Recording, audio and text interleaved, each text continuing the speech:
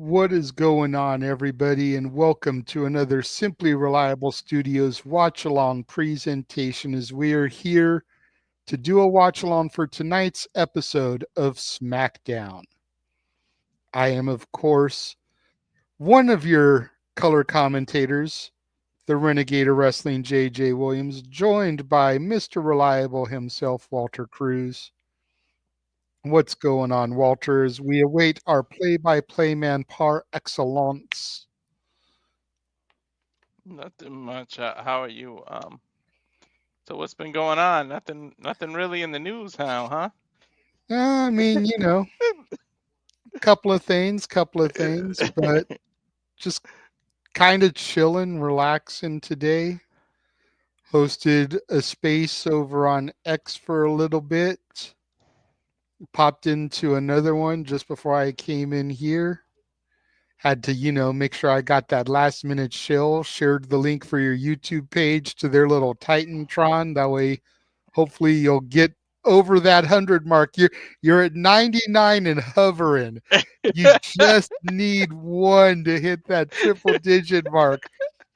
Charles, I see you in the comment section. If you haven't subscribed to Rage of Wrestling, go be his 100th subscriber, man. Right? But yeah, we're here for surprise SmackDown reactions. Like, this literally came together within the last 24 hours. It was Mm-hmm. announced yesterday on social media that the final boss was returning to SmackDown while Walter and Noah were doing their TNA Impact watch along. I was on lunch break, saw it, and I was like, so impromptu watch along tomorrow? And And of then you course, read. Walter's like, you read my mind. Stop living in my brain.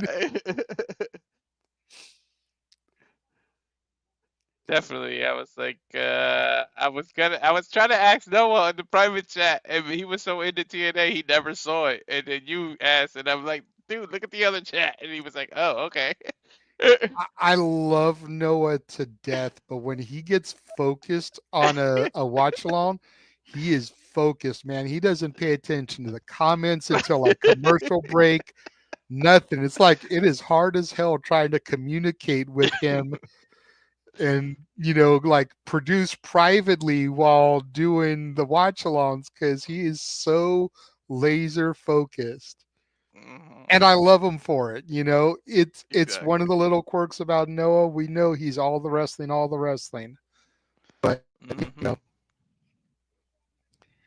it can be a bit of a pain in the ass sometimes. Yeah. That's why yesterday I had to make the comment I made to you in the chat because it's like, Hmm. first of all, I'm on my phone. So if I Hmm. leave to go to private messenger, I stop watching you guys and I want to know what's Hmm. going on. So I had to message you in the chat like, "Hey, why'd you take down the picture I had? It was Full Yeah. Sail University." Like it said Full Sail on it. You saw the people walking in. It looked like, these were fans that were filing in for the show. Give that Hmm. illusion. Like, bro, just had the generic impact thing up there. Yeah, because he was like, we had it for the opener, and he was like, yeah, so it looks like we came inside if you switch it after. It was kind of like something he was thinking. Got you. Okay. I, Yeah, I get your thought process now. yeah. But man, I am stoked for tonight's show. Tonight is gonna be a hell of a program. I'm We've stoked. only got 3 matches announced, Hmm. but I still feel like it's going to be solid. Yep. I I'm I'm just as happy as you, man.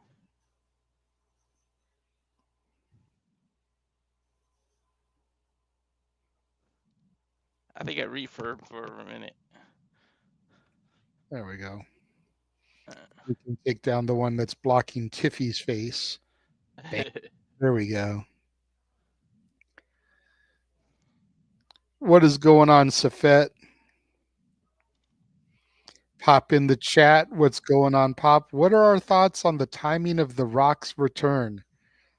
We were talking a little bit about this on the X Space today, and while they're in New Orleans, and the heavy rumor has been for a while that next year's WrestleMania is going to be in New Orleans. So there's that aspect of it. The Rock is probably coming to announce that they're going to have WrestleMania next year. Mhm. I think the flip side of that is, and I could be completely wrong here, but I want to believe Triple H kind of pulled Dwayne's Punk card here. Like, look, if you're going to be part of WrestleMania, you need to let me know now so we can get the plans moving for your match. If you're not going to be part of WrestleMania, you need to let me know now, because once the chamber happens on March 1st, a week from tomorrow, everything is going to be going full tilt into WrestleMania. So we need to know where we're going with things. And if we're going to go to Rock and Roman, then that's fine. That doesn't affect anything in the chamber. If we're going to do Rock and Cody, then we've got to kind of do an edge angle, where maybe the Rock shows up, ambushes somebody, and takes their spot in the chamber and wins the chamber so he can go against Cody, you know? But whatever the plan is going to be, we need to put that shit into effect now. And don't honestly, those are the only two matches that I want to see. Rock Roman, Rock Cody. Right. And I think do Rock Roman now, because you can always do Rock Cody next year at WrestleMania. I think Rocky's only got two good matches left. Those are the two matches that have been set up, that stories have started to tell, and that makes sense. He's not going on some year-long tour like John Cena is, where, oh, well, let me see Rock and Punk again. Let me see Rock and Cena thrice in a lifetime. No, no. Rock Roman, who is the true tribal chief? Rock Cody. That's it. And like I said, we can do Rock Roman this year without fucking up any major plans. That's The true. only thing that maybe would get hiccuped is Seth, because Seth attacked Roman after the elimination last month at the Rumble, but you can pay that off after. You can pay that off at Backlash.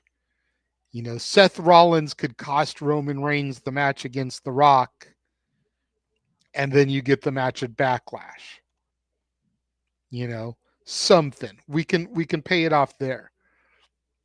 That's the only thing that really would be hiccuped if we did Rock and Roman. Rock and Cody, there's 5 dudes that have qualified for the chamber, one who just up and declared himself that he was going to be in it. That throws all of that into a loop if The Rock comes and goes after Cody. So Definitely. But that is at least my thoughts, Pop. Walter? I'm pretty much in agreement with you. I feel like, yeah, Triple H said, yeah, are you with us or not? Because I need to know. Kind of like, jumping out of the plane at the last minute. Look, it's either now or never. Like, you're gonna have to get this parachute on and jump, because ain't no turning back. You know what I mean? Yeah. Yeah. So like, I feel like that's what happened. It's interesting timing, and I want to know. But one of the other things I'm looking forward to is, because I said it a while ago on prediction, that Pretty Deadly was gonna get tired of DIY stuff and get a title shot, and they're gonna end up champs eventually. And it seems like they pulled the trigger kind of fast on it. But I don't think they'll win the night. I think it end up being a rematch. But I just want to see what I call coming to fruition, so I can be like, yo, they watch our stuff for real, because they took an idea immediately. Mhm. And I agree with you. Like, I like Pretty Deadly. I've been a fan of Pretty Deadly since they were in NXT. So I am down to see them beat DIY. I kind of agree. I don't think it's going to be tonight, but I'm stoked to see what they're going to do, what they're going to Yeah, bring to the table here. yeah. I'm hoping that's one of the big ones. We'll see what happens with The Rock because it seems like they, from what I've read online and stuff now, grain of salt because not everything you can believe. They cut a few matches and stuff because The Rock might go too long. It seems like there was a couple of matches that were cut, but again, WWE didn't say it themselves, so you can't believe everything you read or hear. Yeah, But I'm hearing that too, and I'm also seeing that a match has been added in its place. I do see the graphic for it, but it's not hmm YouTube friendly like the other graphics. So hmm I'm debating about going and trying to edit it so that, we have it when the match comes, but yeah. I don't know because I don't like the straight up and down graphics. I just don't. Uh, I know what you mean. Yeah, I prefer when they all look uniform. exactly. Uh, and I do want to see the dissension. Yeah, if this 6-man tag is going down, like Jacob Fatu and Solo, you're gonna have to start working that program if indeed it's them two at WrestleMania. So something's gonna happen tonight where somebody gets a thumb to the throat by accident or a kick to the face by accident. Something's gonna happen in that match. Oh yeah. And it should be entertaining to say the very least.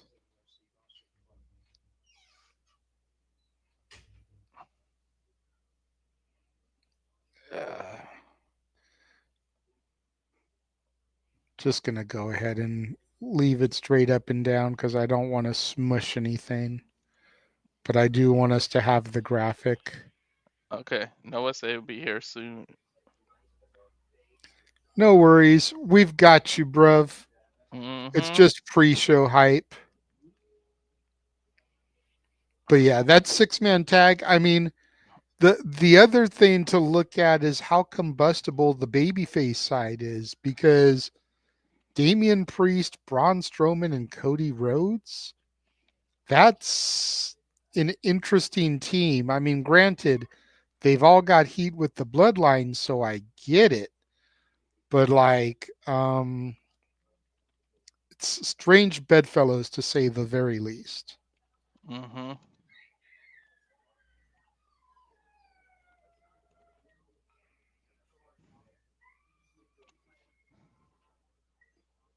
Definitely strange bedfellows. And who knows what else they do? Whatever segments is happening up there.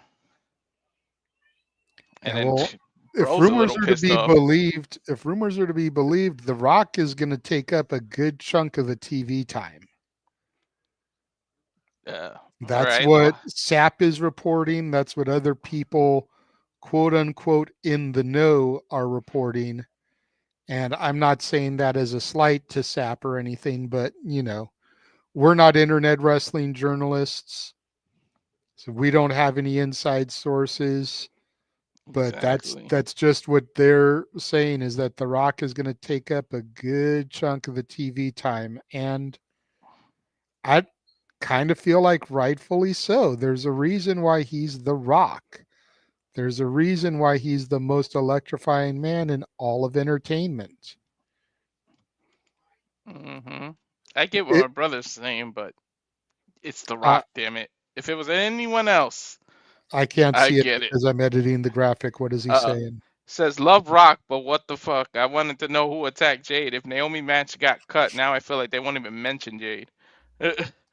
They weren't going to reveal it until next week, anyways, because Yeah. Raw is when the tag title match is happening between Bianca, Naomi, Liv, and Raquel. Mm-hmm. In all honesty, that's probably when we're going to get the big reveal. So, Yeah. Plus, right now they're framing it as if Raquel and them attacked Raquel and Liv. But we'll see. Yo, Josh, if you're not subscribed, go be the 100th man. For Go subscribe. real. Come on. Do the thing, Mansfield. Show some love to Walter. The run sheet reportedly had Michael Hayes as producer of the Rock segment. Mm.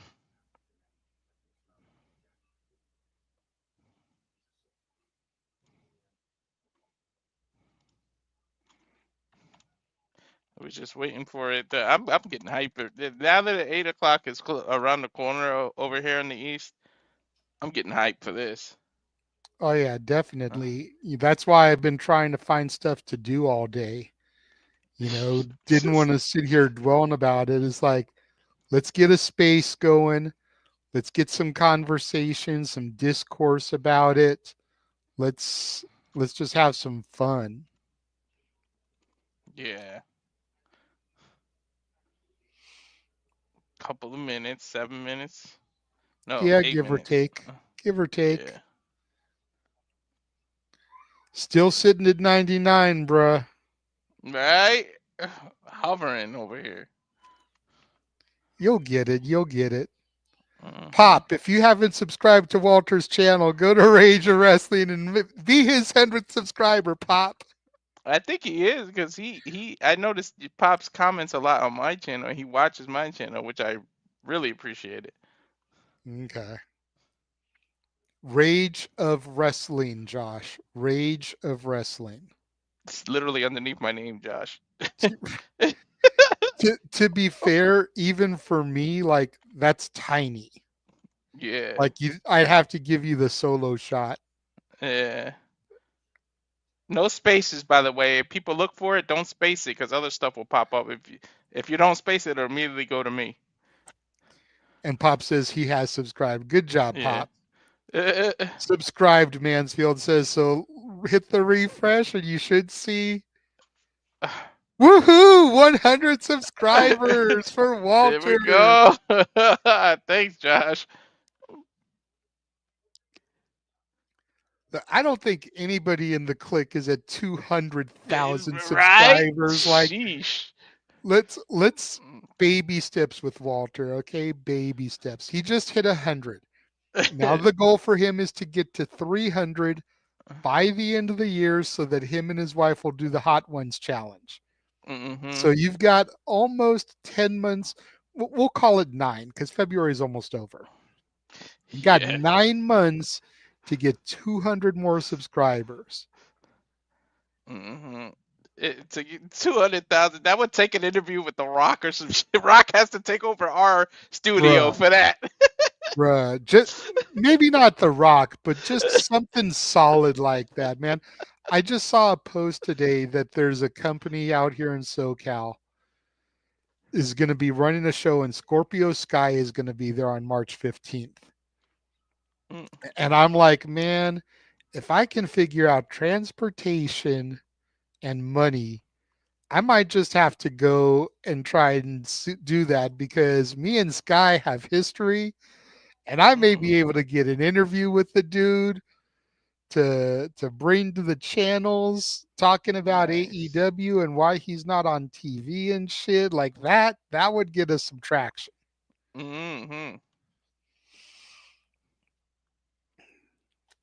Pop always positive here. Sky's the limit, Walter. Thanks, Pops. And of course, like hopefully, I've been chatting with Reba, trying to work on that. Josh, Hardy for once I'm interview. being a good Mansfield. You see, that'll do it too. If we can lock in the Hardys, that would do it. See, I want to try to reach out to some of these kids that are on the LFG and try to get like some of them on the show. Yeah, but if I invite him, Charles, no one will see him. It'll just be us on the screen. This is the longest 7 minutes of my life. And Noah's 10 minutes late, damn it. I'll be here at 7:45. Okay, bro, 7:55. Here we are.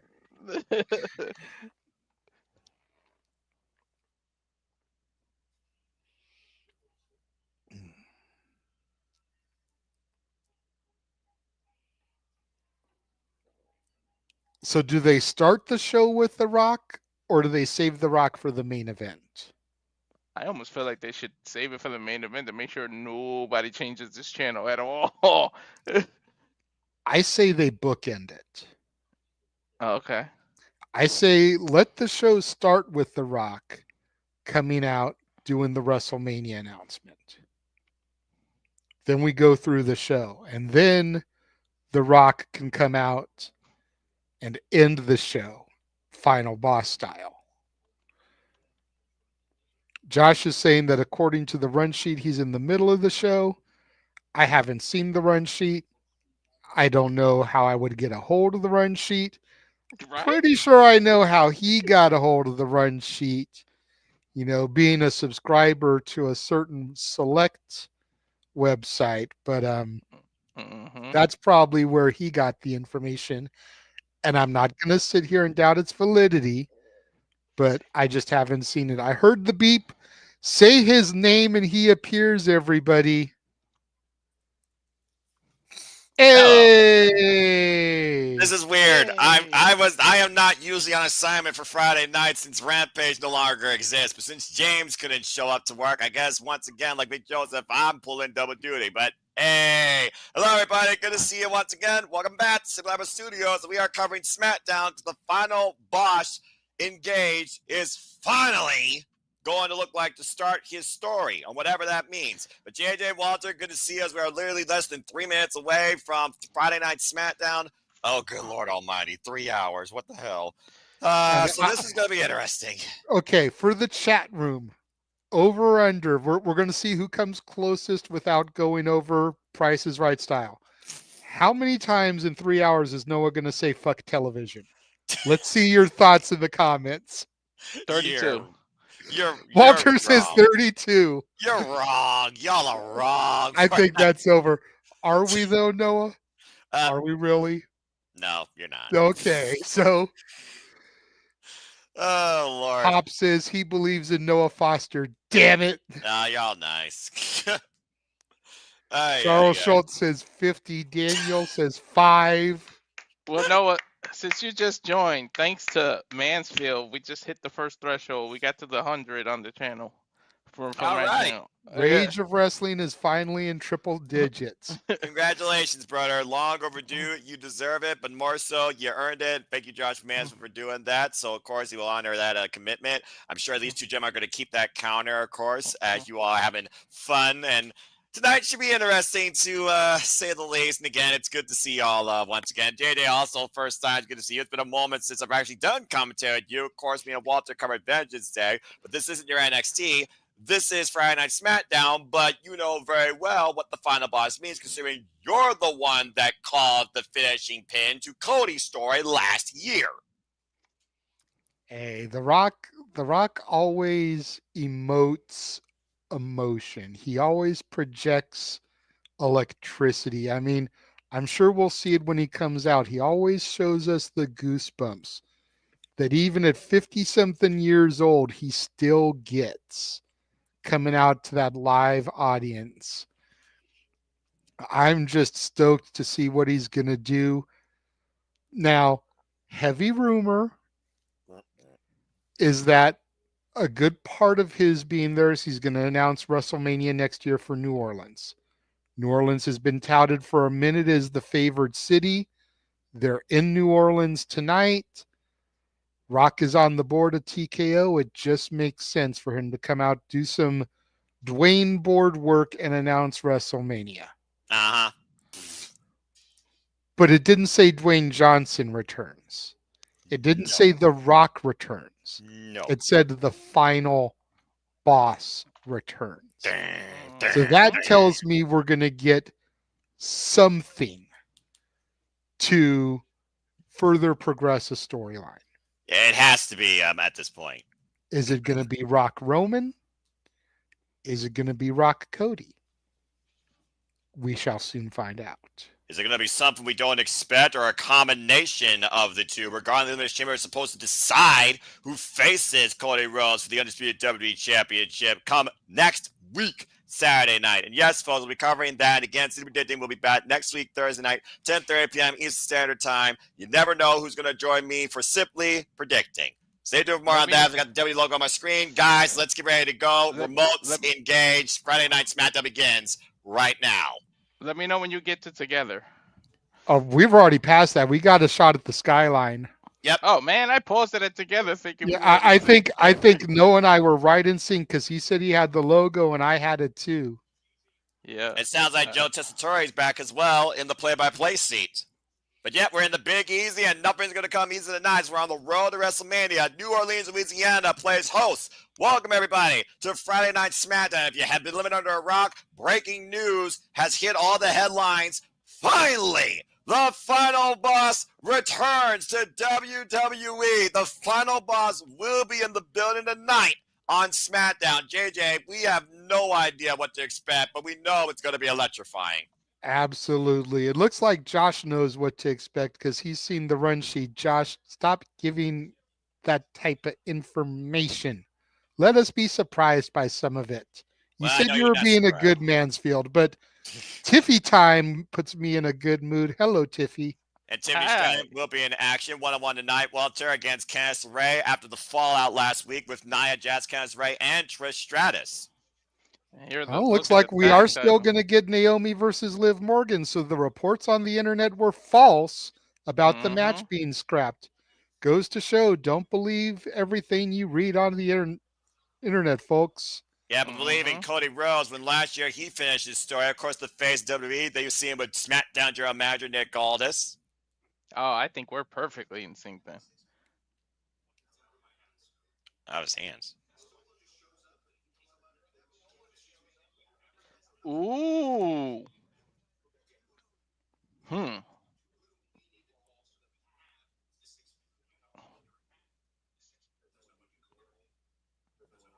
When he could call. Yo.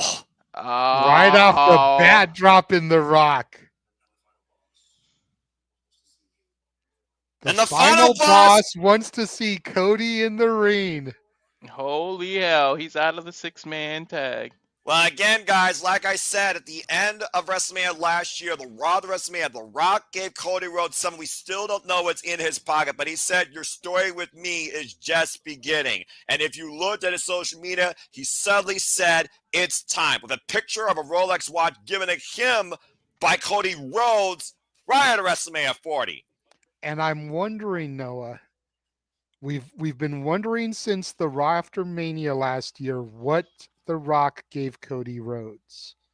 It had to be something small, something that he could hold in the palm of his hand. I'm wondering if he gave Cody that watch back for that segment.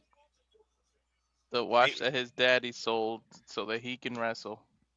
Exactly. And we all know the history of the Anawis and the Rhodes. We also know the history of this man, Drew McIntyre, who, of course, will be involved in the Elimination Chamber. Already punched his ticket to that match. Again, folks, the Elimination Chamber is next week, Saturday night, emanating from Toronto, Ontario, Canada, March 1st. We'll be covering it here. It's the final stop on the road to WrestleMania. And, of course, Walter, Drew McIntyre has let it be known he's no longer here to help Cody. He wants Cody's gold. The Scottish psychopath looking pleased with whatever he's done here leading into the matchup. He knows glaring at the Mania sign. That's what it's all about, JJ. Again, everybody right now only has one thing on their mind, and that is to be part of WrestleMania. And again, 6 men have one chance to punch their ticket. There you see the field. Damien Priest, Logan Paul, John Cena, CM Punk, Drew McIntyre, Seth freaking Rollins. One of these men will face Cody Rhodes at WrestleMania. Man, I hope somebody screenshotted that online because that's going to be so easy to edit for graphics. God damn, I just got to put a little bit of black over the time there and put our logo. Like I said, TV spots are always king. And of course, Drew McIntyre, he had his WrestleMania moment taken from him last year by CM Punk after 5 minutes and 46 seconds after he beat Seth freaking Rollins for the World Heavyweight Championship. Now he finds himself tonight against Mr. No Yeet, Jimmy Uso. except Jimmy Uso is yeeting now. And Mansfield, Logan Paul, please, everyone out there, try to separate the man from the Please. performer. You're asking for a lot. Logan Paul, the performer, is phenomenal. You know he's in there to do the holy shit spot. He's this is really going to piss Mansfield off. You ready? You ready? He's going to do the Shane McMahon spot. He's going to do that holy shit. He's about to die spot. You just triggered him. I did, because I know how much he loves Shane McMahon. One of the top 5 wrestlers of all time, according to Josh. But that's why Logan's there, is to give us that holy shit spot without winning.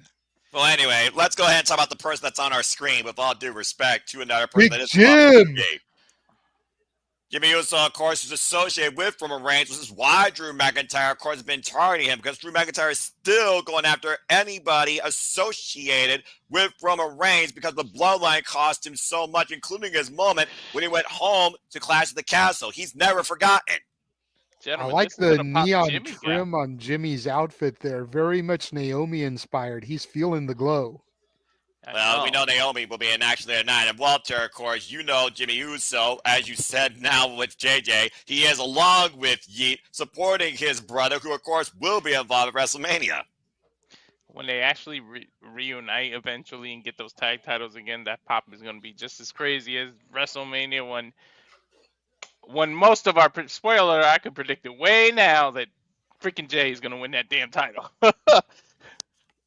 It does seem as obvious, but again, WWE is not a bad thing, but also WWE, they really have come to surprise us when you least expect it. Anyway, here's our first match now on SmackDown: Jimmy Uso versus Drew McIntyre. I gotta ask you guys, did Drew even give a shit about this match? He's already in the chamber. Like, I think kind of Drew a throwaway for him. Answer your question, up yours. Again, it's all about making a statement here. We know who's not in the chamber, though, is Roman Reigns. He's been out indefinitely since Seth freaking Rollins curb stopped him twice, including on the steel ring steps. We have no idea the condition of Roman Reigns or what his road to WrestleMania holds. That's a solid point there by Walter, though. Like, I don't think Drew really gives a shit about this match, but it's personal for Jimmy Uso, because Drew has been taunting Jimmy the last few weeks, confusing him, purposely calling him Jey Uso. Jimmy has a point to prove that he can be just as entertaining, just as much of a main event star as his brother. Well, of course, Jimmy Uso stayed alongside Roman Reigns. Why Jimmy Uso went on to main event glory, to your point, JJ. And I do think there is a point that Jimmy wants to prove exactly what you said. We did see how much the Jimmy Uso went to the aid of Roman Reigns, though, during the Royal Rumble. Roman is not here to aid Jimmy at all, though, in whatever Jimmy Uso has to deal with on his road to WrestleMania. And yes, to the kind of night, Naomi will go one-on-one with Liv Morgan. It's, of course, Liv Morgan and Raquel have had targeted the WWE Women's Tag Team Championships. We also now have a 4-man tag team match, as Braun, Strowman, and Damien will go up against Sikoa and Jacob Fatu. Still so much more to come tonight on Friday Night SmackDown. And again, Drew McIntyre, all muscle, arguably the character of the year last year with his saga against CM Punk. That went all the way to Hell in a Cell at Bad Blood.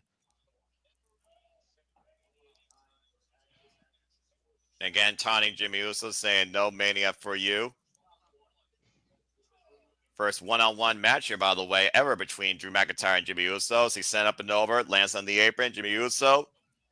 Isn't that hard to believe? That's an amazing stat right there. These two have never gone one-on-one as long as they've each been in this company. Right? And, of course, we know the rivalry and the history with the Uso. Oh, my! And anyone who's been a friend with Cody Rhodes as Jimmy Tope Suicida punched Drew on the outside. You know what it is, too? Much as Jimmy run is when Drew left the company, he was released to get the Drew we see now, and then he came back. So it was all during Jimmy's tag team run, so that's probably why they never went one-on-one. Yeah, Jimmy never really started doing solo matches until these last couple of years here with the Bloodline. You know, Drew's always been a singles competitor. Yeah, he's had a couple of tag runs with other people, Oh, face first into the steel stairs. Alabama slammer. We went from New Orleans to the Alabama. But Jimmy has always been a tag team wrestler until recently. So, and we're at a commercial break. Fuck television. Can Drew McIntyre continue to achieve broken dreams at the other's expense? Stay tuned. Fuck television indeed. Drew McIntyre Jimmy Uso continues on Friday Night SmackDown. And this also picks up from the fact that Drew McIntyre, Jimmy Uso, and LA Knight, were involved in a triple threat elimination chamber qualifying match that, of course, Drew won. And that's the reason why Jimmy Uso is on the outside right now of WrestleMania. Good grief. This feels weird. Feels weird being here on a Friday night. Not gonna lie, but it's interesting. Again, should be an interesting show. Of course, we know now that Tiffany Stratton will have a date with the Queen, Charlotte Flair, WrestleMania for the WWE Women's Championship. But it sounds like Tiffy and Trishy time's gonna happen next week Saturday night. It sounds like Tiffany Stratton and Trish Stratus are gonna tag up against Nia Jax and Candice LeRae. Of course, not made official yet by Nick Aldis as Drew McIntyre mounts Jimmy Uso in the middle of the ring. And we saw, of course, the follow with Jey Uso and Gunther this past Monday on Raw when Gunther once again mocked Jey Uso, not taking him seriously at all towards his legacy, considering he's already beaten the man twice. I love JJ for that. He started the you are really going on that. We're really going on that tangent. This has become the thing for the night. All right. Yep. Damn it. The first time I'm calling SmackDown on the first count of my gimmick ever in the history of Survivor Studios. 9 minute shots by Jimmy was like, y'all unbelievable. An average whip reversal by Drew and Jimmy. Oh, Drew scouted that, kicking Jimmy in the midsection. I do think you made me laugh so hard I completely backed out of Sling TV. Damn it, Jimmy, you freaking idiot! Cover by Drew gets a 2 count. God bless you both. Hey, I know how I can get Noah to say it more. Hey, Noah, football. Look, the sport's over, so I can't really say fuck something that doesn't exist. So, but you know how I feel about that. But again, stay tuned, folks. I will be back with Statboy Mikey. We'll make it official.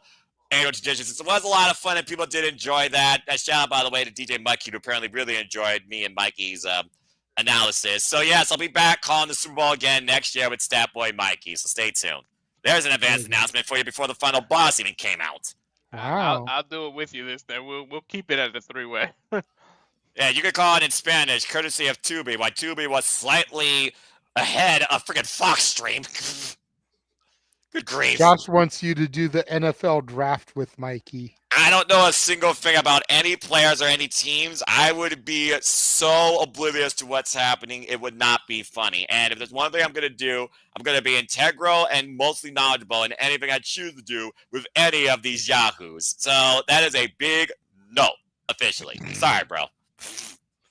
There's not enough time or history for me to learn everybody in the friggin' NFL. No yeet. And we are back here on Friday Night SmackDown. Drew McIntyre already punched his spot in the Elimination Chamber, taking on Jimmy Uso. Speaking of no yeet, Drew McIntyre literally just clumbing away at Jimmy Uso right now. Jimmy Uso's road to WrestleMania completely uncertain, JJ. No, there's a lot of people's road to WrestleMania who's uncertain right now. The only people who have a certain at WrestleMania are Jey Uso, Jimmy's brother, and Charlotte Flair. As we know that Jey Uso will take on Gunther, and last week Charlotte chose Tiffany Stratton. Whisper in the wind by Jimmy Uso live Drew McIntyre out. A little too confident was the Scottish psychopath, and it cost him there. Critical window of opportunity here for Jimmy Uso to capitalize. A shout out, by the way, to the SmackDown correspondents, of course, in Joe Tessitore, Wade Barrett, Lillian Garcia, and, of course, Nick Aldis, the general manager. Nice fresh kick to the midsection. Josh trying to make bets with you to force you to do that again. We'll talk later. I'm a simple man, not a gambling man. Nice small drop there by Jimmy Uso. Here's the cover. Back press for a 2.5. Imagine if Jimmy Uso, though, beat Drew McIntyre here tonight. What would it do to Drew McIntyre's confidence heading into the Elimination Chamber next week, Saturday? It would do a lot for Jimmy Uso, But what would it do for Drew? And we saw what happened the last time. Drew McIntyre literally was in a state of mental instability. Flying headbutt there by Drew McIntyre. Jimmy Uso was looking to back it up in the corner, and Drew stopped him. Planted with a spine buster, jackknife, float over, cover, kick out at 2 by Jimmy Uso. Woof. I gotta wonder if Drew McIntyre is taking Jimmy too lightly. He looks like he's toying with his prey. And you got to be careful when you do that, because 9 times out of 10, when you toy with your prey like that, the prey ends up getting the victory. We also know that classic phrase, JJ, pride before the fall. And if there's one for Drew McIntyre is right now, he is extremely prideful, knowing that right now he is 1 win away from going back to WrestleMania. Looking for the future side, Jimmy was able to scout it. Drew answers back with a right hand. Confidence can be a great ally, but also could be a great vulnerability here, especially when you're already assuming before the actual fact. He still has to win next week's match. And a win here tonight will only further help that motivation and confidence. A loss tonight, who knows what that could mean. Plus, we don't know who's going to start the chamber or be in a pod across the field. Ah, a super kick by Jimmy Uso. Catch Drew midair. The spear! Opportunity lies here for a 2.5. Wow. Woof, digging deep into the Usos playbook. More like the Tribal Chiefs playbook. The spear is a signature of Roman Reigns. And, of course, we've now seen both Jay and Jimmy utilize it, and Jimmy gets a 2.5 from it. And McIntyre right now still very much alive in this match. You can say one thing about Drew McIntyre. Despite him being a social media troll, he is extremely resilient. Now, Jimmy might be looking to fly high with the neon sign looming. Wait for the Uso splash. Drew gets out of the way. Swinging and a miss. Catch him with that breaker. I love how Drew uses social media to further the stories. And knocking all the wind out of Jimmy Uso with that ridiculous neckbreaker and a kip up by the Scotsman. I never believed Drew would become one of the ones who trolls, but he's been doing it.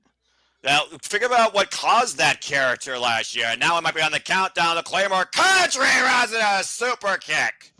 Oh, Glasgow kiss. And I think Drew's finally done toying around with Jimmy, to your point earlier, JJ. My TV started tripping. Mine too. Drew McIntyre right now teeing up against Jimmy Uso in the corner. I'm going to have to say it before commercial break. Another Glasgow kiss.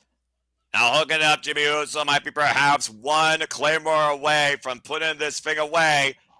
Looking for an Alabama slammer. But Jimmy Uso, forward roll counter. Hook up both legs. 2. Jimmy Uso just pinned Drew McIntyre. Told you. You start fucking around too much. Well, what a way for Jimmy Uso to... Oh, well, Drew's not happy. When a lion plays with his prey too much, the gazelle can get away, and that's what just happened. Yeah, Drew McIntyre just let a match get away from him, and he is apoplectic, now mounting Jimmy Uso and pounding away at the ring. And Drew only has himself to blame, like you said. Pride before the fall. He got so overconfident, he gave Jimmy Uso a chance. Counter roll-up, Jimmy Uso wins. Now dribbling him like a basketball. Slamming Jimmy's head into the mat there, choking him. Unnecessary post-match rage. Well, maybe you should take every opponent serious and not F around in here. Well, again, if there's one thing we can say about Drew McIntyre this past year especially, he has been his own worst enemy. Oh, wait a minute. What the hell is this? Uh-oh. This is a message not just to Jay, not just to Roman, but to anybody that takes him lightly. Oh, come on, Drew. Don't do this. Don't do this. And thankfully, we got WWE officials and referees stopping Drew McIntyre from claymoring Jimmy Uso's head into the ring post. Well, Charles Robinson saves the day. If you remember anything from WrestleMania when Seth cashed in, that man can run. He ran down that ramp like a... WrestleMania 24, the greatest referee sprint ever in the history of the business. You're not wrong there, Walter. And Jimmy, though, he fought hard for this win. And let's forget about what Jimmy Uso did here. Let's not take. Wait a minute. Drew Drew's McIntyre coming just back. Oh no! And Drew McIntyre doing a huge Claymore to Claymore. Jimmy Uso. Right in front of the agents. Right in front of, is Aldis out there? No. Jamie Noble, Davari, Jeez. Some producers. Gregory Helms, smile. I think. Yeah, look at the smile coming across Drew McIntyre's face after that. Kenny Dykstra. Like, come on, y'all.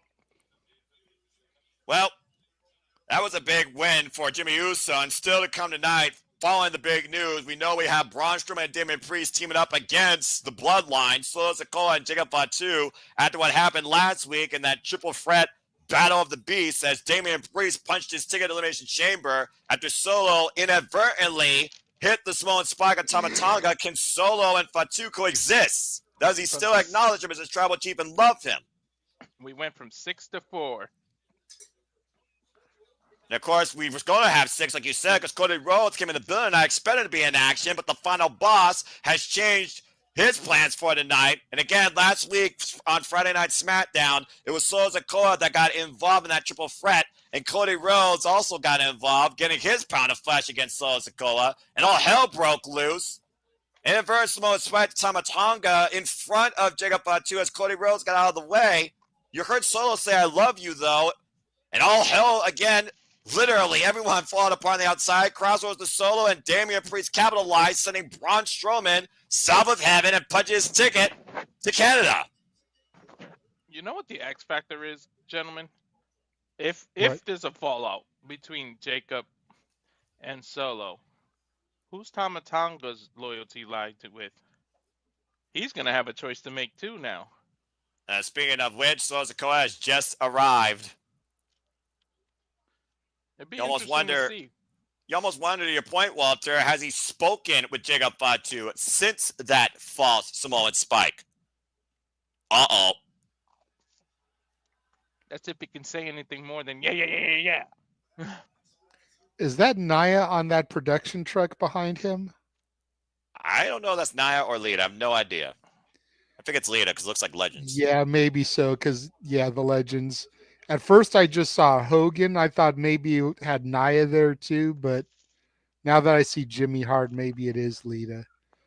I was just going to say that would be interesting to have the fact that Naya's on the truck there with the new Bloodline. Yeah, I think it is Lita.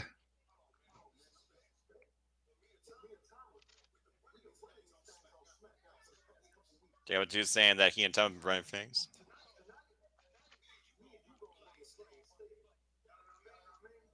Huh. Nah, me.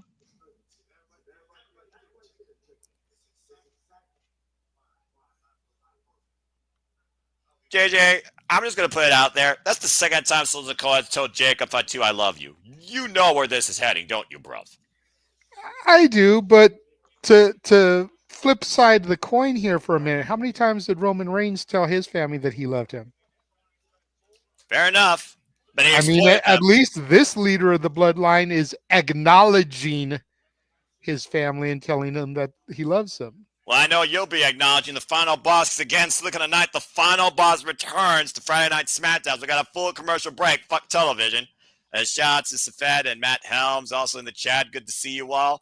Again, it's been a wild week so far in wrestling with everything going on across NXT, TNA, Monday Night Raw. We're on the road to WrestleMania. Of course, Monday Night Raw, we know we have the Women's Continental Championship on live. Dakota Kai, you heard me right. Dakota Kai got the win against Ivy Nile, and she will go up once again against Lara Valkyria for the WWE Women's Intercontinental Championship. I was quite surprised by that. A rematch of the finals. But kudos to her.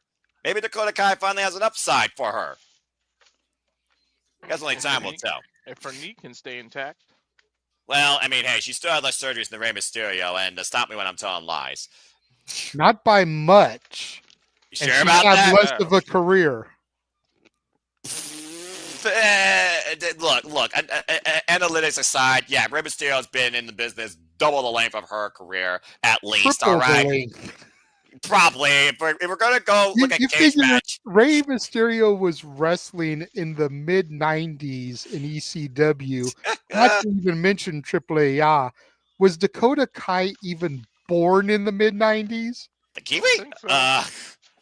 That's a good question. I mean, we Oh, just I'm just saying.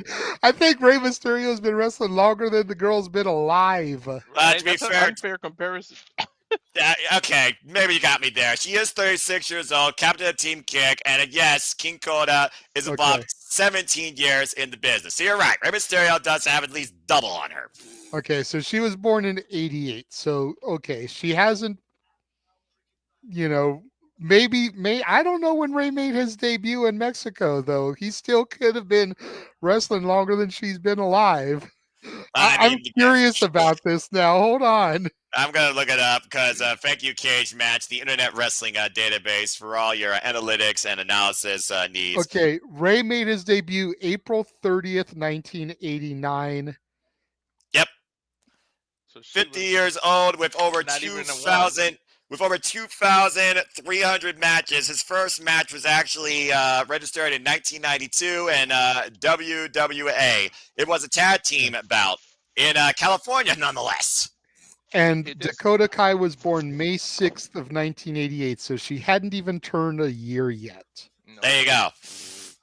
All right, so there you go, folks. There's your wrestling stat of the night. Statboy approved. And please follow Statboy Mikey T and, of course, his barkeep partner, Dory Lou, each time, every week you can on the Statboy Sports Bar when they cover all the analysis you need across all the collegiate sports. Of course, they recently covered the Indianapolis 500, so I hope they had a great turnout and great fun with that. And again, it was interesting covering the Super Bowl with him. That halftime show can go fuck off to oblivion, but that's a whole different conversation.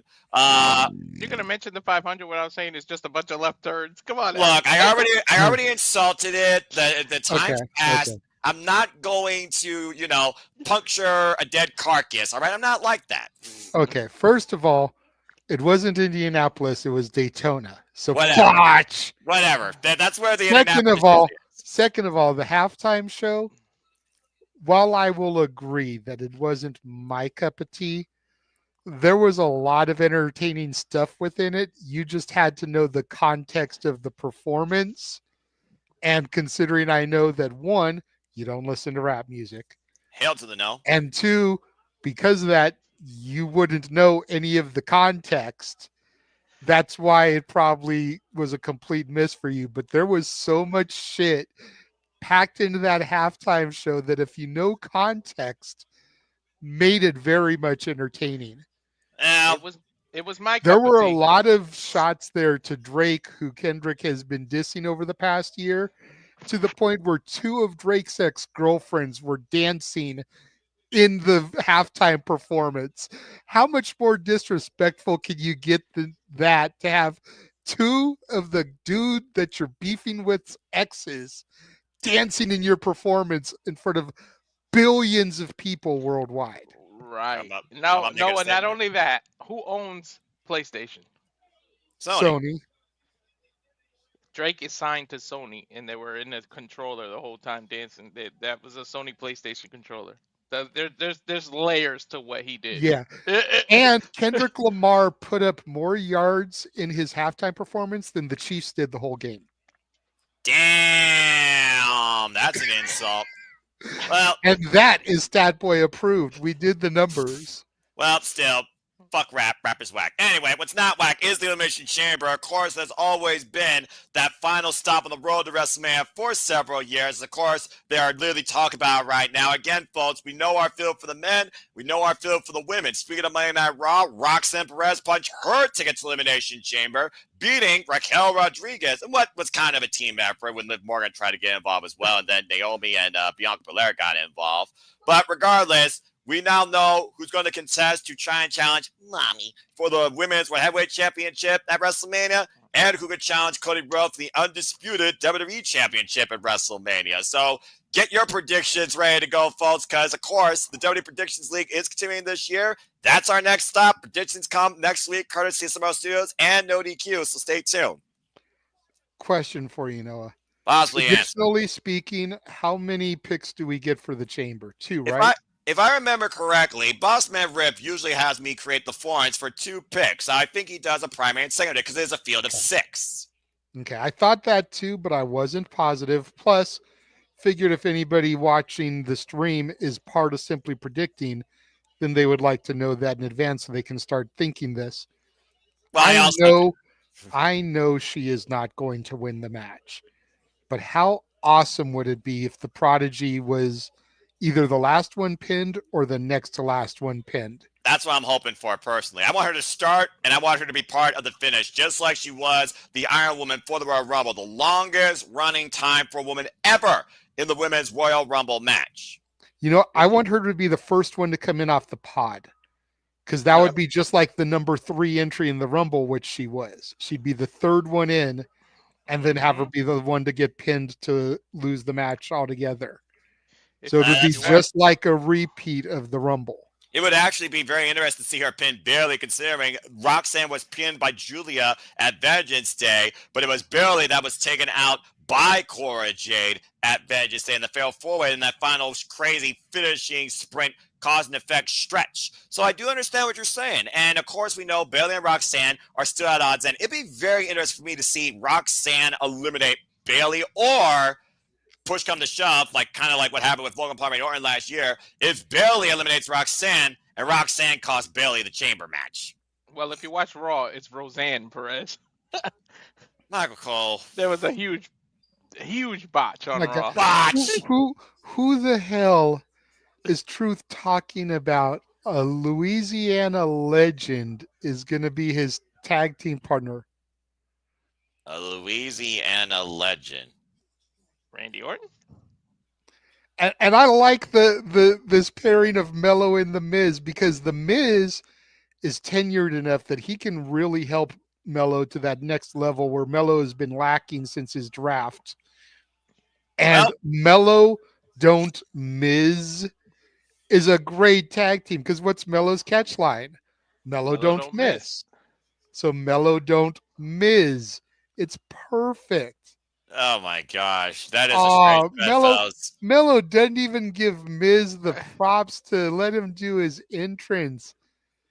Well, I mean, again, he's the one-of-one. You already know that. That's your former NXT champion. He is him. He's not going to let anybody literally outshine him or take his spotlight, let alone be a bigger ego than him or be the bigger star in the ring. But to your point, we have an impromptu tag team match. Miz and Carmelo Hayes team up for the first time ever against R-Truth and insert break in here.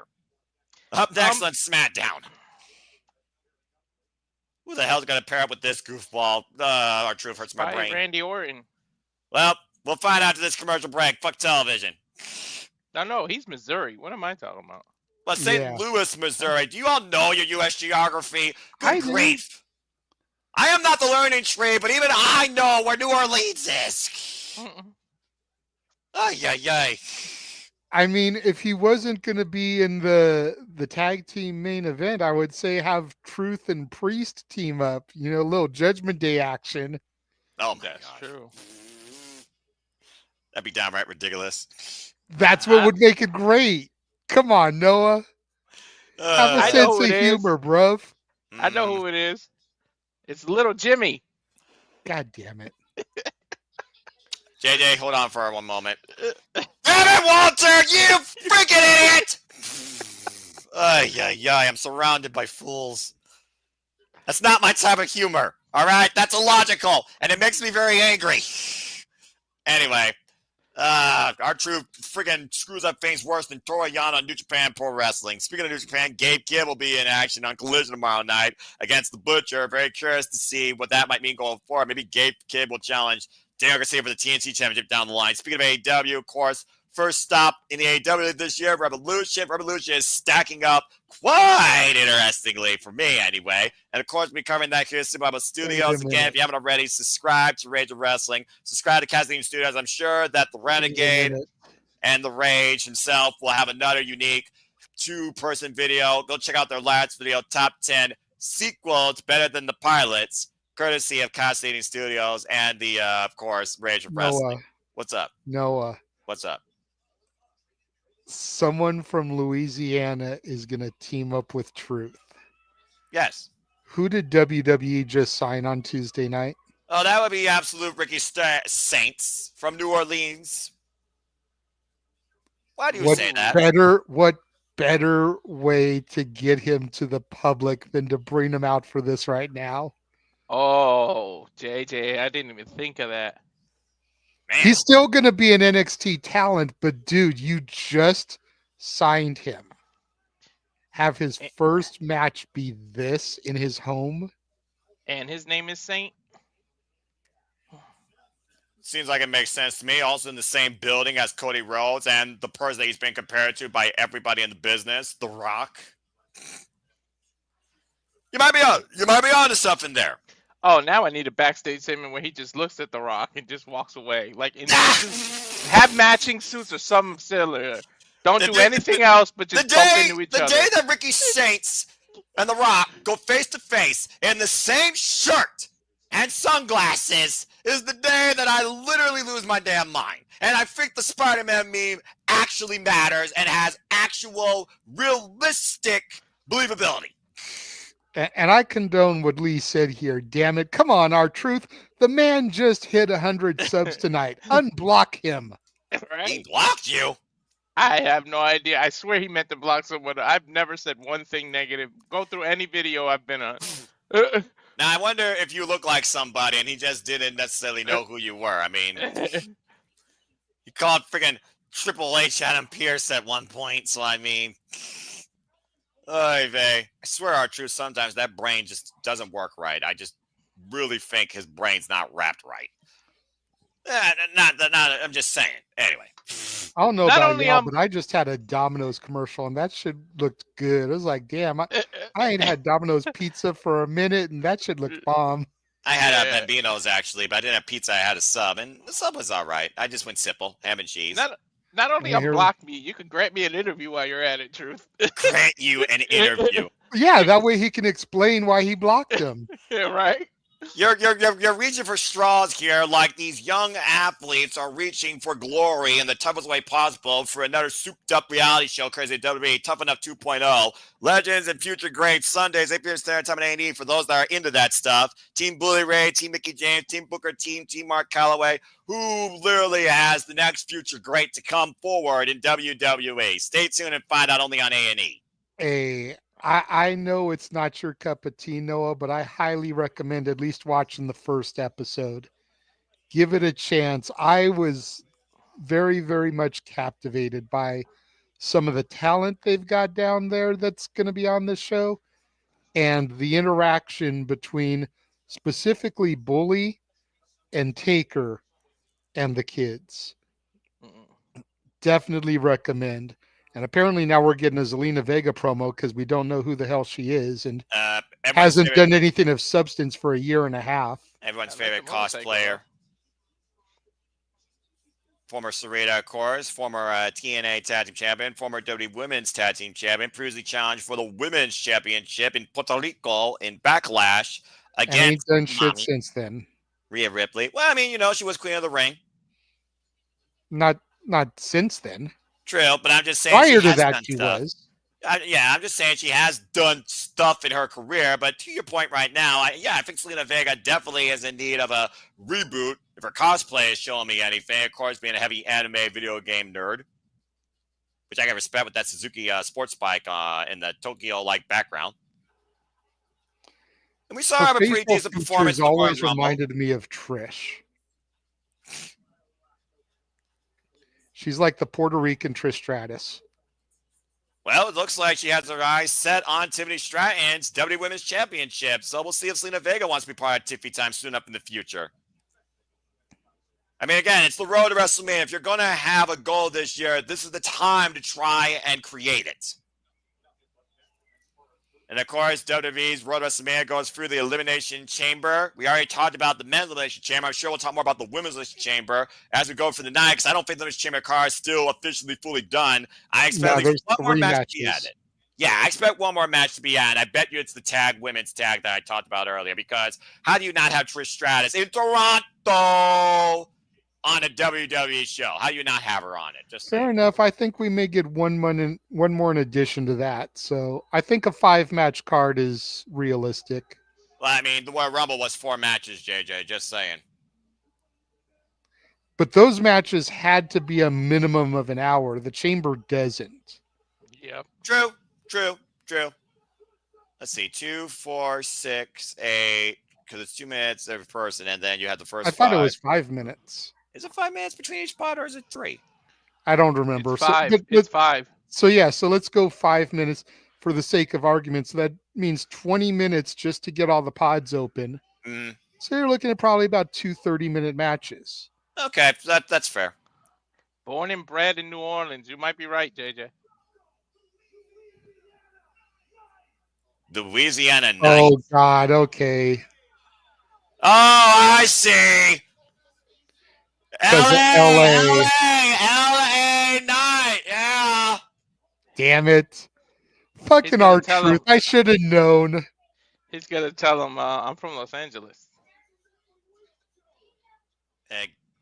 Giving him Mardi Gras beads. Well, I mean, hey, he is LA. He is literally LA. It actually kind of makes sense, R-Truth. I'll give you that much. You can't put R-Truth and sense in the same sentence. Anyway, LA Knight, of course, had his fallout recently with the likes of Drew McIntyre also coming up short at the Royal Rumble. Former WWE United States Champion. And, of course, LA Knight and The Miz have both set their sights on Shinsuke Nakamura's United States Championship. Can we get Nakamura back down to NXT so we can revive and do something good? Because I mean, you know, the Samurai Assassin, the Dark Samurai under a Crimson Moon. If nothing else, he's the United States Champion. Not for long. He brought that title to Pro Wrestling Noah, successfully showcased that against Uka Sasaki at the Noah New Year, and he was at the Royal Rumble, and he was eliminated by Jey Uso. Anyway, Bell Ray's running away for this extremely impromptu as impromptu gets tag team match, where the only context is Miz and LA Knight are looking to become United States Champion, a title that both men are very familiar with. Of course, Miz being a 2-time Grand Slam WWE Champion. Only 2-time Grand Slam champion in WWE history, by the way. Carmelo Hayes also in the hunt for that United States Championship after being a North American champion in NXT. Was balling. And also, of course, former NXT champion, dropped toehold there by R-Truth. The fact that, again, people may not know that this man, before he was called R-Truth, was once called, of course, like, wait a minute, look at this. Cover with a bridge. Reversal of crucifix. 2 count by R-Truth. Sweep of the leg out by Carmelo Hayes. Lateral press. Gets a 1 count. Quick tag team action here. Lateral press by R-Truth. Another 2 count. Oof. R-Truth, a man of many names. Ron Killings, K Quick, K Crush. The man who beat Ken Shamrock, like he literally beat a legend to become it hurts me to hear that. And Carmelo Hayes trying to take advantage of R-Truth, trying to rep his own count there. See, what you have to remember, Noah, is it wasn't this incarnation of Ron Killings. I know. Somewhere the freaking Happy Meal lost its fries, and R-Truth became a reality and lost his damn mind. I know. It didn't just lose its fries. The Happy Meal lost the toy. I know what he did. I know what he did find, though, the damn Fountain of Youth, because damn, this dude's own age. LA Knight now legal, but taxing R-Truth, and LA Knight and R-Truth. LA's own, LA Knight, right? Louisiana, LA. There's your driver. Nice Steamboat-esque arm drag there by Truth. Showing off some of those fundamentals that people forget that he has. Well, again, when you're this long in the business, you got to have fundamentals, okay? R-Truth got the longest tenure than any WWE superstar that I could think of at this point. Tag made of the Miz. No, because he's come and gone. Did he really come and gone, or did he just stay in he went to TNA. He went in the shadows of his basement and did rap videos as Carmelo Hayes just took down R-Truth. We just tagged the Miz. Last time I checked, Austin Truth's no longer a thing. We'll be back after this commercial break. Can The Miz and Carmelo Hayes stop R-Truth in LA? Fuck television. You said it. Ay. I'm already losing my damn mind. I knew this was gonna happen when I covered WWE TV content. But okay, not gonna rant yet. I'm still in a good mood, still stable. I'm perfectly fine, unlike last night where I think I chastised. Damn, what did I chastise at certain points? Besides Who first crash. didn't you chastise? You were chastising me in the comments section, bro. Yeah, Yeah, you you he seriously triggered did. me. And He I was triggered me. just trying to ask legit shit. Look, And somehow I triggered you. don't try and intercept something that is on another Something. level. The wrong company. Well, we're talking about last night. night, so it was right company. Fair enough. A reference point, you're not wrong. Oh my gosh in heaven. Well, again, still a pretty steady show here. Daniel talking about what's our truth with smoke, and he is starting to be from that 70s show. Shake my head. At least our truth knows the state abbreviations. Well, Lily, you might be right. I don't know if he knows all of them, but at least he knows LA. So there's that. Maybe he's his own learning tree. I don't know if this learning tree is smarter than Chris Jericho, though. But probably a better gimmick. Anyway. I'd still rather see the learning tree on my television than the Death Riders. Not by much, but small margin. Well, we know that Chris Jericho's going to defend the Real World Championship tomorrow night Collision against Bandito, so hopefully he hits the 21 plex and hits the jackpot, blackjack, and we get a new Real World Champion. That's what I'm hoping for anyway. I'm going to go Aaron Ripto and say highly unlikely in all likelihood because, again, Jericho. And he's never alone. Again. Yeah, but Walter, maybe you look like somebody that R-Truth confused, and he's like, man, this cat, he ain't cool with me. I'm going to block his ass. Or something like that. I hope. Well, because I honestly never said anything negative. I wouldn't think you would say anything negative against him. So there's other people I know that will say negative things about because whether it's out of character, out of storytelling, or out of, personal animosity, we all have our quirks. But yeah, and that goes for any company, not just WWE, damn it. But we know that, of course, later tonight, Candice LeRae will be in one-on-one action against Naomi. And of course, we also know that Naomi and Bianca Belair believe they know the culprits from that video, seeing Liv Morgan, Raquel Rodriguez walk away after Jade Cargill was left out on a vehicle.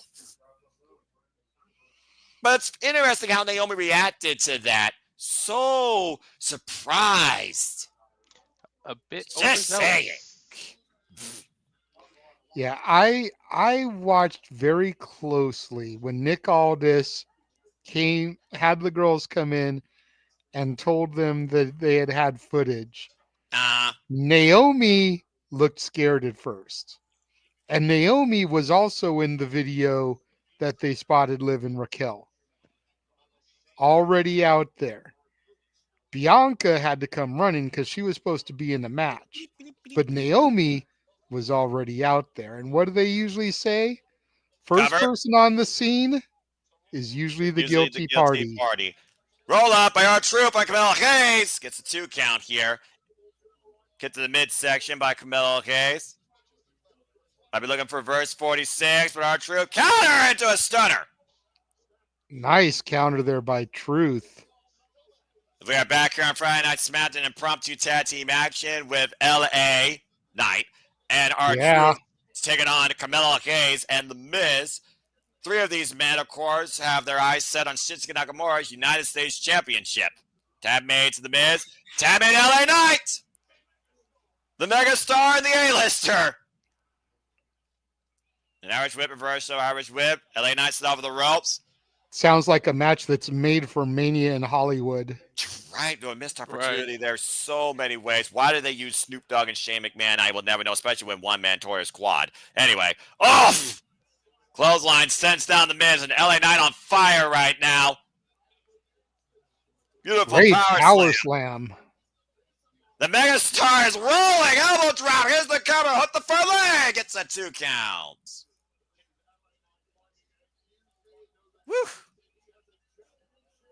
LA Knight, of course, who previously was United States champion, beat Logan Paul last year's SummerSlam for that title, only to lose it to Shinsuke Nakamura. Back at Survivor Series War Games and cost me the No QW Predictions League. Damn it. Up kick. And I tried to tell you he was going to get it, but no, Line tag. doesn't want to listen to me. Back elbow strike.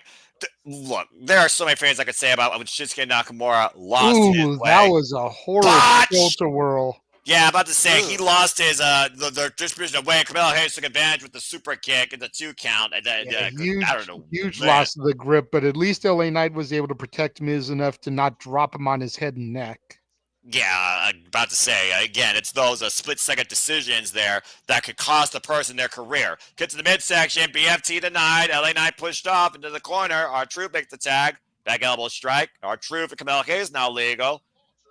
And R-Truth, oh, for the love of... Going for the 5 moves of doom, shoulder tackle, ducks the clothesline, Gotta give it to JJ and for the this. proto bomb. The The hand is in the air. You can't see me. 5 knuckle shuffle. An homage to his all-time hero, John Cena. Sets Can him he up, has please- him up for the AA, but Mello reverses out of the AA. And now Can they're John out. Cena- Go ahead, Walter. Can John Cena team with him one time during this run? Just please team with your childhood, protege. I mean, he's your hero. You're his hero. Team up Well, with him. he did team with him for a 6-man when he was still doing the Awesome Truth. Yeah, about to It say was the that's true. Awesome Yeah. Truth and Cena, I think, against the Judgment Day. That would be Mhm. correct. Well, I mean, Shadow Lane Knight sends the Miz up and over. Yeah, but the it Raw was after before Mania. he announced the retirement tour to Oof! this point. So, Yeah. but at least Truth did get to team with his childhood hero. So And John Cena, of Mhm. course, has one last chance to be. Oh, what the hell? Shinsuke Nakamura! Nakamura. Oh, the kid shots in the back of the hell of that night. Face first in the ring post. Referee had no idea. Ninja Gaiden over here. Again, the samurai assassin that hides in the shadows. And Carmelo Hayes trying to take advantage. Stun gun across the top rope, though. Miz now coming in. And now, oh! Nice. First Miz 48 48. skull crushing finale combo there, and And they the get the Miz- 3 count. And the Miz and Carmelo Hayes get the win. Mello don't Miz might actually become a thing here. Look at the eyes on Mello. Give a big assist to Shinsuke Nakamura, who wiped out LA Knight on the outside.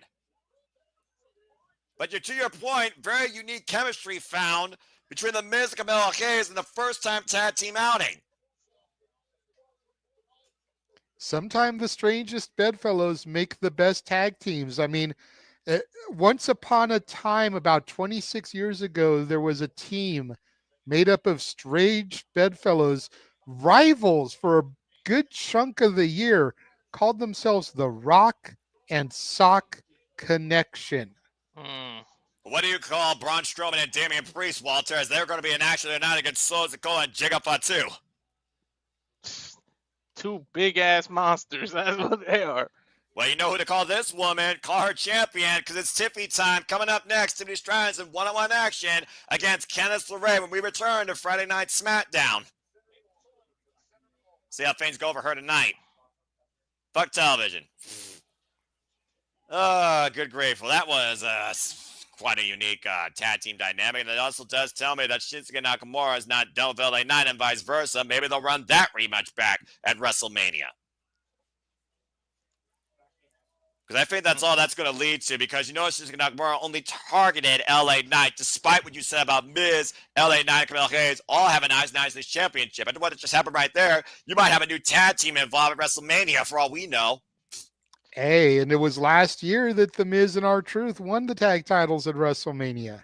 Yeah, and a freaking clusterfuck ladder match where all the gold was on the line, each individual straps for each brand. You may also Well, you get a can't fatal tell me four-way that the for tag title. division in general isn't a clusterfuck right now. So maybe it's the tag team that the division needs. That is also probably accurate. He's not wrong there, Walter. Again, the most effective tag team in WWE has been Fraxium this last year, who, of course, was successful in defending their tag titles against Josh Briggs and Inamura at Vengeance Day. And, of course, we know Fraxium and the Hardys have had very unique watching of each other. And, of course, the Hardys will be in action next week on NXT, taking on No Quarter Catch Crew. Of course, you will find Walter and JJ on the call for that next week, Tuesday night, when they cover NXT, as I'll, of course, be back here with Walter covering TNA Impact when Oba Femi, the fuck, teams up with the freaking Hardys to take on the system. Wait, what? You heard me? Obafemi and the Hardys Yes. versus the System. Yes. Moose. Myers, Edwards, and Moose, or is Yes. JDC in there? Yep.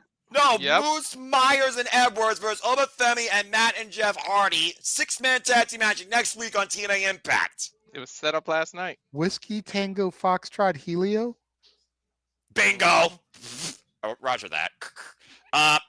Speaking of TNA, we also now know our next special course is Sacrifice. Like I said, there's a reason why they didn't have nothing in February, thanks to NXT Full University crossover, because a bunch of matches have been made official for that show, including your NXT. Wesley, Tyson, and Tyreek will take on the Rascals and Ace Austin in 6-man tag team action, and it's finally going to happen between Monster Slammers and Cora Jade for the TNA Knockouts World Championship. Hey, all I know is I called that 6-man way back. I was like, as soon as Tyson, Tyreek, and West came over and started attacking the Rascals, I said Ace Austin and the Rascals against those three. And sure enough, it's finally paying off. Mm-hmm. I have been on point with some of this shit this year. I may not be on point as far as who the winners and losers are, damn it. But I'm on point about calling some of this shit. Yeah, I won't take that away from you, brother. You know, Again. I've been talking on the spaces today. Walter, how long have me and you been asking for Oba and Moose? And now the ball is rolling. We were talking about it and asking for it long enough that this man right here, who I'm going to give a solo shot to, this man told us to stop dreaming, never going to fucking happen, get the fuck over it. Yep. Accurate. What happened on Tuesday, Noah? Well, since we now officially know NXT and TNA are in a multi-year deal, possibilities are endless. It happened on Tuesday night, and I actually tweeted about it. That's the first time I tweeted about something not woman-based in NXT since I can remember. I'm just saying. All the biggest stars are going to be out, though, in Las Vegas come WrestleMania weekend, including the baddest man on the planet, Mike Tyson. That's crazy to think that he's going to be a part of WWE World. General admission tickets are available. That'll probably cost you your house, even in the cheapest district of California. I wonder if he's going to be rocking his DX shirt for photo ops, dude. Like, I totally would do that. The old school DX one, personally, in my Yes, opinion. the one that he showed there at the bottom when he had hair, not the bald version. Yeah. Right. But cue the interaction with Logan Paul, maybe.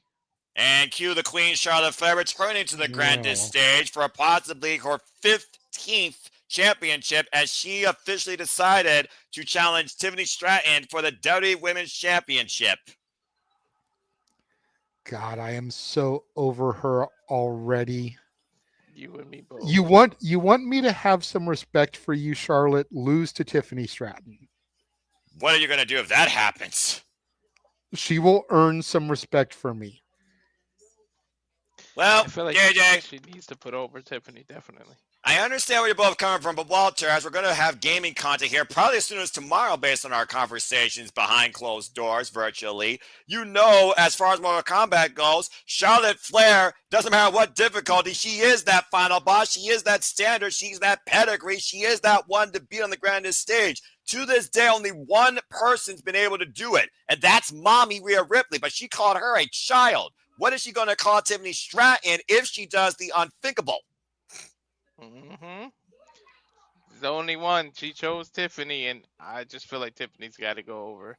The other women of WrestleMania is Bianca, though. She's undefeated. Yeah, exactly. And I wish she was fighting Charlotte. She defeated Sasha at Mania.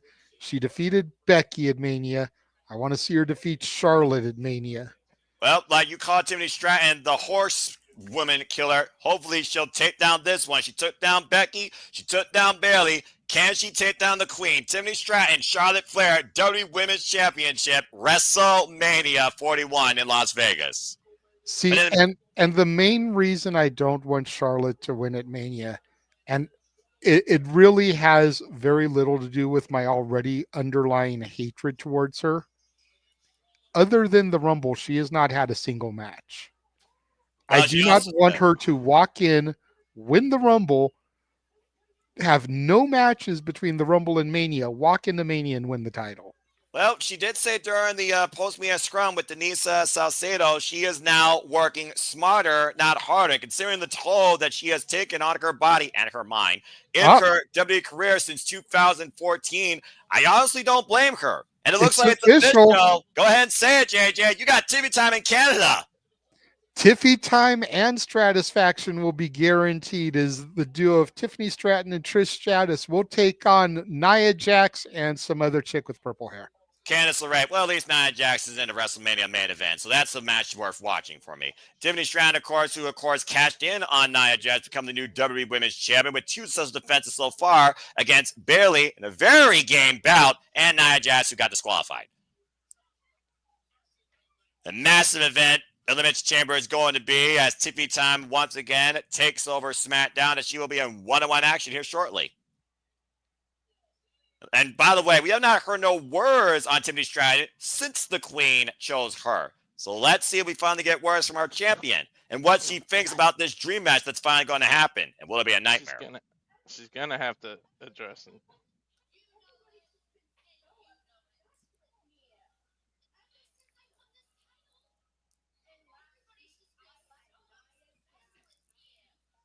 Well, that's what happens when you're the champion. You have a target on your back. Or shoulder in this case. I do like the Burberry ensemble that she's sporting. Very, very stylish. Yep.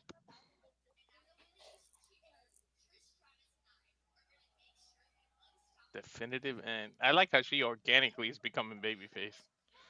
Well, again, the fans choose who they want to follow and believe in. They chose Tiffany Stratton.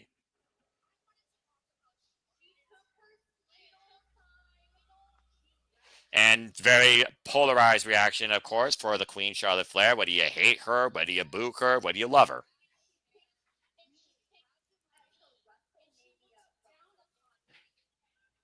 Yeah, there's some symbolism there for that, but you look down upon you in a heap.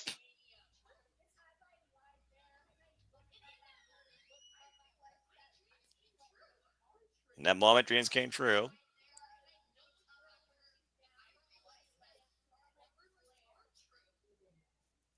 No lies detected. Nope. Accurate.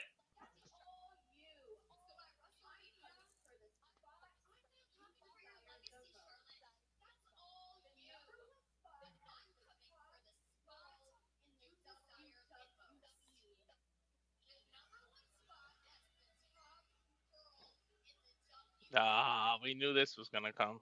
Top girl in WWE. Who's it going to be at WrestleMania? Oh, for the love of Pete. Must she always be involved in the championship picture or some sort of championship promo acknowledgement to a degree? She deserves it. I like me some Nia. I was going to say, she deserves it more than Charlotte does. Yeah, I'm over it. I'm over both.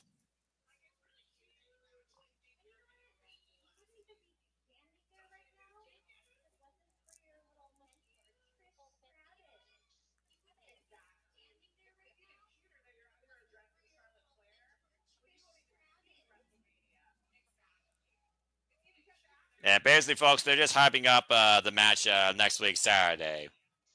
Well, here's something you could have cut for The Rock. Look, there's a reason why Nia Jax has the time that she has, all right? Enough said. Pays to know people. Pays to know people indeed, Walter, even if it sucks for everybody else.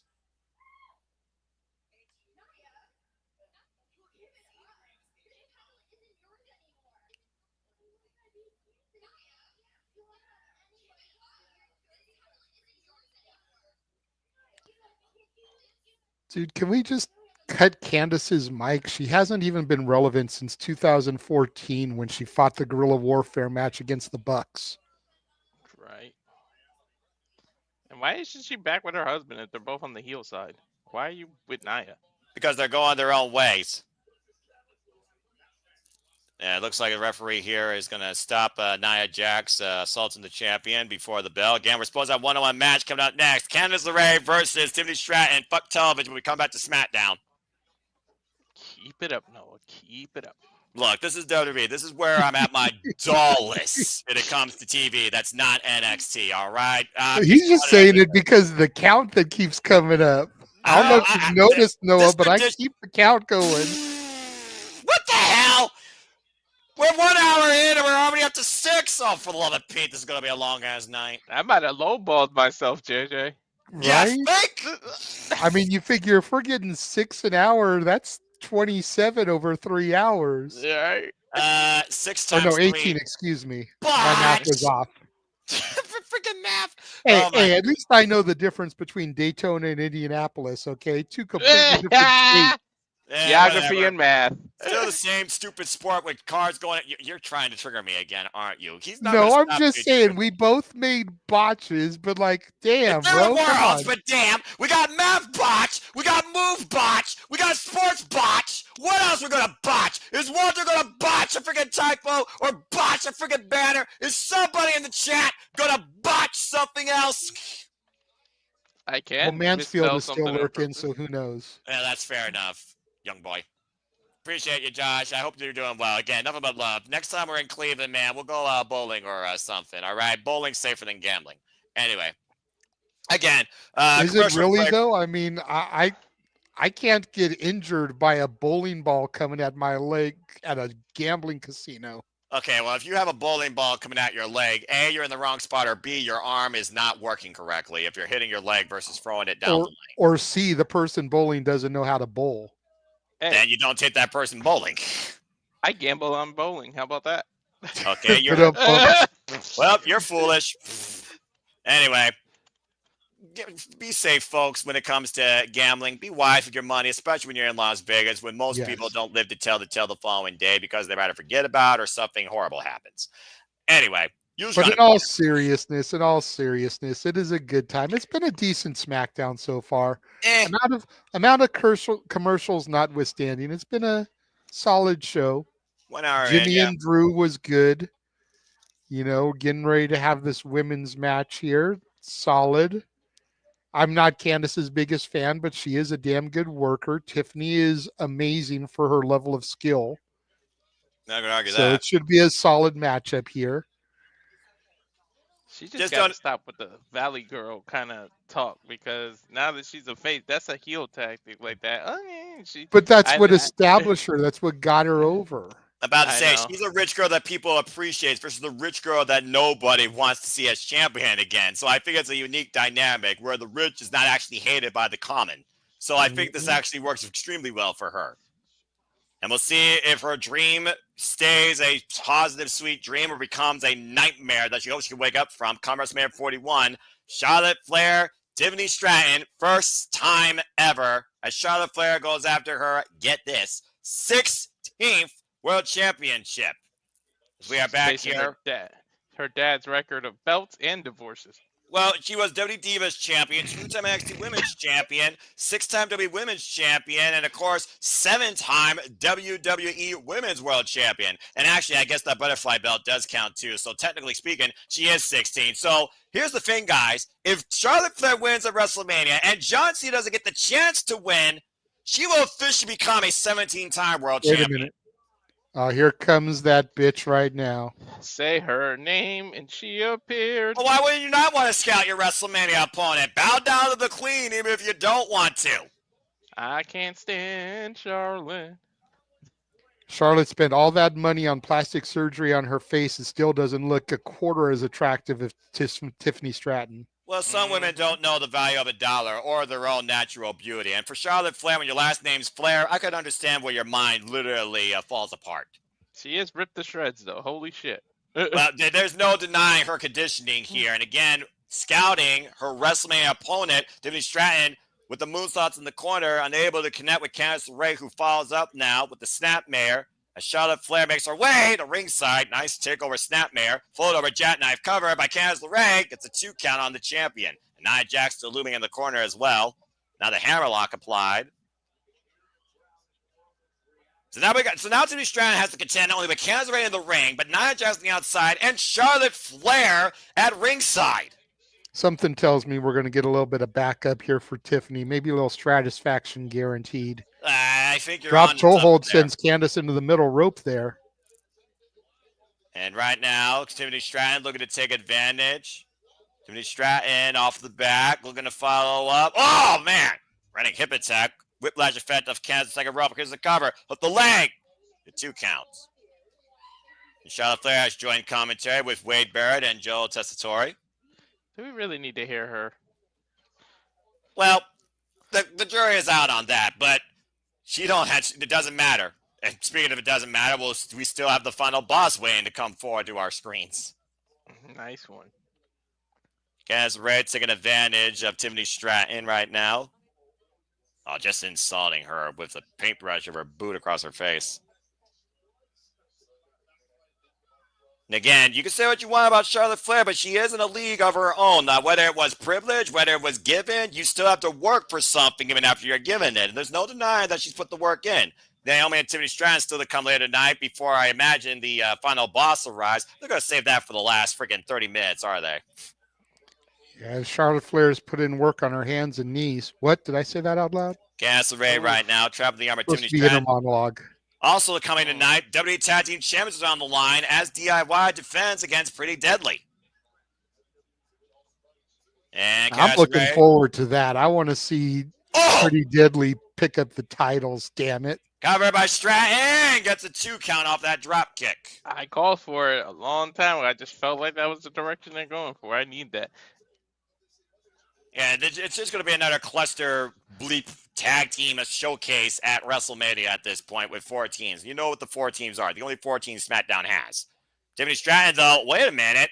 Stratton going to the top rope. Moonsault! Oh, my! They might add Mellow Don't Miz to that match, so. That would be awesome. That was a match to Charlotte Flair, because we all know Charlotte Flair loves to use a top rope moonsault. She wipes Nia Jax and Cass around the outside, pointing to his WrestleMania sign. I see what you did there, JJ. Get Tiffany Stratton, keep Tiffany time up. Stay tuned as we got Restaurant Quiet Picture in Picture. Again, fuck television. Tiffany Stratton in firm control right now of this match. Your fingers are going to hurt having to change this freaking time. He's going to go through all 10 numbers and then have to freaking go double digit at this point because WWE is that freaking brand marketing, advertising, over-glorified hungry. Candace Ray right now looking for a reprieve on the outside, and Nia Jax coming to the aid of the only person right now that could be alongside her at this point on the women's division. And Tiffany Stratton, shoulder block by Candace Ray to Stratton. Again, you talked about earlier, though, Walter and JJ, Tiffany Stratton's growth, her progression ever since NXT. And we really wasn't sure what to make of Tiffany Stratton, but it was after she beat Lara Valkyria for the vacated NXT Women's Championship that we really learned what Tiffany was capable of. Absolutely. And I've been pretty much riding with Tiffany ever since. Cover. 2 count for the right. Go ahead.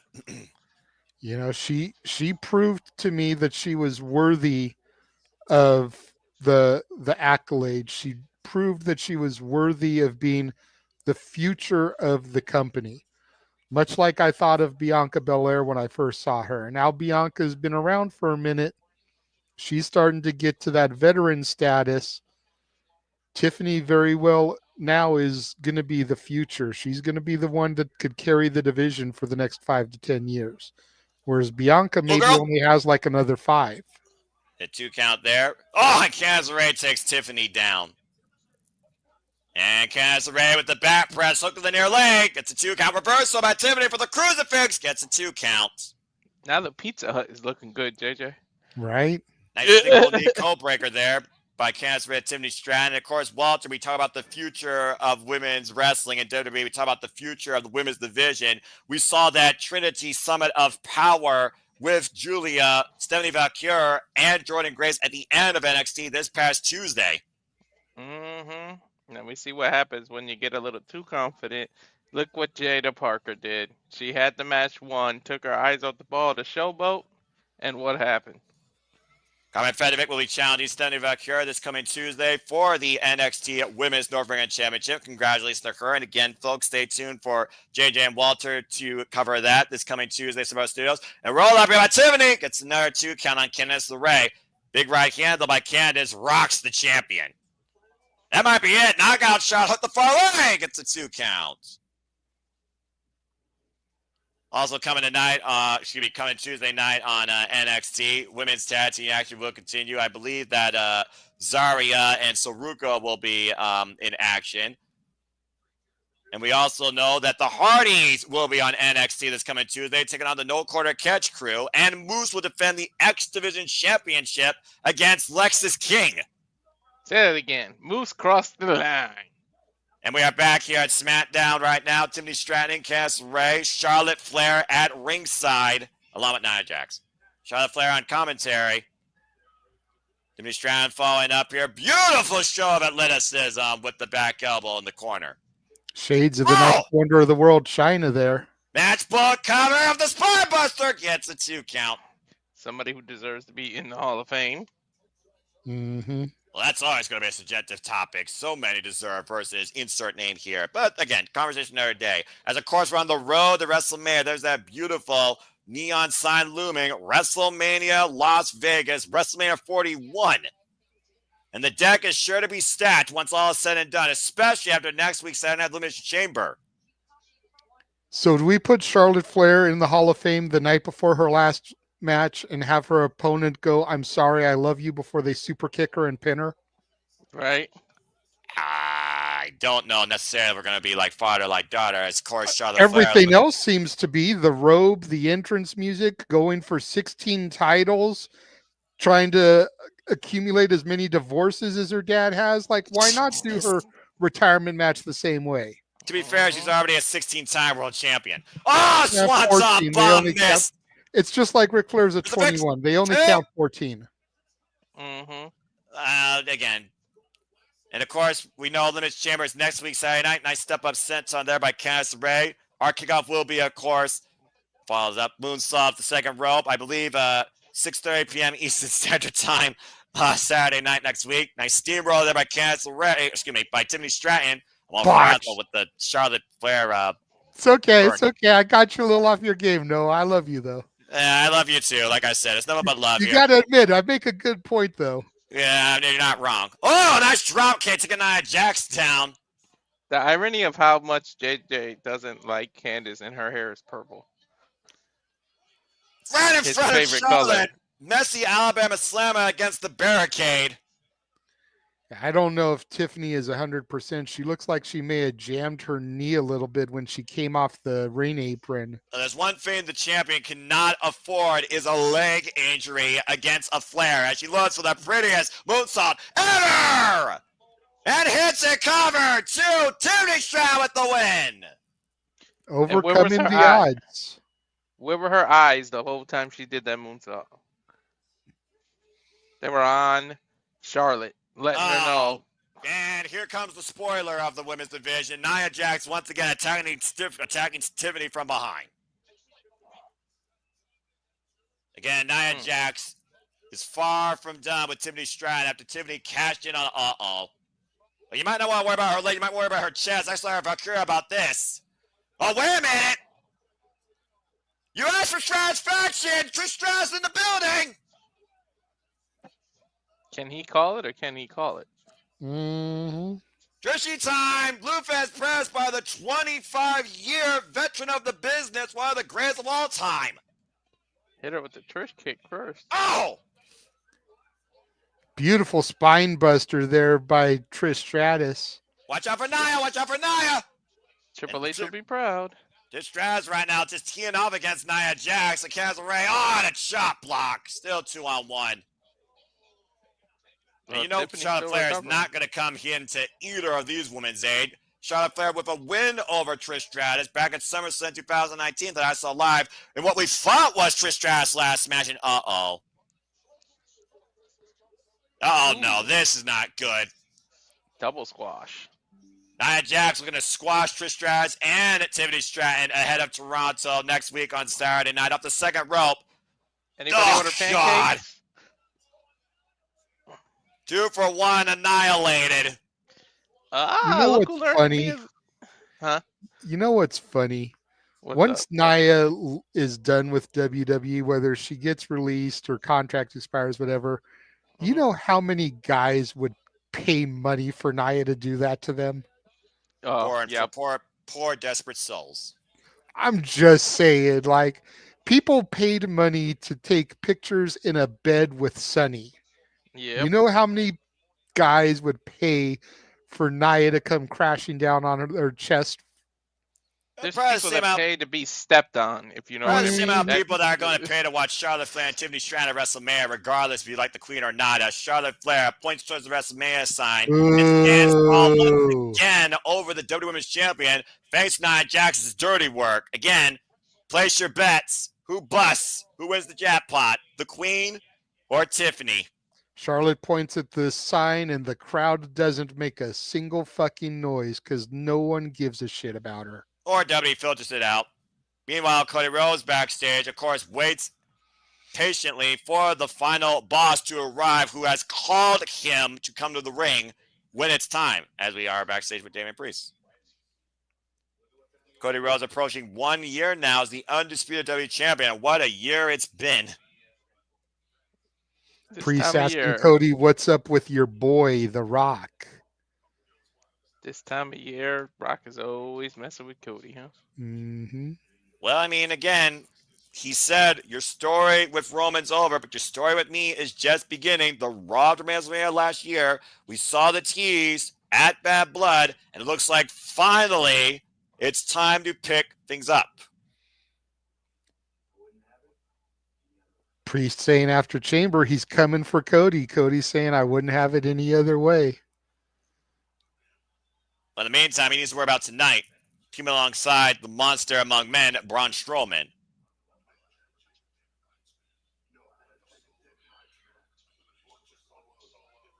The fact that Damien Priest, by the way, hoisted up Braun Strowman and hit south of him and on him and pinned him is very ironic that these two are attacking tonight. But also an incredible show of strength by former El Campeon. Priest and Braun trying to get on the same page for their tag team match. Braun reminding him that if it wasn't for Solo, he'd be going to the Chamber. Priest just beat him to the punch. And Braun Strowman can't wait to get his hands on Jacob Fatu. Of course, Jacob Fatu obliterated him at Saturday's main event, but Braun Strowman got a dose of revenge, eliminating him from the Royal Rumble. To your point, JJ, still to come tonight, guys. Braun Strowman, Damien Priest against the Bloodline. Sikoa, Jacob Fatu, how much can you trust love and trust your own blood? Small werewolf off the leash, and I feel like Sikoa is trying to put him back on the chain. You know there's going to be some kind of form of miscommunication. Well, I know that we're not going to get no miscommunication when the final boss finally arrives on our screen. Still to come tonight, the final boss returns on SmackDown. What the hell is he going to have to say to Cody?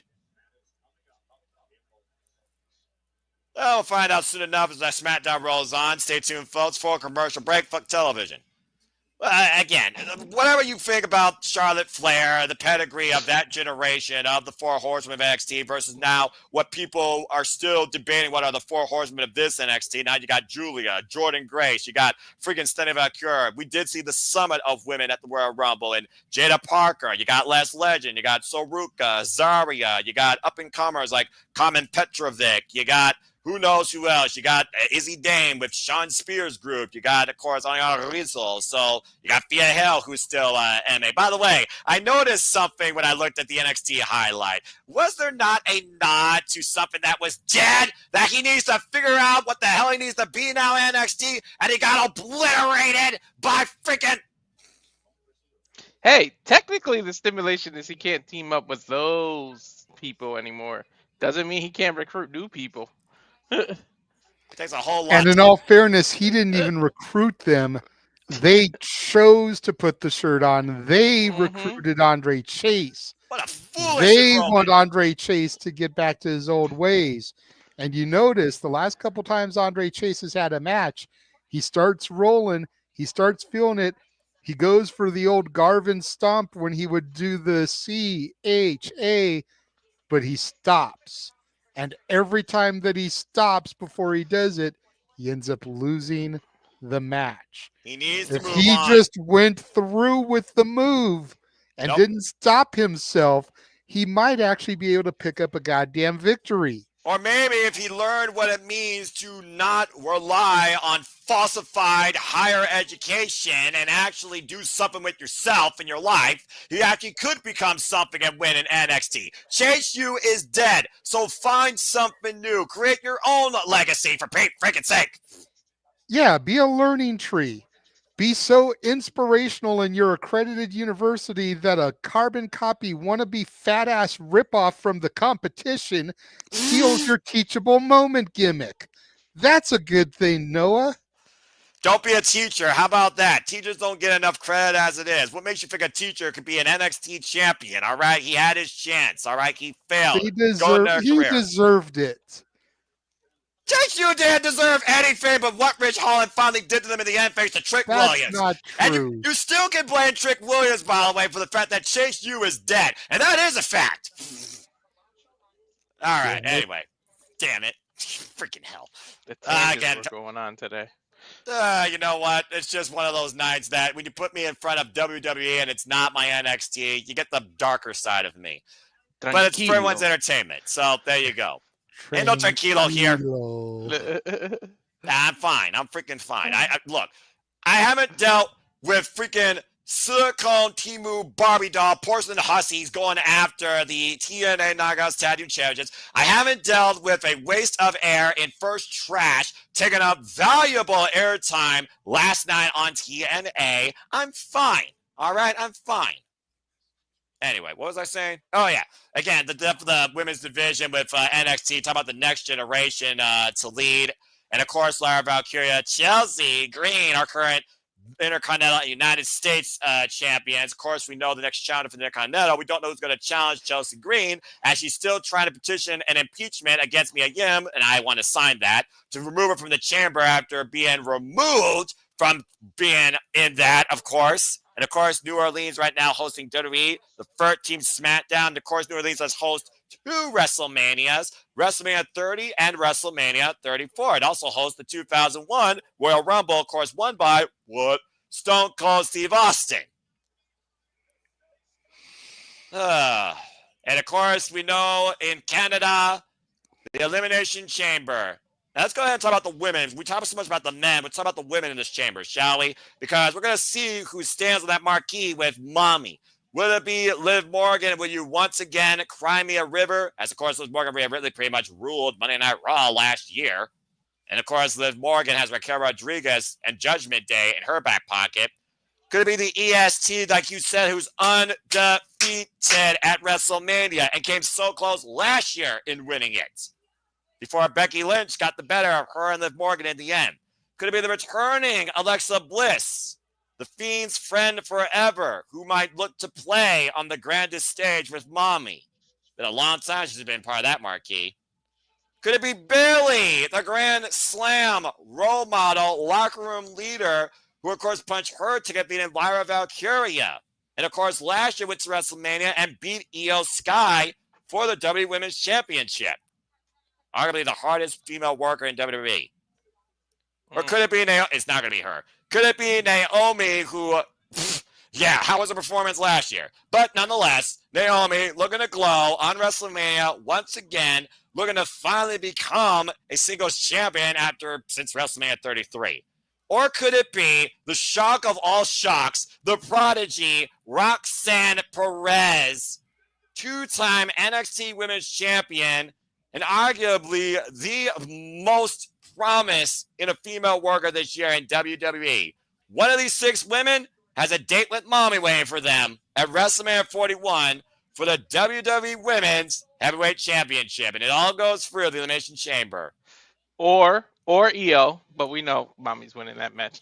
Mommy ain't I'm just saying. I like your special belief, but let's be honest here. You don't have Mommy at WrestleMania more than you fought Natalie Randon last time. I would love to get Natalie's thoughts if Mommy loses the title because Natalie is a kind soul, the most gentle voice, but a young lady that apparently knows what it means to rant, maybe arguably along with me.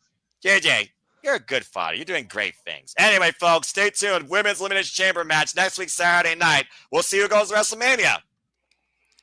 See, I hate to say it, but I almost feel like it has to be Liv. Do tell. Ooh. You cannot look me in the eye and tell me that this Rhea Liv rivalry that has been going on doesn't deserve a WrestleMania spot. I'm No, over it. I'm done with Liv. She wouldn't win, but their rivalry has been so passionate, so heated. It deserves a WrestleMania match. and to your point, they are 1-1. Let's go ahead and just run the timeline down here a little bit. It was Mommy who beat Becky Lynch, successfully retaining her title last year at WrestleMania 40, the genesis of the Post-Racial Beck era. Shortly after, Liv Morgan was, of course, on her revenge tour. Her revenge tour involved taking away everything from Mommy, including that title. At one point, she not only did that, she injured her and won the title off Becky Lynch at King and Clear the Ring. We go on to SummerSlam that I saw live. And, of course, the shocking kiss moment heard around the world where Mommy not only lost the title, she lost her boy. Fast forward into the new era of Monday Night Raw and WWE, the reality era, the pop culture era, which, again, just bleh. Of course, the Netflix era. First women's match on that show, it was Rhea Ripley versus Liv Morgan, and Mommy is back on top to everyone's happiness. But now they are 1-1 when it comes to that championship and this storyline. At this point, they might as well finish it out at WrestleMania, and we truly see if Mommy deserves to continue to be on top 3 years running. How's that for an evolution? Mm-hmm. Fuck television. Full commercial break again. Anyway, but I have to say this, though, again, JJ, just to get a little bit of depth to the what is, because, again, get the women a chance. Bianca Belair, Rhea Ripley were part of the Trinity with Raquel Rodriguez when it comes to the 3 women to lead WWE at that time when one was Raw, one was SmackDown, one was NXT Women's Champion. Stop it! And of course, Walter keeps popping when he throw it up there. It's what Stop keeps it! cracking me up. Stop it! Y'all stop it! Damn it! Stop it!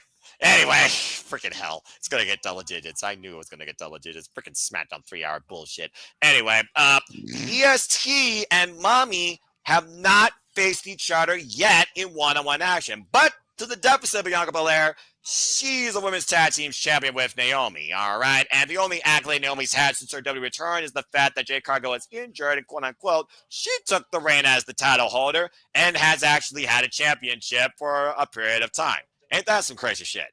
But anyway, that being said, to also the point about Roxanne Perez, Roxanne's done everything positive in NXT, and she was pinned by Julia at Vengeance Day. That seems like a fitting swan song to me on that legacy of her career. And it seems that we're looking at 2 different eras of NXT leaders in Roxanne and Bayley. I think Roxanne and Bayley can be a great match for WrestleMania weekend, either at NXT Center or WrestleMania. And I do think they're building towards that. But while I do like your idea of Liv Morgan, if it wasn't for the fact that Bianca Belair holds that friggin' women's tag team strap that still pisses me off, I personally would want to see the EST versus Mommy because, like you said, Bianca's undefeated at WrestleMania. And every time she's been involved in WrestleMania, outside last year, it's always involved her leaving with gold. See, I think Bianca and Naomi are losing the titles on Monday. What? I think they're losing the titles on Monday. That's what I said. Mm-hmm. And I think we're to Liv and Raquel. There's a tag title match on Monday night. Oh, Lord. I think they're losing the belts. I think Monday night is going to be the grand reveal of who attacked Jade. It was me all along. You know what? In the middle of the match, it might be put on the Titantron randomly, the actual video, and Bianca staring, and then somebody gets, she gets rolled up, or Naomi gets pinned. They lose the title, and then you see Naomi and Bianca go at it. I mean, it does. That's exactly what I would do, Walter.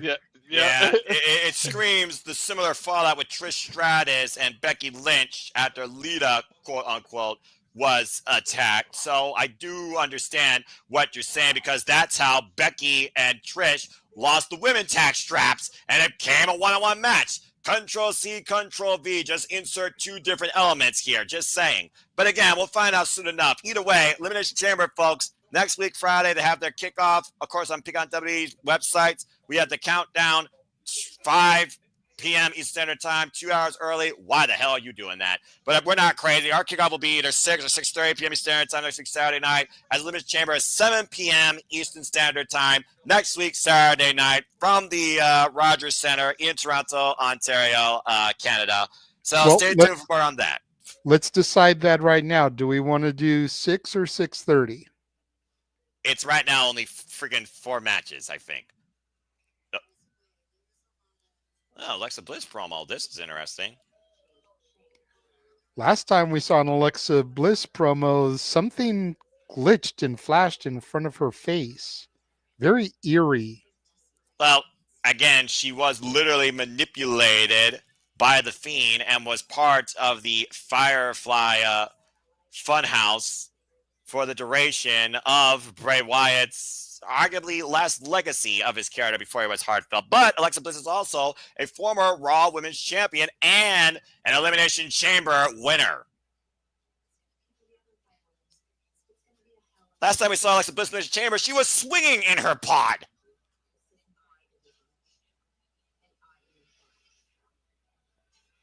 I guess little Miss Bliss is ready to play once again. Well, we'll see Alexa soon enough, JJ. In the meantime, here comes Naomi. As Naomi right now is in the spotlight tonight, turning SmackDown into a rave. How fitting from New Orleans, a city known for partying, despite the fallout of the casualties prior to the Super Bowl. Again, still great condolences to everybody. I was going to say, not as much a rave as a Mardi Gras party, but same point there, Noah. Again, still our deepest condolences go to all the parties, families, and everybody affected. Again, folks, tomorrow's never guaranteed, as good old JR says, and truly treasure your families because they are the most precious things you could have in life.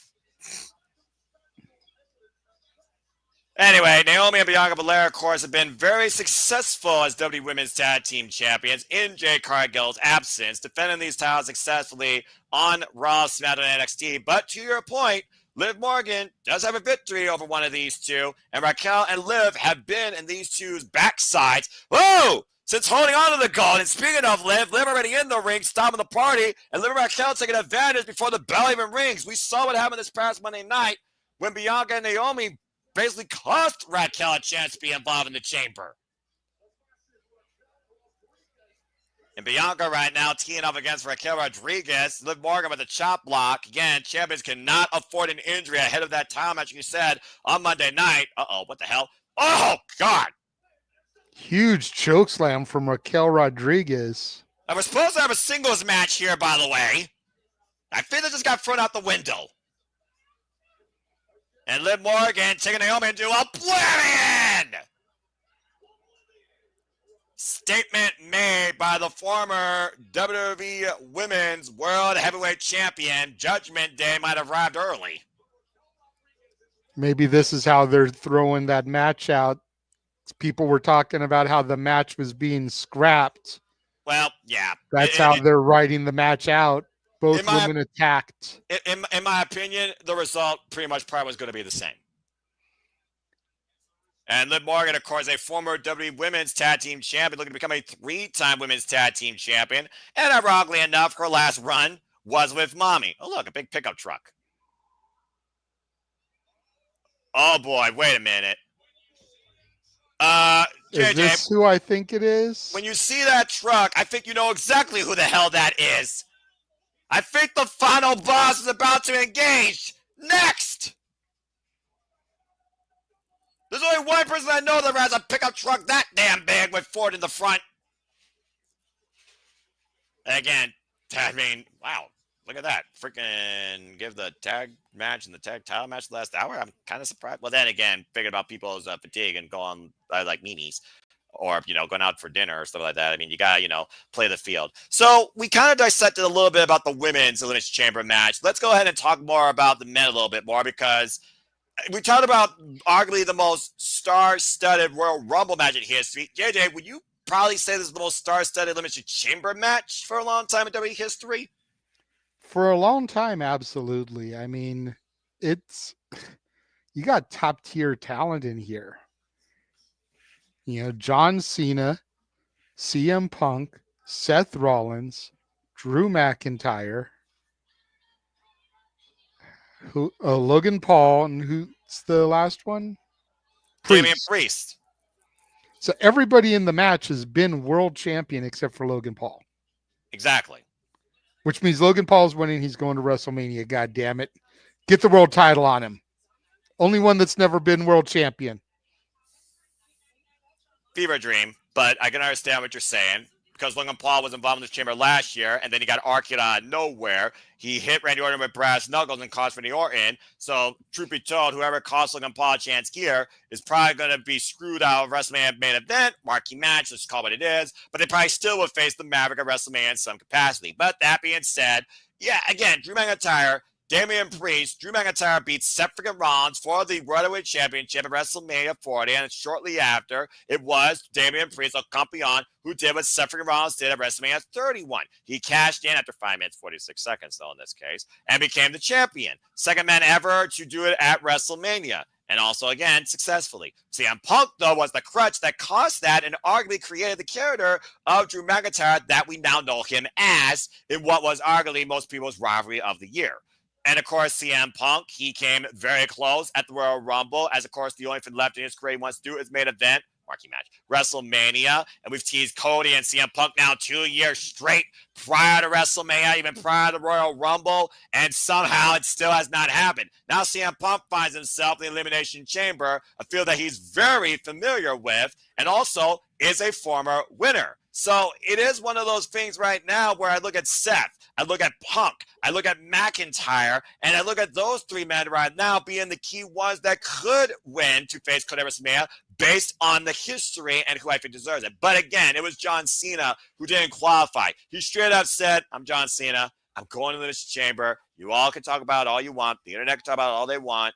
And I'm going to WrestleMania because I'm going after that 17th title. And then what really could be one of the most polarizing matches in WWE history since Pride Rock and Cena, whether Cody goes Homelander or stays the proverbial babyface in WWE, Cena and Cody has never, ever freaking happened. And Cody has led the WWE this year alone, while the franchise did it for 2 decades plus. So again, there is literally not a wrong choice out of this men's chambers match, but it's also one of those choices that doesn't seem that obvious. See, but here's my problem, Noah. John Cena gave people a month to run his name down and talk shit about him to get this match hyped up. Yes. How many times have you heard John Cena's name come out of a competitor's mouth? 0. How many times have you heard Michael Cole even mention John Cena? 0. So what was the point? Uh, And don't sit here and tell me, oh, we didn't know everyone that was going to be in it until this past week, because we had CM Punk like the first Raw. Yeah, he qualified beating Sami Zayn. He was the first to qualify, actually. Exactly. So we could have had these last 3 weeks Punk talking shit. We could have had each week someone qualified. They could have been talking shit. Now, let me ask you this also. How much has John Cena done to promote this chamber match? As far as I know, 0. You know I don't follow the internet. Okay. Last year around this time, when The Rock was rolling towards WrestleMania, how much social media presence did you see from him? How many internet videos did he post that they would then show on Raw and SmackDown to hype things up? Hey, let's talk about Chelsea Green, the face of America. Answer my question, because I'm making a point here. You had to do it with Chelsea Green on my screen. I'm sorry that your United States champion, Chelsea Green, and her secret Hervis had to come interrupt this, but I'm making a point here. The point is there was a lot, and there's none this year. And that's bullshit. So there's one person who doesn't deserve to win, and that's John Cena. Well, I know he's doing nothing to promote it. Well, I know who deserves to be in the chamber, and that's Chelsea Green, and she's not. I would actually put Piper in the chamber because Chelsea has a championship that she Well, that's should be fair. defending at WrestleMania. But Lara Valkyria also had a chance to be in the chamber, and she lost against Bailey. I wouldn't mind her being the Canadian United States champion, something like KO did. Why is Chelsea Green not promoted better? You're supposed to make this women's division great again. You're failing. The lights are out, Noah. Uh-oh. It's glow time, smell it? Noah. Do you smell it? Oh, shit! I don't only smell it, I hear it! Ladies and gentlemen, the electricity is at an all-time high. The Rock is in the building. Wait, what is this? That's a New Orleans Titantron. That's a promotion of WrestleMania, I'm assuming. I'm guessing you're right. The Big Easy gets the grandest decision of them all for the third time. But it also gets the final boss. The Rock has arrived. Is this new music for The Rock? Nope. Or is this just something for today because it followed the If You Smell? The final And it boss. still has electricity in the Tron. Either way, the final boss does whatever the hell he wants. He still has a better freaking mixtape than Def Rebel ever had. There's the goosebumps. Yep. Mhm. And there's the transition song. I'm wondering if that's part of a new theme for him. We'll see. That sounded Again. very Moana-ish. We're starting. You're welcome. We're finally starting the story with Cody. He said it's time.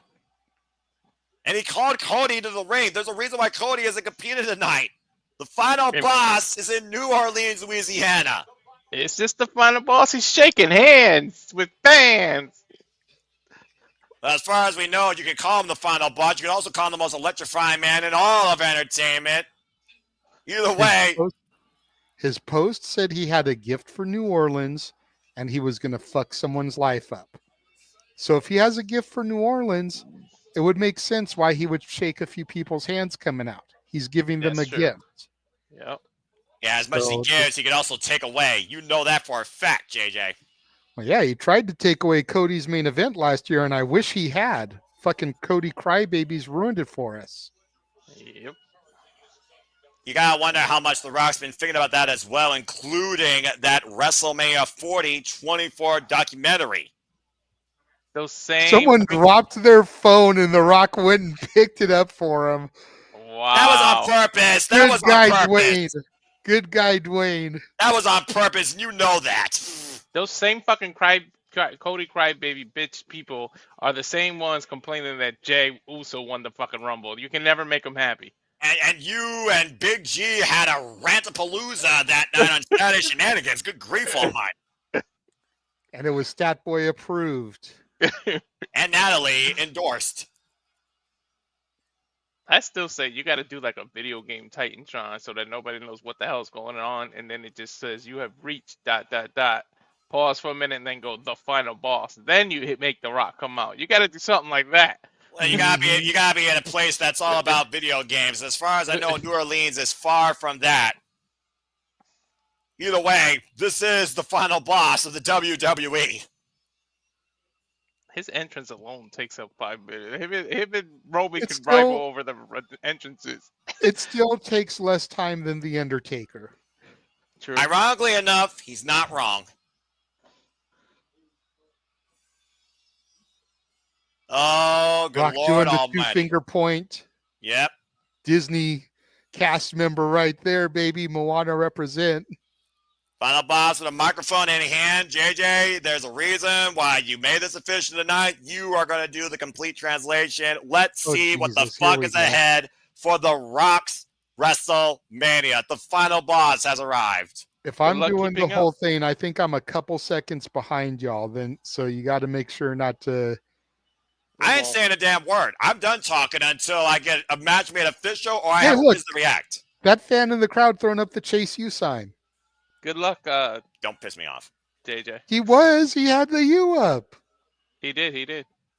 I mean, granted, it was probably for the University of Miami, which is The Rock's alma mater. But There you goddamn it, go. this is the WWE universe. It was Chase U.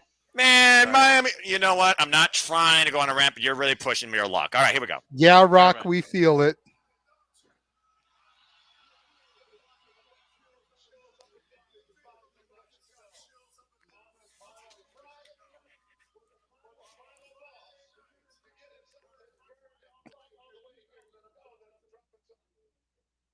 Rocky already cussing, saying that you know that for him to fly here on a Friday night, The Rock's going to drop some shit. And he They had probably it said been- more than that because he bleeped out a lot more than just one word. But I was gonna say they had to do all that just for shit. hey, Stat Boy in the chat, good to see you.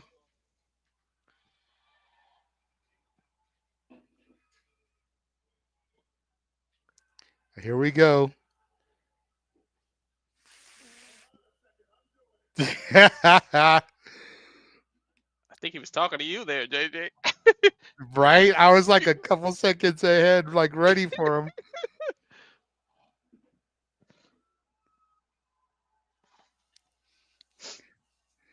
Not sure if The Rock is happy or mad about that.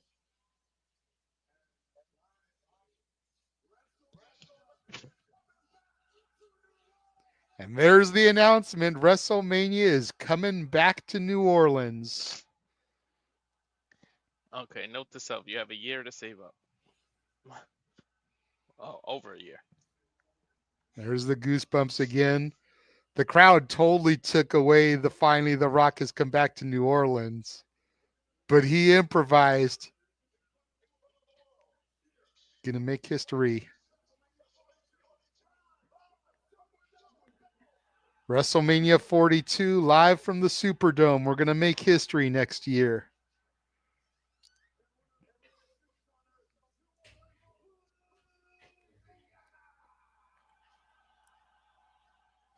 It was WrestleMania 30 in the Superdome where Hulk kept calling it the Silverdome, right? In the opening segment when it was Rock, Hogan, and Austin. Yep. That's what I thought.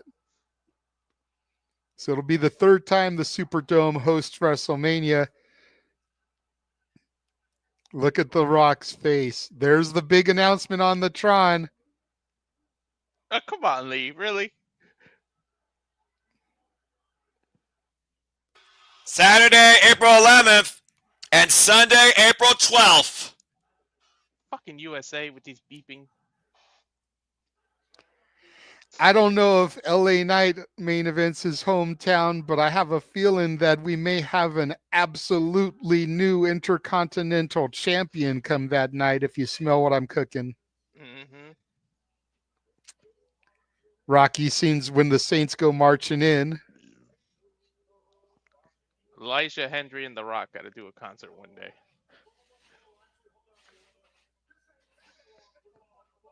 Ah, here we go.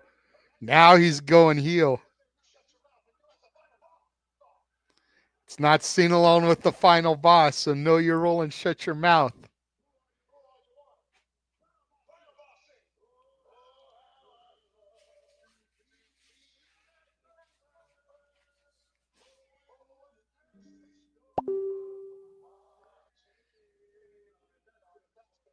I swear, I thought he was gonna say, "Oh, how I'd like to be in the main event when WrestleMania." I thought he was gonna change the words and kind of drop a hint that he's gonna be there.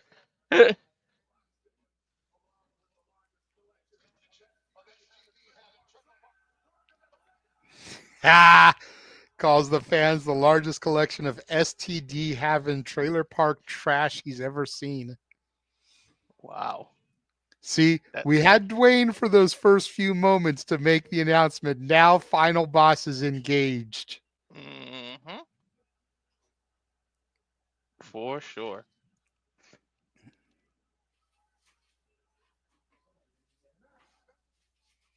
TJS is calling this boring in the no DQ chat, by the way. Dude needs to get a fucking life. You're boring.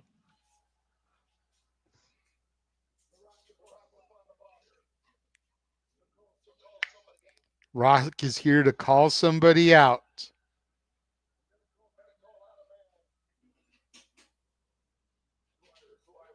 Gonna call out a man he respects, he admires. who we all admire.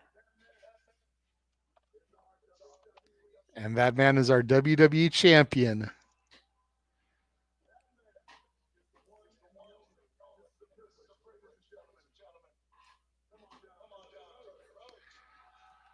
Rocky bringing out Cody. Now he's sounding a little bit babyface again because he called it a privilege to bring Cody down. Yeah, that was a I little weird, love right? I love how Rocky is walking this tightrope here between babyface Rock, corporate Dwayne, and heel final boss. One of the greatest actors of all time and one of the biggest superstars of all time in WWE, calling out the biggest superstar currently in WWE, our undisputed WWE champion, American Nightmare, Cody Rhodes. JJ, you brought up his partner earlier, Rock and Sock Connection. There was the three faces of Foley. This might be the three faces of Dwayne. Yeah, right? The curtain lights go up, I'm home. Boom!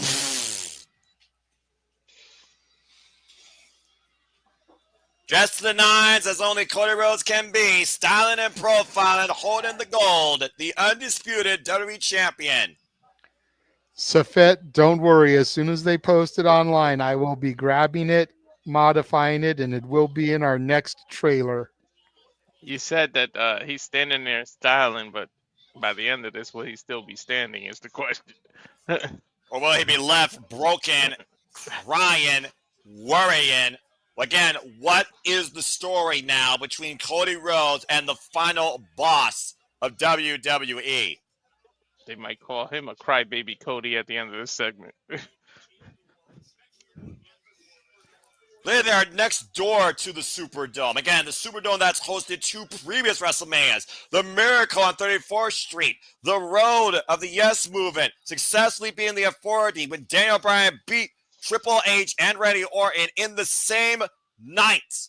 WrestleMania 34 and Brock Lesnar obliterated Roman Reigns. And Ronda Rousey burst on the scenes in her wrestling debut in WWE. And now WrestleMania 42 will play home in New Orleans. But what the hell awaits for Cody Rhodes at WrestleMania 41? And truth be told, only The Rock may know. This is fair. He might not even know, to be honest. The final boss doesn't know for sure. He'll damn sure give you a tease.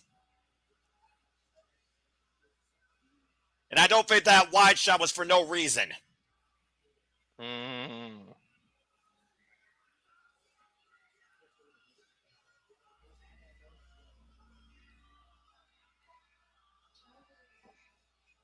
Very interesting. Both men embracing in the middle of the ring. Rock giving a kiss on the cheek. Again, so Could that be the kiss of death, though? So the respect from the People's Champion to the undisputed WWE Champion. Think about it, Noah. Mob bosses tend to give kisses on the cheek. As someone with Italian in his blood, and I don't know if I'm part of a mafia yet, don't ask me. I completely understand what you mean. All right, let's see what happens next in this story. Back to you, JJ. How many times has Bret Hart kissed his title goodbye? Just saying.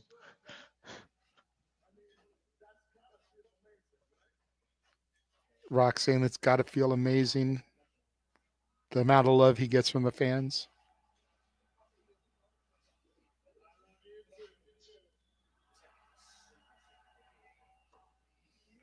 I feel a twist coming.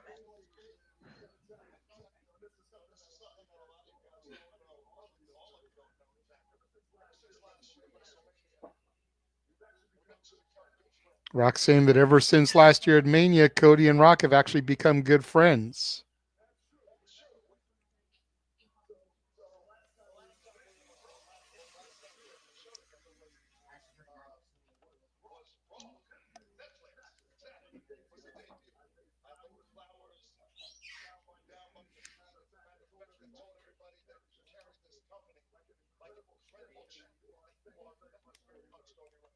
See, this is corporate Dwayne. This is TKO Dwayne tooting Cody's horn.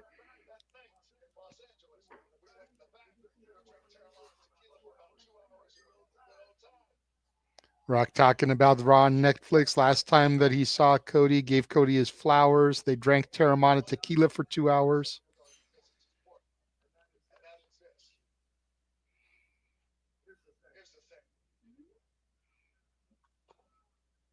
Just meet him. Buy the shirt. I know. Here's the thing. Buy the shirt.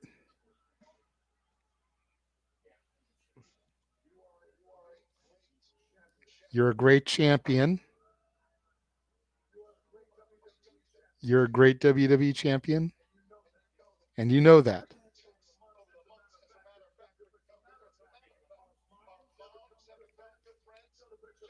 Even pointing out that their moms have become good friends. Bringing a picture of Mama Rhodes and Mama Rock up on the Tron.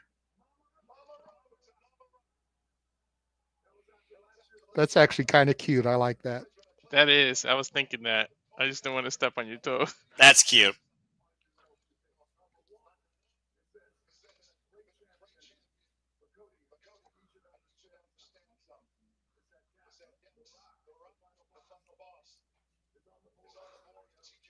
The Rock's on the board of TKO.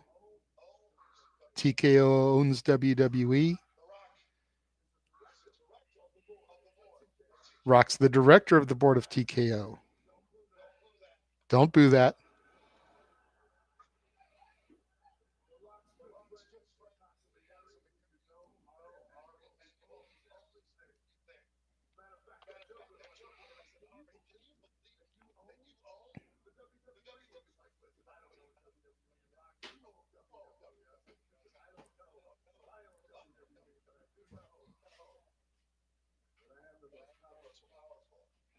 Rock saying he's the most powerful man in WWE.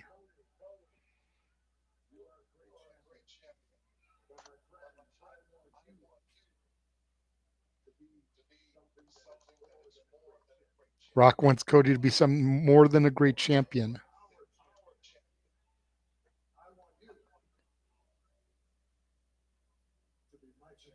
He wants Cody to be his champion. Don't tell me he's going to give him the belt.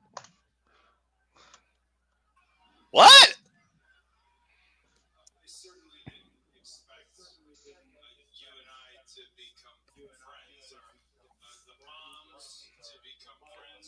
Cody's saying he didn't expect them to become friends or the moms to become friends. Said it wasn't on his bingo card.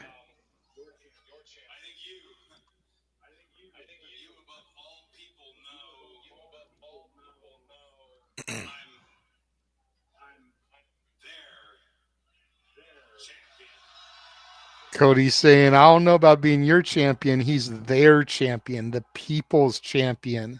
Wink. I don't know about that. There's only one people's champion, Cody.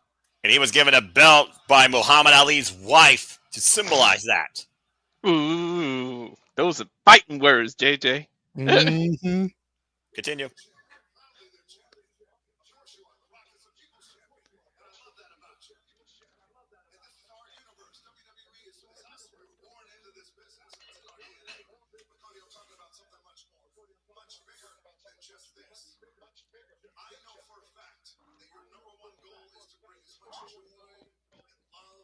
Rock says he knows for a fact his goal is to bring as much joy and happiness as he can to the fans. Because he is that guy.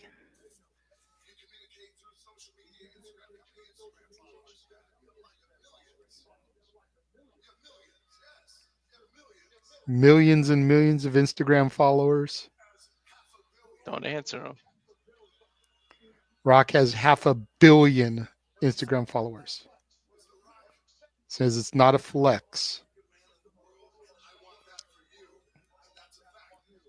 Rock's the most followed American man in the world. He wants that for Cody.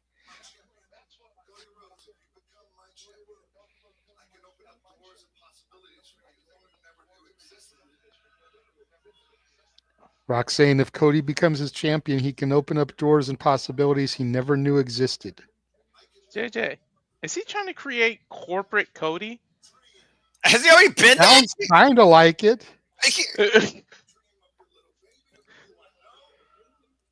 Make every dream of his wife's, his babies come true. This is bizarre. He's trying to create corporate Cody. The hell? Talking about how he brought his baby to the Moana 2 premiere in Hawaii.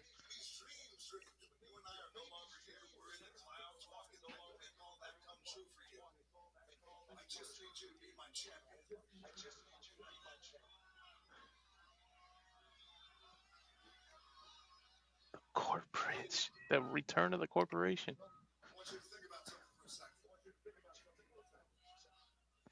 Rock wants Cody to think about something for a second.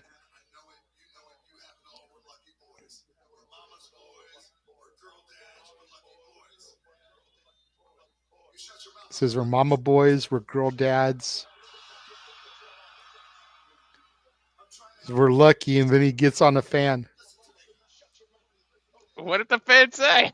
I don't know, but he said he was going to slap the syphilis off of their face. I love Rock. The one thing I never had that I want more than anything is a brother. What? The Rock's never had a brother. Rock is an only child. And that's what Cody can be.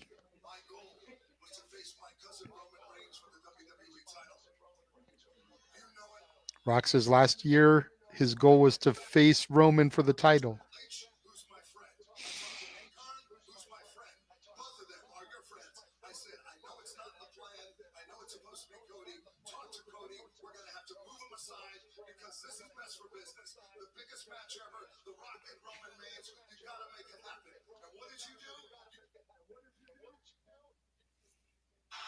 Well then. I think he said you pissed all over it, but I'm not sure.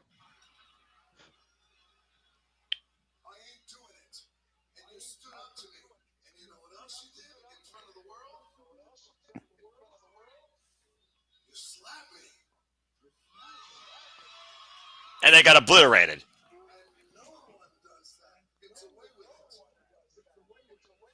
Rock saying nobody stands up to the Rock, slaps him, and gets away with it.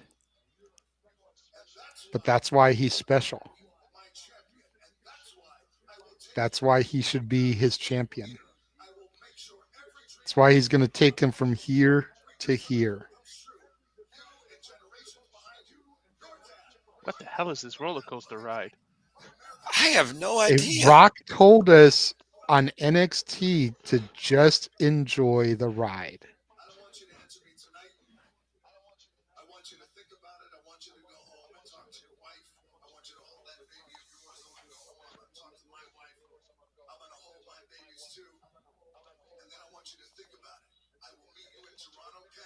What? Rock's going to be in Toronto for the Chamber. He wants an answer from Cody there.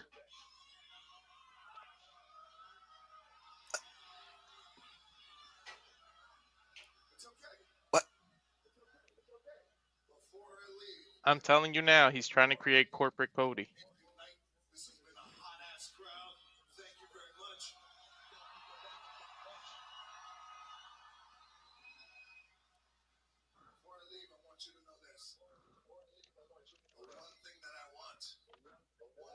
The one thing Rock wants more than anything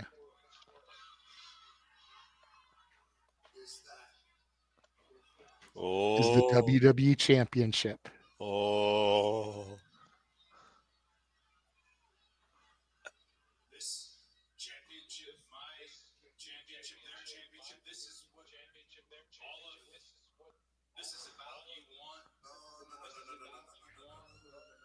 Huh? But my brother, I don't want that. And he doesn't want the title. what? He wants his soul. What? I told you. Damn. Let's make it trend. Hashtag corporate Cody. The hell? The Rock literally trying to play corporate devil. He wants him to sell his soul to The Rock.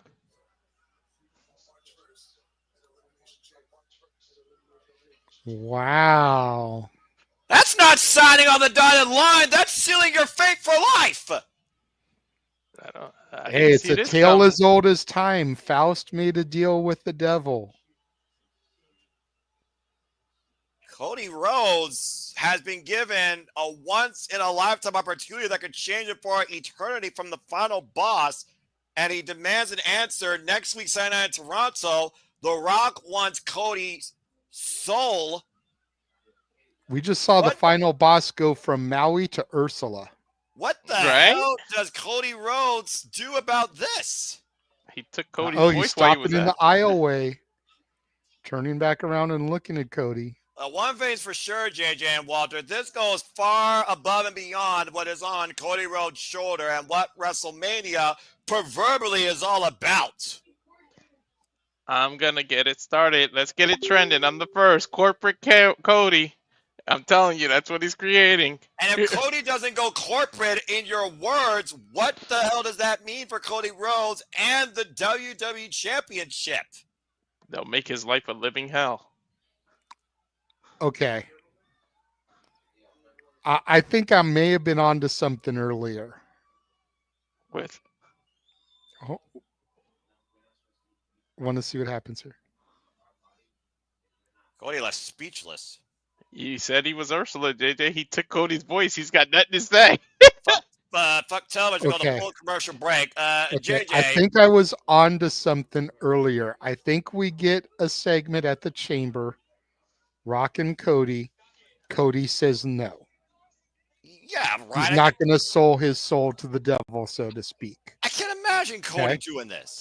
Then Rock attacks somebody, puts himself in the chamber, wins the chamber because Cody didn't sell his soul. We get Rock and Cody. Counterpoint.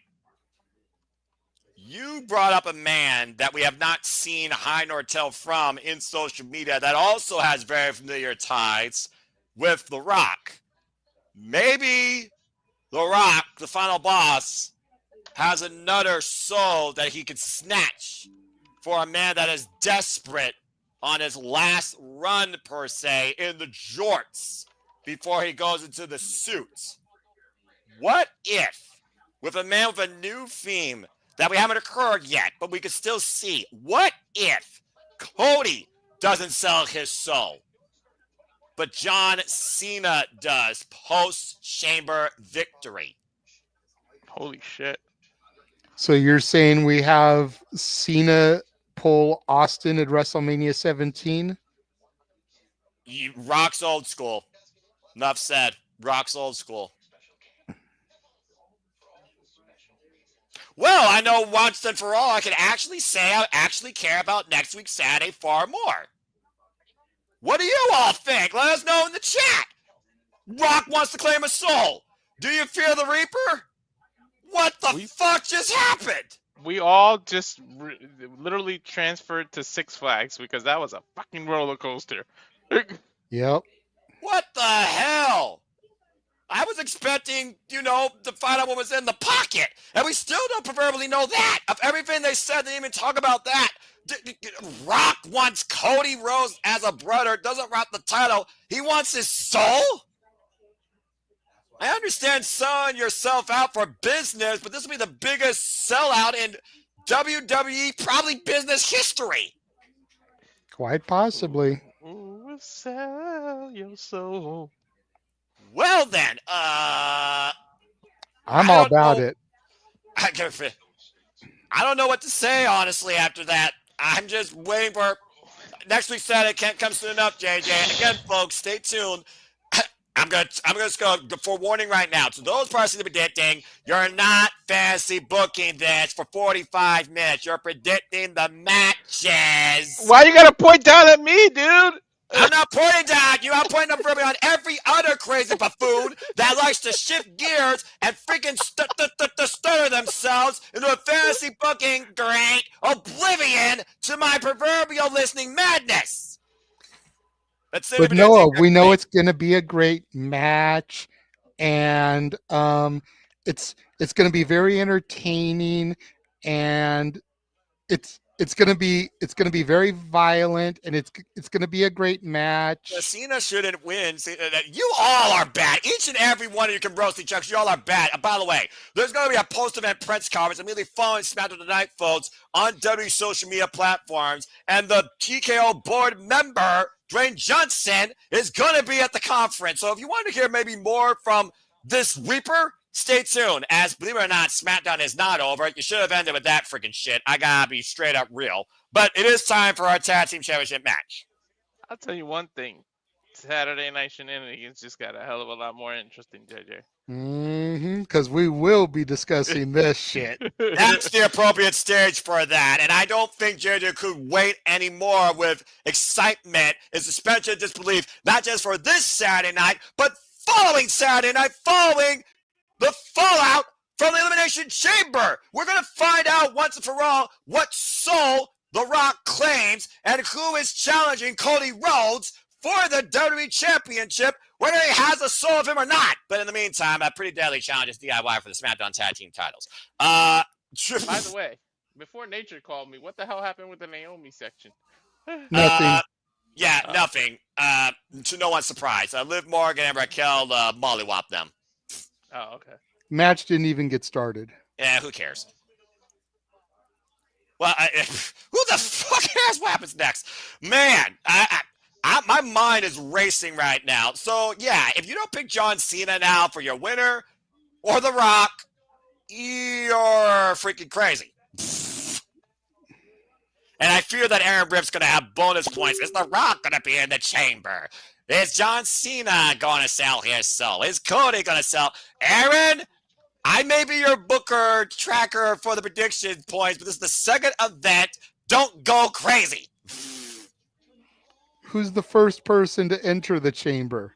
Who's the Stop last it! person to Stop enter it! the chamber? Stop it! JJ, shut up! Stop it! Stop me when I'm telling lies, Noah. You're the one that he caused is. that bonus point last time. You stop it!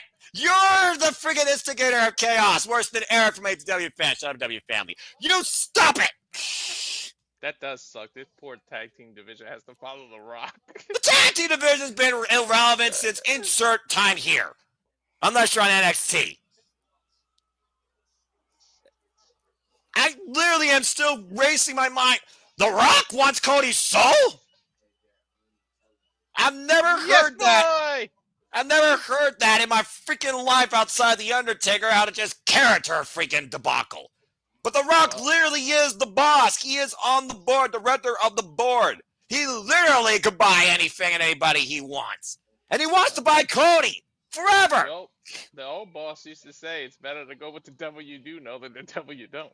Yeah, but also I remember a certain person said no one is bigger than the WWE. I would argue if Cody signs this, he will be. I mean, if anybody is bigger than the WWE, it is The Rock. Enough said. Imagine And Cody could be with him. Imagine a corporate Cody versus a face Roman. Oh, what the hell are you trying to create here, Double dude? drop kick from Pretty Deadly takes that's down right. DIY. That's right. A match is happening. Clothesline sends Ciampa over. One from Kit Wilson sends Gargano over.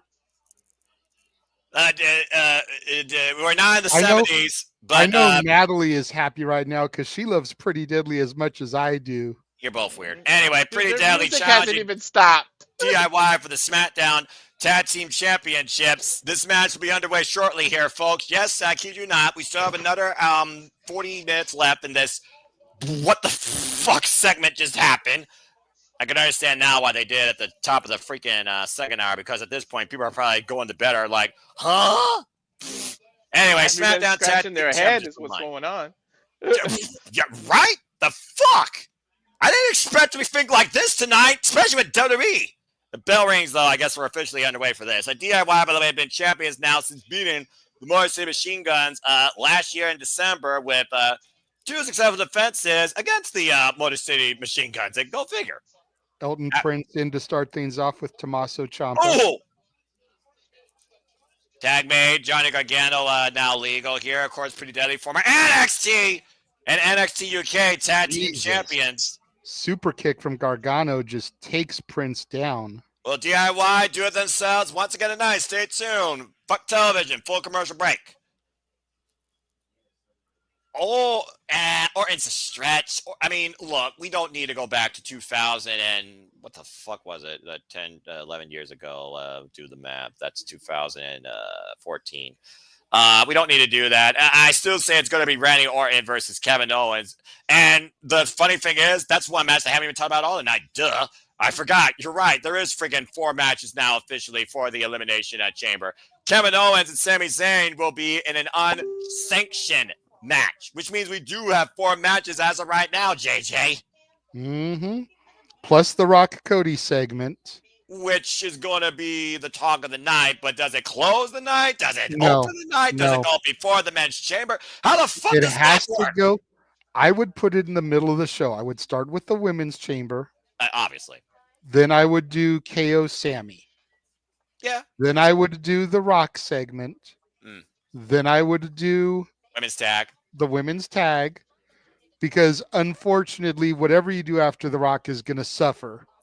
Well, you don't want the men's chamber to suffer. So do the women's tag match. And with I Trish. understand it's a good cooldown. That's fine. Plus, And it's Trish in Canada, so it may not cool down that much. It may be the only thing that can save the segment. Then you do the men's chamber. Poor Tiffany. That's true. And then, yeah, because I guarantee you, the end of Elimination Chamber, logo bottom right-hand corner, we are going to know who's facing Cody Rhodes at WrestleMania, and Cody Rhodes is either going to stand in front of them or is going to be dropped by them. Mark my words. Good Lord Almighty. Well, again, I hope everyone's enjoyed the coverage so far. We still have about 40 minutes left, and after this, ironically enough, is another tag match. One with more value to it because Jacob Fatu, so is Sikoa. What's going to happen with those two? We got Braun Strowman and Damien Priest versus Jacob Fatu and Braun Strowman, Jacob Fatu and Sikoa. My brain hurt. My brain scrambled. And that will be our main event, I guess, tonight. But also, just to put things in perspective, yes, it is official for those that are just now tuning in. You guys called it. WrestleMania next year, WrestleMania 42, comes from the Big Easy, New Orleans, in the Superdome. I still don't know if I'm going to go to WrestleMania, even down in New Orleans, because, again, I am very frugal, and I'm sure the ticket prices are going to be more expensive next year than they are this year, despite the fact it's in Las Vegas this year. Anyway, good grief. Aaron Rick's going to have one hell of a unique recap. Shout out to Mr. and Mrs. Riff. Hope they're having a good time out there in California. Enjoying the nice sunny weather versus the muddy nonsense here with the snowy winter chill factor here in the Midwest. Walter and I know all about that. And again, folks, please stay tuned because, yeah, JJ, you're going to have a lot to talk about amongst who knows what might be a 10-person panel, if we're being perfectly honest. Stay tuned, folks. Saturday Shenanigans tomorrow, hosted by Regular Wrestling, JJ Williams, 11 p.m. East Standard Time. Here's the most news. We are back here. Match book covered by John Gargano. WWE Smackdown Chatty Chance line. Pretty Deadly versus hashtag DIY. As Smackdown rolls on. Tag made. These two guys quiet as the freaking audience. Ain't that speak values? And this match is the epitome of this room right here. You've got Pretty Deadly, who are entertaining, and you've got DIY, who are wrestlers. Mm-hmm. Big boot by Ciampa. Ciampa right now going up against bit of collision. Right in the center of the ring on the WWE logo. And again, for those that don't know, it is Saturday, April 11th and Sunday, April 12th, 2026. WrestleMania New Orleans. WrestleMania 42. The 42 actually is in that tiny green diamond if you can look at the logo close enough. Yes. Tag made. Of course, the Superdome went through remodeling, I believe, recently. Now the Caesars Superdome. Kit Wilson right now, legal. Runs into an elbow, though, into Johnny Gargano. Kit Wilson, for those that don't know, because, yeah, WWE names still fucking suck like Death Rebel. Kit Wilson is the non-blonde. Get to the midsection. Wait for the net breaker. John Gargano able to scout it. Rebound. Double clothesline wipes out DIY. And could this be Pretty Deadly's night? Tag made. Pretty Deadly, former 2-time NXT Tag Team Champion. Excuse me. Gargano hoisted up. They might be looking for spilled milk, but Kit able to scout it. Elton now legal. Ducks underneath the clothesline. And Kit, what is this? Kit, oh, wow! Great teamwork there. Convert, new tag champions. Kick out 2.5. Nathan Biggs and Jabaria 20. Thank you so much, everybody, for tuning in. Hope everyone's enjoying the conversation. Please like, subscribe, comment, tell a friend. Support my friends' passions. PayPal them. And if you want to dig to the conversation, super chat, as simple as that. Again, subscribe. To the Rage of Wrestling, Want to Crew, subscribe. As he, of course, is on his road to 300, subscribe. Where he and his wife will do hot stuff with chicken wings at the risk of their own bodies at the end of the year if they get you go. Wait, what the fuck? Oh, come on, not again. The freaking Street Profits. Angelo Dawkins and Montez Ford. And just threw out the championship match. What the hell was the point of this? Absolutely nothing. We're building up to a big match. I bet you this is what's going to get added to the chamber. No, this is your Cluster F WrestleMania Tag Team Showcase. No, because we did one of those last year. We've still got a couple weeks. We've got a couple weeks. We can make this at Mania. They are not going to book we can make it at the chamber. Excuse me. They are not going to book a realistic, worthwhile Holy Tag Team shit, Championship that's a nice match double team at move. WrestleMania. Good grief, though. And Montez Ford looking to fly. What a frog splash to Ciampa. If any multi-person match at WrestleMania, it should be one of your women's mid-card titles. Showcase that shit. Agreed. Agreed. And here come the machine guns. And of course, Alex Shelley and Chris Sabin were screwed by the Street Profits in that 2-out-3 falls match at the Royal Rumble. The most influential tag team in TNA history. Now the Motor Machine Guns squared up against the Street Profits. Why Pretty Deadly and DIY have been taken out. Alex Shelley lands on the apron, though. Montez Ford catches the leg. Dude, oh, man. Montez Ford has most. Thought he was going to go for one of those dragon screw leg whips. Yeah, same. And damage done to Chris Sabin's midsection by Dawkins. The Street Profits have really destroyed whatever you could call the SmackDown Tag Team Division. Dude, fuck a 6-pack. Montez Ford has like an 8-pack. For real. Everywhere you've looked, the Street Profits have left nothing but destruction. That's the second SmackDown Tag Team Championship match the Street Profits have interrupted. Telling you, with that black turtleneck and gold chain, Dawkins looks like 96 Rock. Yep. You know what I like? Aaron's going to be relieved they didn't do a long match and then do this disqualification. They did it right at the beginning. It just messed. And they also haven't done any pull-apart brawls. Yep. Coming up next, speaking of brawls, we are in for something far worse than a brawl, an unsanctioned match after Kevin Owens package power drive his friend for decades, Sami Zayn. And we will look back on that and hear from KO regarding that unofficial match announcement this past Monday night. Up next on SmackDown, Kevin Owens called on television. I was the first to say it's going to lead to an unsanctioned match. I called it. Yeah, and it made sense. They fought each other in every other match gimmick possible in WWE, not involving a giant structure. So yeah, this has gotten that personal. That makes sense to be unsanctioned. And just stop it. So, and again, both also Canadian, so, you know, it speaks for itself. Now we got a moment to breathe here. Michael saying that was weird. Daniel thinking I was on to someone I was talking about seeing her earlier. Josh talking about my rants. Look, I only rant when it's necessary or I'm paid, all right? So, it depends on the context, all right? Especially so when if it you comes want to hear Noah keep ranting, send $25 to the super chat here at the Casa D18 Studios, and we'll get a good 10-minute Noah rant. You know, I have a doctor's appointment on March 5th where I'm going to learn about my health at this point in my annual physical. And so far, I think I'm still the only one in the family with stable blood pressure. And you guys are really pushing your luck in your wallets to make sure that is no longer the case with getting me ranting.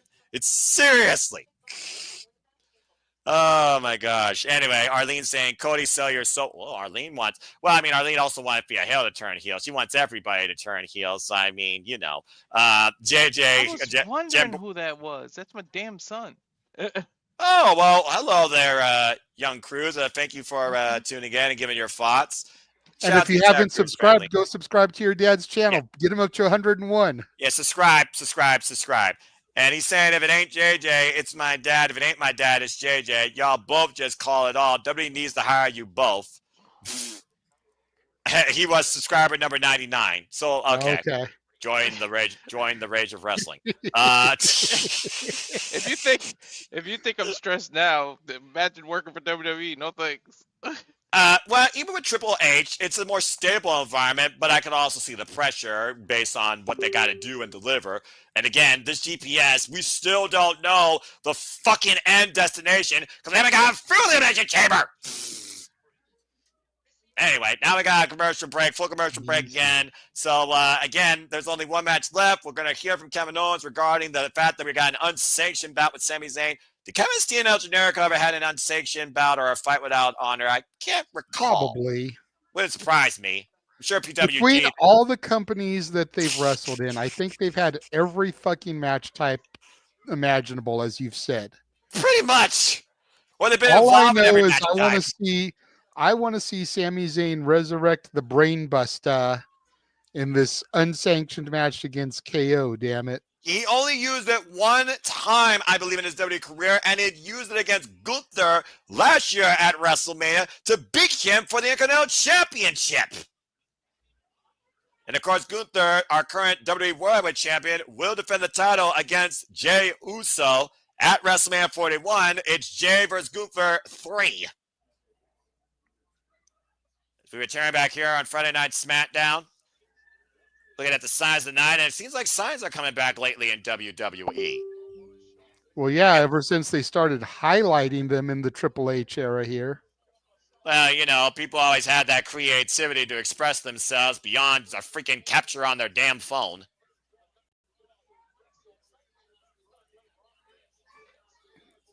Pretty cool Now, to see all those I just want to bring something to your guys' attention, okay? Go for it. Because I don't know if y'all have thought about or realized this, but with The Rock's appearance tonight, he has appeared on more WWE television this year than John Cena has.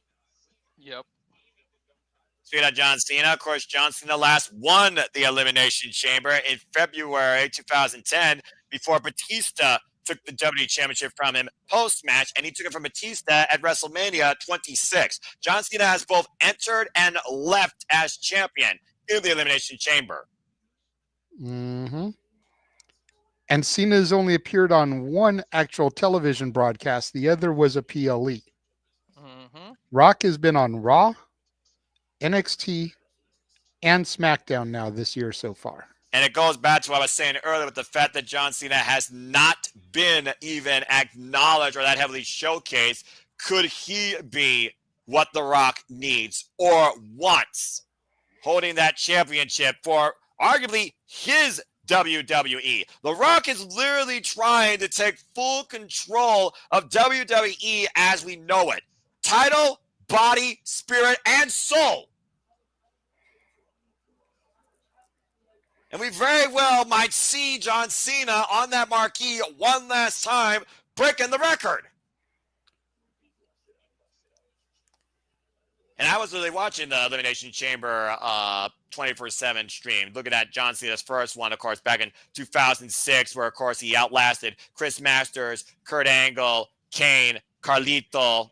You mean the worst one in history? Shawn Michaels. I mean, there's been other ones that are just as bad. We don't talk about the Senator's Member. That one didn't exist. Of course, John Cena also, last time he was in the Chamber was 2016 when he came in as WWE Champion with AJ Styles kicking off. It was Baron Corbin, Dean Ambrose, Bray Wyatt, and The Miz. And in the end, John Cena, he was eliminated by Bray Wyatt, and Bray Wyatt won the WWE Championship that night. We have seen the Chamber lead to incredible one-of-a-kind moments and finishing stretches. We go back to Monday Night Raw when Sami Zayn, of course, called Kevin Owens out for a fight while he was not medically cleared. Okay. I have to bring this up real quick. Go for it. Sean Ross Sapp on X as of 2 minutes ago. Hello, at WWE Games. Are we going to be able to defend souls in WWE 2K25? I'm sorry. That's fucking gold. WWE 2K26, new gimmick, Steal a Soul. Oh, Sami Zayn, did you just write your eulogy? The Rock might as well cosplay as Shang Tsung from Mortal Kombat now. He wants to steal people's soul. I was talking about Final Boss earlier. Kevin Owens now speaks.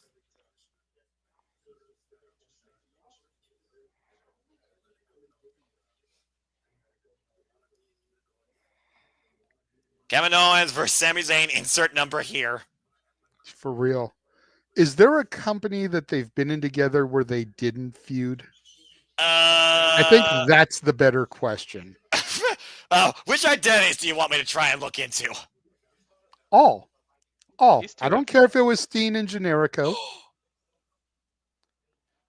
He is Uh-oh. outside Sammy's house. Oh my gosh. Okay. This is I as cold as this is, I don't believe how anybody could be like, oh my gosh, like they're best fucking friends. Yeah, about to say. Right. KO Yeah. was probably over there having dinner, having some beers. He's like, wait a minute. I'm gonna go We gotta outside promo this. and I'm gonna submit this promo real Let's quick. put this promo real quick on X. mm-hmm. Come on. Unless you know Kevin Owens and Sami Zayn, JJ, you're talking about WWE that reaches out to everybody while you're pulling the proverbial curtain. Many people may not actually know that. How many new fans did WWE gain tonight? Okay, fair. But you literally would have to be a new fan as of this broadcast, watching for the first time to not know that. Well, Anybody that has been watching WWE for more than a week knows that KO and Sami Zayn used to be best friends. Well, they're going to be friends when they go back on to Toronto next week, Saturday, as Kevin Owens and Sami Zayn have an unsanctioned match. Someone's going to get hurt bad. Okay, now see these TV graphics, I hate when they do this. Like do like you did for the chamber ones and put the black strip. This is why I don't use the TV graphics for the promos. Because blocking out the next Saturday, if I try to crop it, then I crop off part of the Toronto and the chamber logo. Well, you can just re-edit it, but you're not going to have no problem fixing that because, again, will Cody accept the final boss offer? Will he sell his soul to The Rock? We'll find out next Saturday at the Elimination Chamber. Rock might not only gain a title, he might gain a brother for life. Damn, your son's like Sammy and KO have fought more times than Bianco and Piper did last year. That's accurate. That's accurate. Anyway. Like, for real. Yeah, I mean, he's not wrong, seriously. But yeah, JJ, again, you also got to consider WWE Child Owens, and so am I. But I'm glad that you're Mr. Actual because that's what I expect you to be, as I'm just the guy that's trying to tell the story. And I have been requested. You know, I received an email from the anonymous general manager. Jeff Meacham has requested to be on commentary for Sammy versus KO. Okay. So I don't know if Walter just wants to back out. I don't know if both of you want to back out and just let it be me and Jeff doing that match with our history with them going back to PWG. I think that is completely up to y'all to decide, but he is asked to be the third man in the booth for that one at the very You guys followed El Generico and Kevin Steen in the genesis of bingo halls, gymnasiums, when they were literally starting their wrestling careers. Now they're going into a WrestleMania marquee, worthwhile storyline, in my opinion, in their home country on the second biggest show on the road to WrestleMania at the Elimination Chamber, because Fascination never existed. It would be a humbling pass-off, like when JR and Nigel McGuinness called NXT UK Tyler Bate and Pete Dunne at NXT Takeover Chicago for you and Jeff to call Sami Zayn and Kevin Owens unsanctioned. And what could be the last fight with those two going one-on-one against each other for a long damn time? I officially want you two to do that match.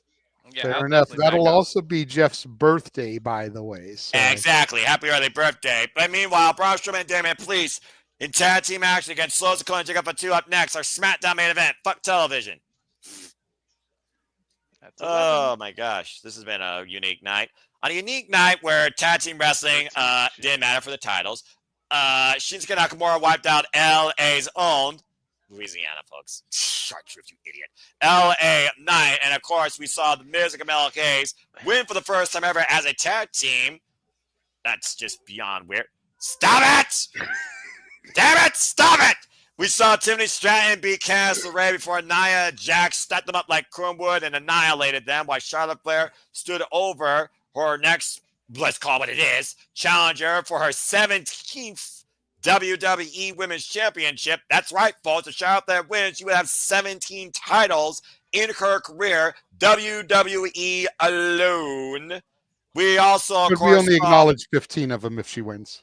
I'm better Just than like her dad. Just like her dad. Let her get up to 21, but they only acknowledge 16. Look, I'm better than WWE, all 15 right? titles and 4 divorces later. Will you guys stop Woo! it? Good grief almighty. You're both horrible. You're both Stop us absolutely when horrible. we're telling lies, though, Noah. Yeah, you're not wrong, though. Drew McIntyre, of That's course, the lost. point. We can be horrible. We can be fucked up. We can be horrible souls, but tell us when we're telling lies. I'm going to let the chat actually judge you all versus me in the court of public opinion virtually because I already state my unfortunately, case. truth hurts.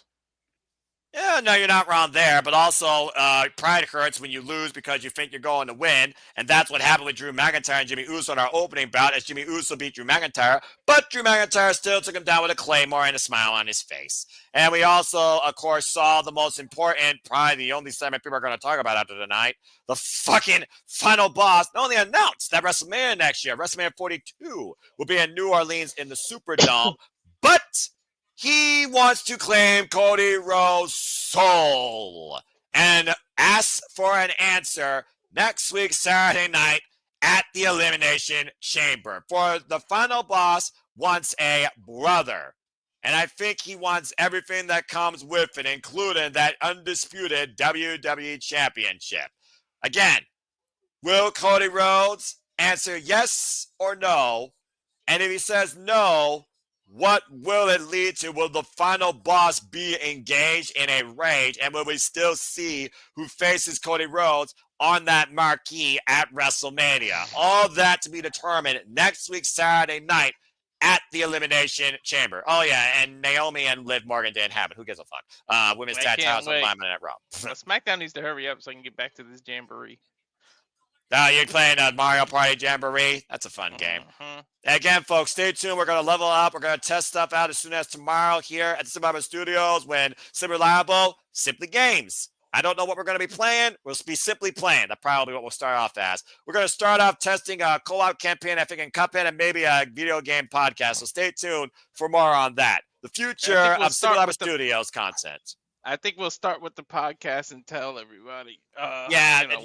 Establish ourselves, our gamer profile, our weaknesses, our strengths, talk a little about games and, some of what we like, what we don't like, and, maybe introduce some ideas of what we're going to do. The future of the Simply Studios from a gaming context standpoint. Speaking of the future, you guys can check out Legends and Future Greats Sunday nights, 8 p.m. Standard Time at A&E as Mark Calloway, The Undertaker, Bully Ray, Mickey James, and Booker T try to create the next future great and legend in the WWE Performance Center. It's Tough Enough 2.0, LFG, Legends of Future Greats, Sunday, p.m. Standard Time at A&E. Speaking of Booker T, did y'all see the fans video of them chanting, "We coming for you" to Booker T, like as a pay of respect? That was like the funniest video I've seen in a while. Jeez. Don't disrespect it by calling it Tough Enough 2.0 until you've watched it. That's literally what it is. I understand that, but don't call it that until you at least give it a chance. I'm not saying that after you watch it, you can't call it that, because I agree. It is the next generation of Tough Enough. But there's just something about it that I feel hits a little bit different than pretty much everything after season 2 of Tough Enough. Besides the fact that it's not orange and black, it's green and black. All right. Well, we'll see. Anyway, and especially like if you were paying attention to Undertaker in the ring with those kids, like the Tough Enough crew never had somebody as iconic as The Undertaker as their trainer. Eh. They may have gotten like a Triple H to come in and be a special guest for a day, but they never had somebody like The Undertaker, with 30 plus years in the game, one of the most iconic gimmicks of all time, bestowing their knowledge. They're all the same, breaking And ground. you've also got to think about how different this is for The Undertaker. Yes, he's got his One Dead Man show. Yes, he's got his podcast, but he still is very uncomfortable peeling the curtain back this far. Now, how So uncomfortable are you when watching him deal with it is worth watching for. you want to talk about uncomfortable? How is anybody comfortable around this Samoan werewolf, Jacob Fatu? As we get ready back for actual wrestling, that a little bit matters to me. In the SmackDown Tag Team main event, as the Bloodline, Sikoa and Jacob Fatu are about to take on Braun Strowman and Damien Priest. Breaking ground, the one show on A&E that was previously on this show, they're all the same. They're all for the same goal, but we'll see what happens soon enough. Anyway, we're about to see what happens when love is showcased with a Bloodline. Sikoa's first match since losing the Ula Fala to Roman Reigns, and the one true tribal chief was acknowledged and crowned on Monday Night Raw, the first Raw on Netflix, the first Raw of the new year. Let's see if there's a fallout here. I gotta get that Fatu Lone. I gotta get that Wolf T-shirt. And Jacob Fatu, for me, is a sleeper guy. You want to talk about future lessons in grades? You're literally staring at one on your screen. It almost looks like a revamped Wolfpack NWO shirt. Mm-hmm. Everywhere Jacob Fatu goes, violence follows. Anywhere most of these Samoan wrestlers go. Yeah, but I would say right now the most violent Samoan in WWE is Jacob Fatu.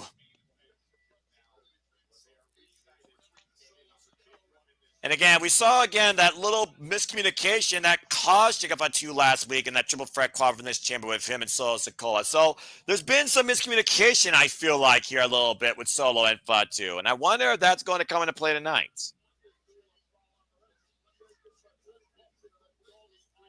But it does seem like the relationship is still strong with these two, JJ. As Solo Sikoa did say to Jacob, I love you. And he wants him to bring that title back home to the family. Yep. Referee Charles Robinson for this contest. Bell rings were underway. Braun Strowman, Damien Priest versus Jacob Fatu and Sikoa. Got you, brother. And look at these two. No man's budging. Of course, Damien Priest is the only one of these four that will be involved next week, Saturday night, in the Elimination Chamber.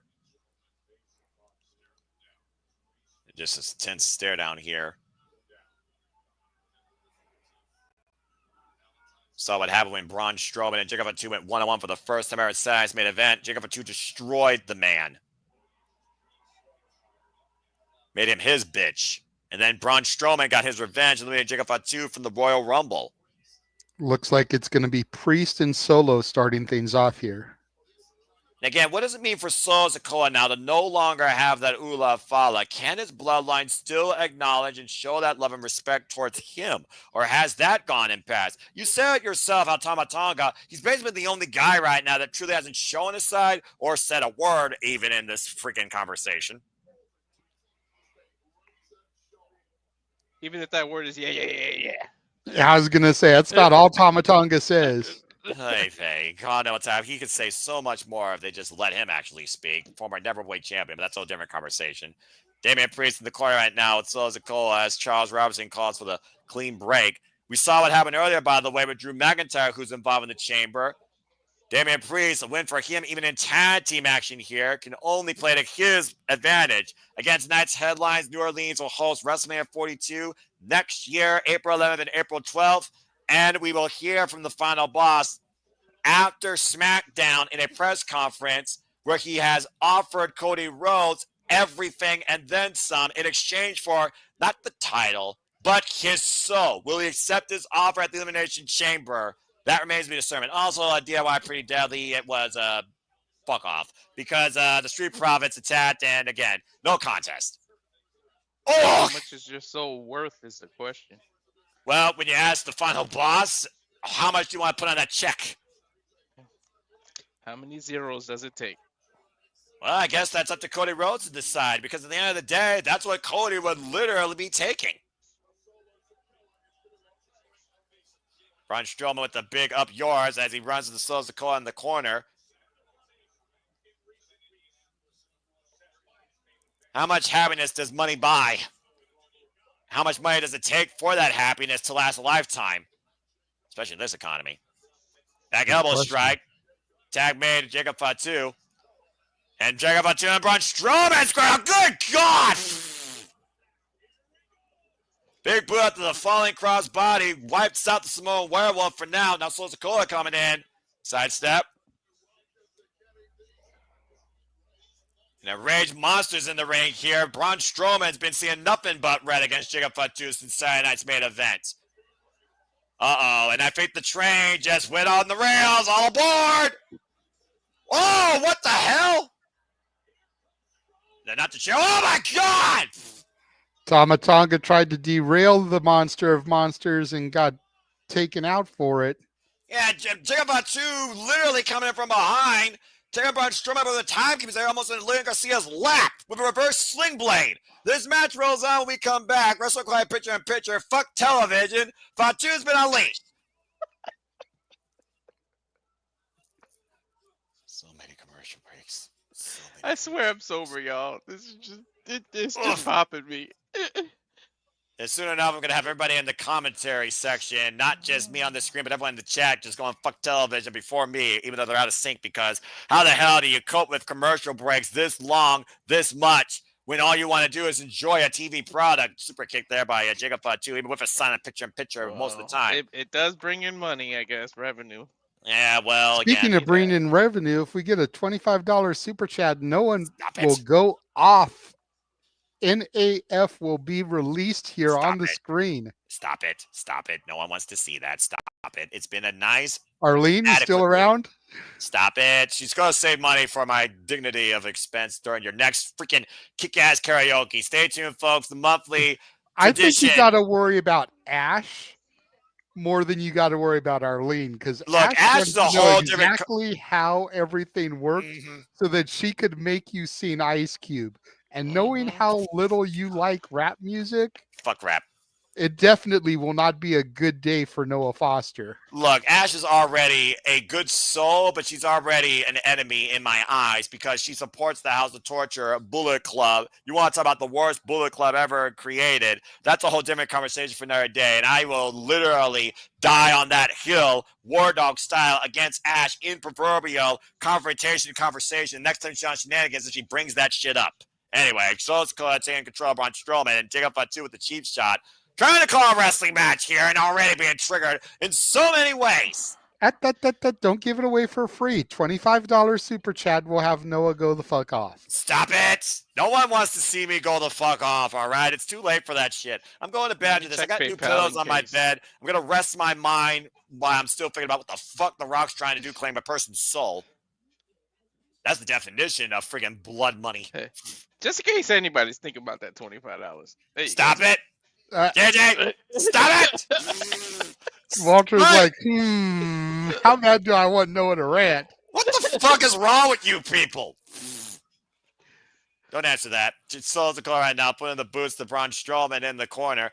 Well, if nothing else, folks, are you not entertained? Are you not entertained by the madness I deal with being play-by-play for everything possible of every daggone fool I deal with here? For any brand of wrestling.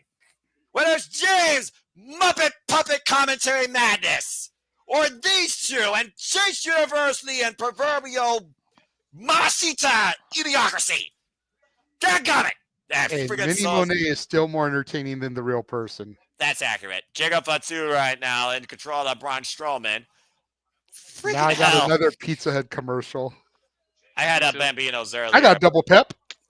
I got Bambino's earlier. I had to sub. It was pretty Bundle good. Bros.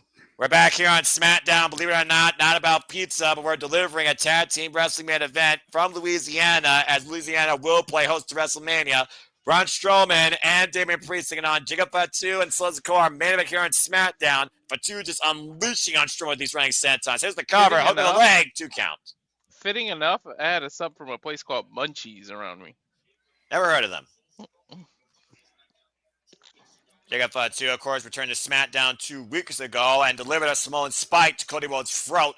Cody Rhodes getting a bit of revenge last week, delivering Crossroads and Souls of Cody getting involved in the triple threat Elimination Chamber qualifier that Damien Priest won against Braun Strowman and Jacob Fatu, sending Strowman south of heaven. Straight to hell? Then tag made Jacob Fatu, and of course, Jacob Fatu has become one of the people's choices as of late, it seems, because of his unmitigated violence and wild nature on and off the mic. And now following up again. Oh no, here we go. Saturday night's main event all over again. Start your count. Running hip and tackle. Oh, and Braun Strowman gets the knees up. Somehow finds a way to fight back in this. So the count is 1. Brings him up, brings him down for the spine buster. Critical moment here for both men to make the tag. And again, to your point, literally sent Braun Strowman to the hospital last time he did those running hip attacks at Saturday night's main events. Even a big SOB is the same size when he's down on the mat, quite literally. And both men reach out for the tag. Tag made a solo. Tag made a Priest. Damien Priest, of course, who went into WrestleMania last year as Senior Money in the Bank and cashed in for the World Heavyweight Championship. The pride of Puerto Rico. Yeah, Walter Cruz approved, I'm sure. Probably more pride than Zelina Vega in that promo by hers the other night. Nice leg lariat there. Zelina Vega did a promo earlier tonight? Yeah, we had a little video package, remember? Yeah, it's how forgettable it was. Damn. Back elbow strike. Super kick by Solo Sikoa rocking Damien Priest. Rolling kick. I remember the motorcycle more than I remember Zelina. Damn. And Damien Priest looking up Solo. Nice slam down with the flatliner cover. Hook on the far legs. Enough for it. Brings the arm in for a 2 count. Well, maybe her husband, if he debuts, will make her relevant again. Again, y'all are wrong. Take a look at the replay here, though. That flatliner was nice. Elevated flatliner there by Damien Priest. Solo Sikoa still survives to fight in this. Damien Priest up and over. Lands on the apron. Swing and a miss. Rocked with a kick. And now Priest. What did you compare Damien Priest to, JJ? I forget. That would be bisexual Undertaker as he climbs up to go old school walking the ropes. There we go. And the crossbody. Thank you for that. And Damien Priest right now firmly in the driver's seat. Looking to build momentum on his way to the Elimination Chamber next week, Saturday night. A week away. Rebound. Sikoa hoisting him up. Looking for this moment drop. Oh, disoriented with the clap. Rocked again with the Enziguri. Sikoa, though, still on his feet. Bent over, though. He might be looking for that jackknife. And Tama Tonga on the apron. Oh, it's a right. Where's his edge denied? And Jacob Fatu now coming to the aid of his tribal chief in his eyes still. Plant out the Uranagi by Solo. Cover on Priest. And no! Just staying alive. Man, he spiked him. What is with the freaking Anali family and the Uranagi? Take a look at this, JJ. Whoa! You can into that flush. God. Able to survive the miscommunication. Able to survive the Uranagi, but Walter, can he survive the Samoan spike? Not many people can, especially when it was delivered by Umaga or Umanga. R.I.P. That guy should be in the Hall of Fame. Taken way too early, in my opinion. And so Sikoa is looking for it. His first return to in-ring action. Looking to deliver the spike. Damien Priest, though, finds a way. Grabs Solo. Jacob Fatu coming into Solo's aid. Now Priest finding both members. Oh, no! Jacob Fatu just super kicked Solo. What did I say? Fuck! Clement close on Braun Strowman. Good God! Choo choo. And Strowman just took Fatu and Tama both out. Straps coming down on Priest. Going to be looking to take Solo south of heaven. In the middle of the ring. Straight to and hell. Damien Priest. Go to hell, Solo. Cover. Priest with the win. Of course, Solo would be taking the pin for that team. Well, again, Jacob Fatu and Solo, the story has been how these two have been unable to properly communicate with each other when it comes to the in-ring action. Dude, I can't stand men who have... I can't stand that nose piercing. It looks like boogers in your nose all the damn time. Well, the piercing criticism aside, Braun Strowman and Damien Priest do get the win tonight in our main event, and Priest gets some great momentum ahead of the Elimination Chamber next week, Saturday night. Look at this finishing stretch. Back elbow strike. Priest gets out the way. Super kick by Jacob Fatu. Rock solo Sikoa as Fatu and Tama were wiped out by Strowman across the announce table, while Priest sent Solo south of heaven.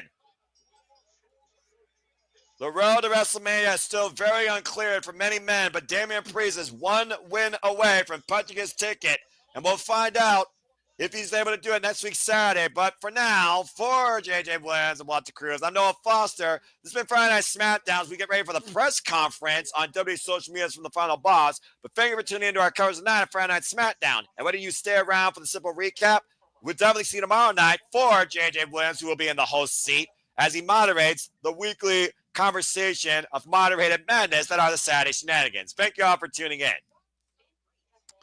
Yes, sir. Good grief. So Rock good wants grief a soul? Hey. Still can't get over that. Still, my mind's boggled by that. Just put it out there. Yep. All right. Subscribe, people. That's all. Yeah, about to say, subscribe. All right, that's enough of that. One Put of it these across days, the I'm gonna make banner. a flashing thing that takes over the screen and just says subscribe. Don't give him ideas, all right? I was Don't give him going to say, ideas. you know I can find gifts, Stop Walter. Do not give me ideas. Stop it. Stop it. Y'all stop it. Just do When that. we and did our leave me. top 10 list the other day, I had gifts of the numbers in the corner, the 10, 9, 8. That's what he So had there's- also for the top 10 of our top 10 matches, which will also be next week prior to the Elimination Chamber. Our next top 10, courtesy of Labo, our top 10 matches for the month of February. And believe it or not, I actually have a WWE match on it. Woohoo! Yeah, the ones you guys had for the matches were just stagnant. It just showed the number like the one right here does. It just stayed there. But the ones I have are like the flashing images. Right? So they're animated and the numbers do shit while we're talking. Well, speaking of doing shit, we are always going to continue to do all the shit, the madness, the entertainment, all the wrestling, everything possible, all the wrestling, all the content. We know. Here's the most We know, studios. Lee. We know. Anyway, If Not- she not- wasn't, I'd be like, what the hell?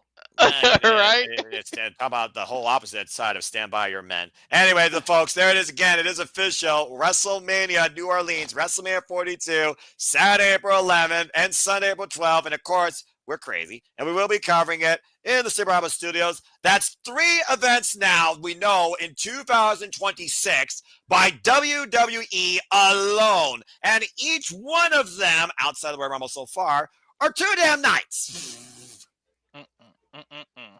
And don't jinx it because there's still plenty of time to make the Rumble 2 nights. Not from Saudi Arabia. You stop that. Anyway, as we're in our simple recap, because this is just where we literally shoot the breeze and talk shit. Yeah, that was Smackdown. So, JJ, simple takeaways. Go for it, bruv. The fuck? Okay. You know I have 100% have your back when it comes to the commercials. Too many commercial breaks, and especially in a 3-hour thing. Jimmy Other than that, I thought it was a solid show. I thought it was entertaining. I didn't care for the way that they handled the tag title match and the Naomi versus Liv or Raquel. I don't even remember who was supposed to be the legal competitors because it was so clusterfucky and then the match was thrown out. It was Liv Morgan versus Naomi officially on the marquee. Continue. So I don't like how they handled that. I still think we're going to get new tag champs on Monday, much to my chagrin, because we've got to move towards the Who Attacked Jade storyline. And let me console my magic 8 ball here. All signs point to either Bianca or Naomi. So therefore, we got to get the straps off them to move that storyline. And here I thought your ball was going to say, ask again later. Whether it's Bianca versus Jade, whether it's Naomi versus Jade, whether it's Bianca versus Naomi because of what she did to Jade, whether it's some kind of tag team match, Bianca and Jade versus Naomi and question mark, we have to start moving towards that match at WrestleMania. So the best way to do it, get the straps off of them. And then we still have 2 months where Liv and Raquel could lose the straps if they need to as Yeah. Could be like an inter brand women's tag team showcase for the actual titles. Lose them to the Meta Girls. Lose them to Stephanie and Julia. Lose them to Jordan and Julia or Jordan and Stephanie. I would prefer them to lose them to people that don't have gold or haven't had the gold yet, if I'm being so the real. Meta Girls. I'll give Lash Legend credit. She's got great potential. Jakara, she's all right. I still hate the name. I still think that Jakara has more ring awareness and savvy. Lash is the better personality. She's more entertaining. It's Jakara is Matt Hardy. Lash is Jeff Hardy. I agree. I do agree. I saw the action. Again, I hate the names, but they have did great work. Yeah, I absolutely agree. It's that dichotomy of that team. I absolutely agree. So, again. And I agree with you, Lee. That's who I've been saying from day one. I'm just speaking in not in absolutes because we haven't been presented with the actual person yet. But you do have. So I'm speculating so that you can throw any of those matches out to build towards, but we've got to get that ball rolling. Yeah, we got absolute Vicky and Saints, especially if it does end up being Bianca or Naomi, which we know it's going to be one of them. They're both going into the chamber in a week, so we can start the ball rolling there. Can you imagine it was both of them, considering all three of them were at WrestleMania last year, but maybe Jade was trying to be the big, baddest bitch in charge, the biggest face. It's like, can you imagine it was both of them? That would have just been crazy. It's just turn Bianca and Naomi both killed. It would be crazy, but there's more motive for it to be Naomi than there is to be Bianca. I agree. Everybody wants to talk about how Bianca and Jade had backstage heat, blah, blah, blah. You know, Bianca doesn't like Jade. There's more motive for it to be Naomi than for anybody. Yeah, especially because Naomi's only relevancy since she returned to WWE is holding the tag strap due to Jade being injured, ironically. May I remind you, last year's Elimination Chamber, she was the first one eliminated by Tiffany Stratton. Mm-hmm. Good to see Datilla finally popping into the chat. Lola. One of the promos is probably going to be Jordan Grace was more welcoming to me than you were. Mm-hmm. But that's also that's accurate. All right, and then anything else you want to say, Samantha? What about the main event, the fallout with Soul? It's going to check out 2 to come. That's 2 miscommunications, 1 on each man's behalf now. Predictable. Yeah. The main event was predictable. Honestly, I would have rather had fucking Drew McIntyre and Jimmy Uso main event. In a way, because of that super, especially that post, the fact that Jimmy just hit, that's a sleeping thing we shouldn't even just grace over. Jimmy Uso, for the first time ever, faced Drew McIntyre 1-on-1. He just beat a former WWE champion. Mm-hmm. But Drew doesn't care because he got a spot at the chamber already. True, but if Drew McIntyre wins the chamber, quote unquote, and wins the title later, quote unquote, I think Jimmy Uso has enough gab and brag to challenge for the championship. True indeed. Anyway, Walter, go ahead and give your simple takeaways and recaps from tonight's show. What did you think of SmackDown? It was alright. Pretty much everything JJ said. The commercial screwed it, but I just want to know where this roller coaster is where we get off, and I'm gonna enjoy the ride. But if corporate Cody is a thing, we've seen him work heel before, and he can do it. Yes, absolutely. So corporate Cody can be a thing, and I already started trying to put it on Twitter. So I hope it gets trending. But corporate Cody, he went from crybaby Cody's to corporate Cody would be a thing. But we'll find out how much his soul is worth.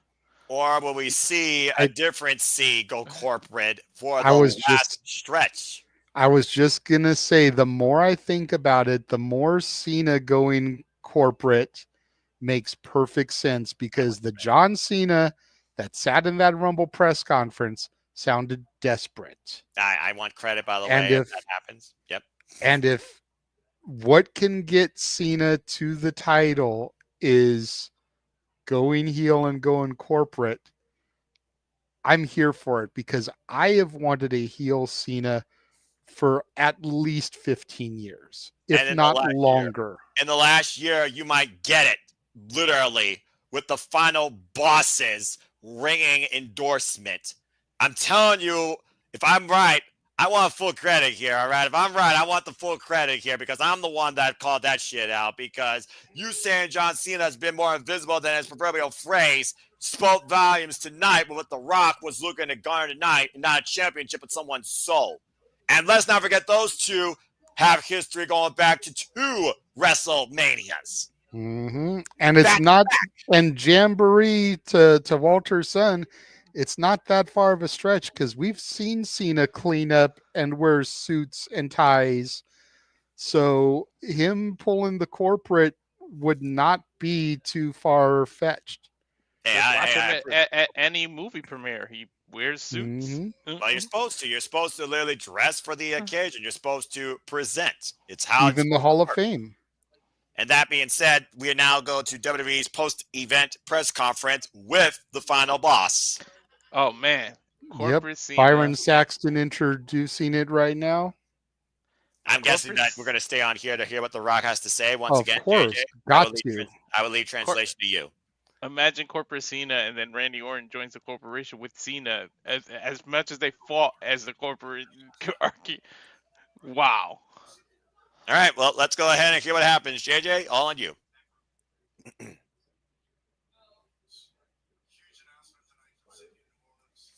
Call me worse. It'll work. Yeah. All right, Joe. That's what all right, so first question. We'll start off back row. See, this is definitely Dwayne. So far. You almost wonder if these questions are just going to be about WrestleMania, which might be just a way for us to be like, just cut the feed. Okay, so the first question is about New Orleans hosting WrestleMania. Caught it. Third. Rock saying it's always been an amazing city.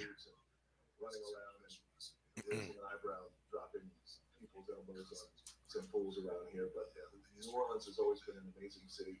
Big wrestling city. Big wrestling city, wrestling town. That it is. There's no arguing that. My dad, my grandfather, my uncles. Talking about growing up in the business of wrestling. History goes way back, but here in New Orleans was always very, very special. New Orleans was always special. Big city in the 70s and 80s, especially in the early 80s. Junkyard Dog. The Freebirds. New Orleans. So as we look as a company, as we start to look at geographically, so as we start to look geographically for a good wrestling destination to bring fans and hold a 2-day event, robust and also not only bring a lot of dollars, that can be robust and bring a lot of jobs and dollars to the city, but also a city that's good to them. So apparently it was a very easy decision. And you saw, as you felt with that crowd, they were ready and they were excited. So the crowd was ready and excited. Also, too, coming off the Super Bowl, I think the success of the Super Bowl here in New Orleans, And on top of all Coming off the success of the Super Bowl, overcome what the city's had to be overcome what the city's had to overcome with the stuff that's happened tonight was special. First row, right hand side. Hey, I'm Larry Evers from New Orleans Company. What inspired you to use the entrance music you did tonight? What inspired Rock to use the entrance music he did tonight? Because he's always been a fan of Lil Wayne and Louisiana hip hop. Master P, 504 Boys, Juvie, Birdman. I came up in Miami and in South Florida where we were Uncle Luke and Came up in Miami, South Florida, where the home of Uncle Luke and the Two Live Crew. just like that. There comes a tequila. Someone's bringing him the Terramana. Put this down. Thank you, Erica. So those were my influences, and I love all those guys. So those were his influences. He loves those guys. In New Orleans, I got a big announcement of bringing WrestleMania. Coming to New Orleans, bringing a big announcement, the WrestleMania announcement. For years. Well, Lil Wayne couldn't get the halftime show as the Super Bowl, but he might get a WrestleMania performance. New Orleans, around the world, throughout the United States. I was always listening to all those guys. So I figured now we're going to go out. Let's take a moment. I wanted to give love and respect to the OGs. Wanted to make sure he gave love and respect to the OGs, this Lil Wayne City. I love Kendrick. That's my guy. I love the NFL. And I love the Super Bowl. I love his performance.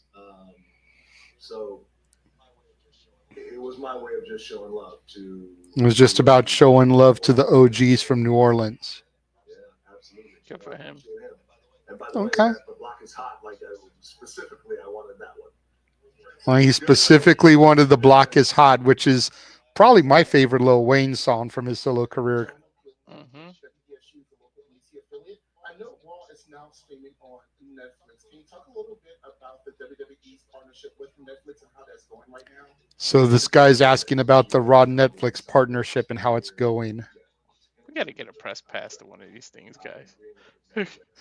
Roxanne is a 10-year deal, thinks everything's been going great with them, giving WWE the ability to grow and expand. This just allows us to take this aperture to really stretch it out nicely and reach a lot of homes where we otherwise weren't.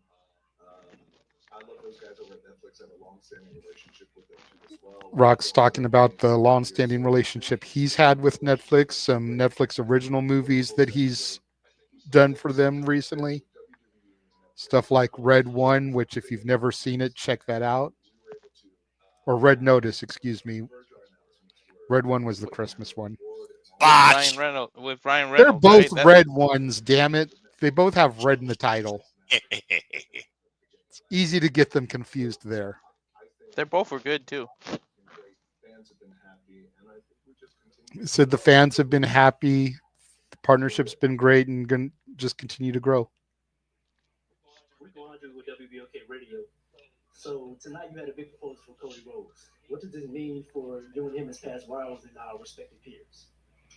Asking about the proposal for Cody. What does it mean about past rivals and now peers, respected peers? I grew up in the world of pro wrestling. My dad, my grandfather, and to be able to come back in this way as the final boss and to be able to get the final boss's skin and be able to become that in this venue here in New Orleans, and really I think take the audience on a fun experience. And Talking about how he gets to take the fans on a fun ride, a fun experience. Singing when the Saints go marching in, but you can't sing with me, you know.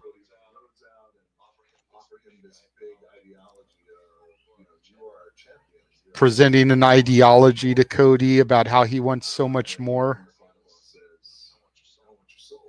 And I think what that does in this wild, crazy world of pro wrestling is that And what asking for a soul does in this wild, crazy world of wrestling is it becomes something that's unpredictable.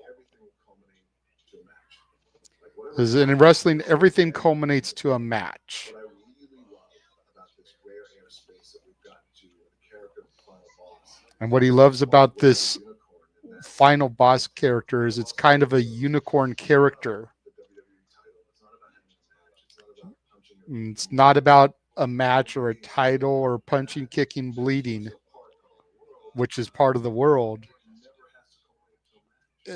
this never has to culminate because it's a special place to be creatively. I grew up in the business, so as did Cody. His dad and my dad were friends. They're no longer with us. But Talking about how Dusty and Rocky Johnson were friends and both no longer with us. Very popular. Should never have to get in the ring for a match, but yet still hold this really unique, compelling, off-putting, and kind of weird. He wants his soul. What does that mean? I love it. I loved every moment of it. And Cody did too as well. He loved every minute of it out there. Tequilas after. So they had a couple more tequilas afterwards tonight.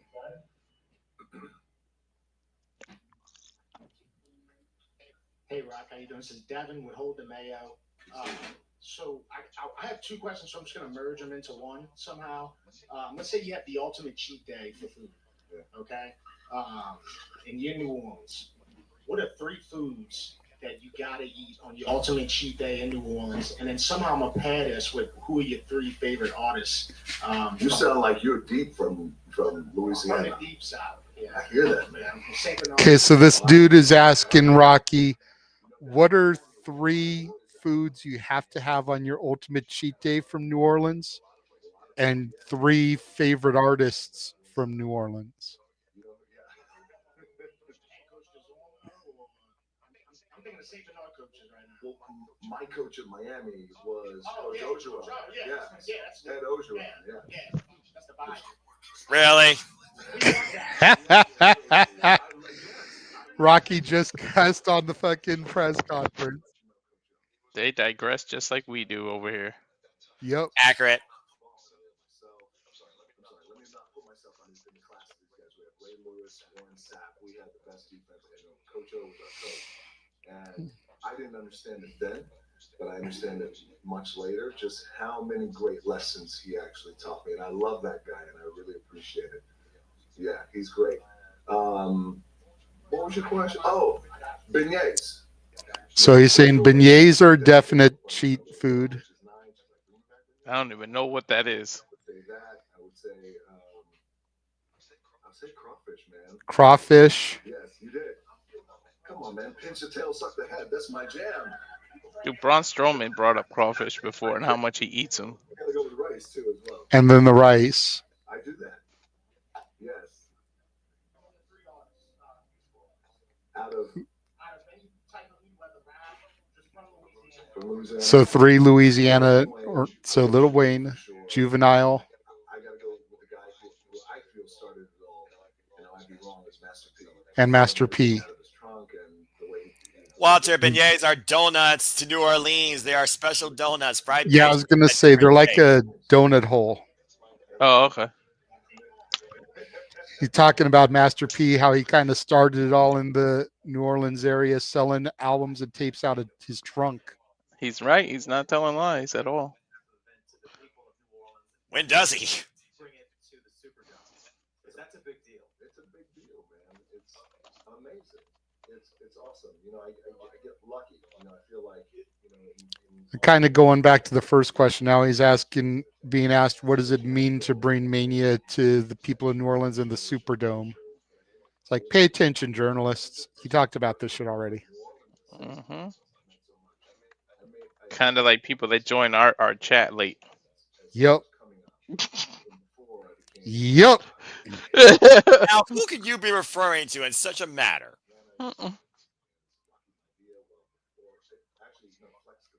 Wow, he referenced Flex Kavana, his gimmick before he got signed when he was down in Memphis and shit.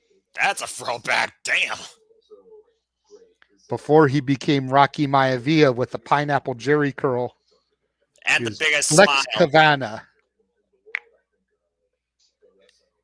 The ultimate baby face was that freaking pineapple haircut one. Yep. Finding Flex Kavana footage is like finding footage of Sexton Hardcastle. And if you know, you know. Yep. You know who Sexton Hardcastle is, Walter? Don't say the name if you know, but do you know who that Okay. is? Yeah. Noah, you know who Sexton Hardcastle is? Not that I can recall. You sure? Because you think you know him. Mm-hmm. Oh! We have time for one last question. Well, this guy's been really great. We should end on a lady too as well. And let's go too. Okay, so Rock just turned last question to last two question. My question is this: will there be any televised WWE programming in New Orleans in a build-up to WrestleMania 42? And secondly, what role did the massive investment in improving the Superdome have in the WWE want to come back and doing another WrestleMania? Careful how loud the audio is. So yeah, I would. So the question here was, is there going to be any more live events, live programming in New Orleans heading into Mania? And what did the repairs and the refurbs to the Superdome play a part in their desire to come back to the venue? We were going to be part of the Super Bowl and make the announcement at the Super Bowl. Rock says they were supposed to be part of the Super Bowl and make the announcement there, but a couple of hiccups prevented it. The improvements made to the dome played a great factor into what we're doing. Because you think He said the improvements to the dome were a great factor into what they're doing now. the building, the dome, whatever the dome is equipped. And Got to make sure that everything is equipped. all these details, which I'm sure you guys know, but that dome's been around for some time. It's very, very special. And so, yeah, it played a part into it. But also, the truth is, it was a very easy yes for us to come in here to. But it was an easy yes at the end of the day also, so it didn't take too much. And our final question will go to. I thought it was should be a lady. We need a lady. But we should get through two, my man. Yes. Rocky just made another two questions because Is it he wants to end it with a lady, but there's other people that have been so patient that he's trying to get them too. So you got to respect Rocky. Isn't this what John Cena did? Pretty much took over a press conference. Yes, it was. To not only grow into the position that you're in now with the company, but also, of course, the final boss. What's your name? Trevor. Thank you, man, for that question. It's a great question. So I'm very lucky to be able to sit where I sit now, and I got a lot of stuff, good stuff. So I missed part of it, but it sounded like it's something about, was there a moment that broke your spirit, and how did it kind of propel you to keep going to the position you're at now? So my first WrestleMania was WrestleMania 13, and it was in Chicago. And so imagine this. I was talking about his first WrestleMania in Chicago, WrestleMania 13. McMahon at that time decides to make me the Intercontinental Champion. And back then, in 1997, there were only two really major titles in WWE that you could win. WWE Heavyweight title and the Intercontinental title. And if you won the Intercontinental title, you had potential to go on and become Watch WWE. the audio. Got copyright strike. I was a rookie. So he's talking about being the rookie. He's talking about being the Intercontinental Champion and how it gave the elevation to being WWE Champion a lot of times. Became Intercontinental Champion going into WrestleMania 13.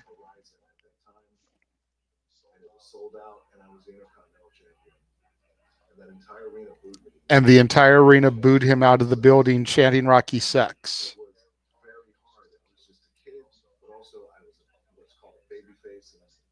Said it was hard. He was a kid, but he was a baby face. That night, so much so, I remember being on the mat, and the guy I was wrestling was called the Sultan. He's actually a family member of mine, his cousin Rikishi. Talking about how he was wrestling the Sultan, which is Rikishi in a mask. I remember that. We did a WrestleMania watch along with him wrestling. Mm-hmm. And then Rocky Johnson came out at the end of the match to kind of, raise his son's arm.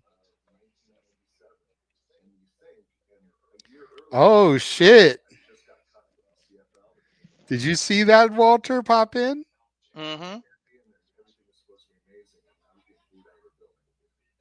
And then that was at WrestleMania. That was my WrestleMania moment. And after that night, I had a meeting with Vince. Damn. Said things aren't working I out. think she means New Orleans. You mean next Yeah. year? Okay. Sure, they tore a ligament in my Guys, please. All right. I'm Now gonna we got to make the never hard stop since- push. Got to make the hard push now. really no money. And I'm getting booed out of the building. I went to WrestleMania. I don't know what to do. So he's talking about how coming out of WrestleMania 13, he was booed out of the building, didn't know what to do. I love these little inside stories. Yes, at that time in Japan, they were making a lot of money on There was a company called Pride, that. and he thought that maybe he could do that Because I don't think wrestling's going to work out. because he wasn't thinking wrestling's going to work out after getting booed out of the building in Chicago.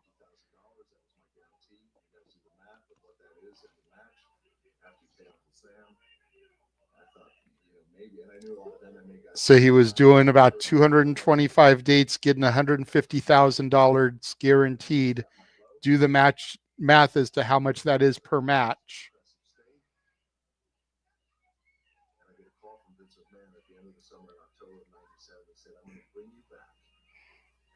And got a call from Vince. He's going to bring him back and turn him heel, He said, I'm going to put you with a group called the Nation. And putting him with the Nation of Domination. just black militant group. He goes, I'm going to put you with the Nation, and you're going to be healed. And I said, okay. And I said, I got one question. He then said, yeah. I said, if I come back and I turn heel, which I love, thank you, can I have 2 minutes on the mic? First I said, can I have 5 minutes on the microphone? And at that time, we had a 2-hour show. He's talking about how his only request to Vince was, can he get like 5 minutes on the microphone when he comes back? Vince is like, I'll give you 2 minutes, but why do you want it? And Rock's like, I just want to express myself. And that's kind of how The Rock was born. Fairly popular. I said, me joining the Nation is not a white thing, it's not a black thing, it's a respect thing. And at that time, I was so driven to prove. It's a long ass answer. He's like, I'm a lot of things, but sex isn't one of them. Freaking Rock retrospective story.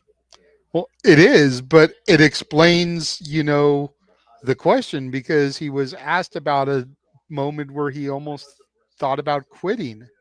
And I can imagine why, your first WrestleMania, you're supposed to be a babyface, you're getting booed out the building, why you would maybe think about quitting after that. And this is kind of how what decided to propel him. And when he got that opportunity to be heel, that's really what kind of skyrocketed him to where he is today. Him joining the Nation, because he was the breakout star of the Nation, multi-time Intercontinental Champion. Then we got his first title run at the end of '98, just about a year later, year and a couple months.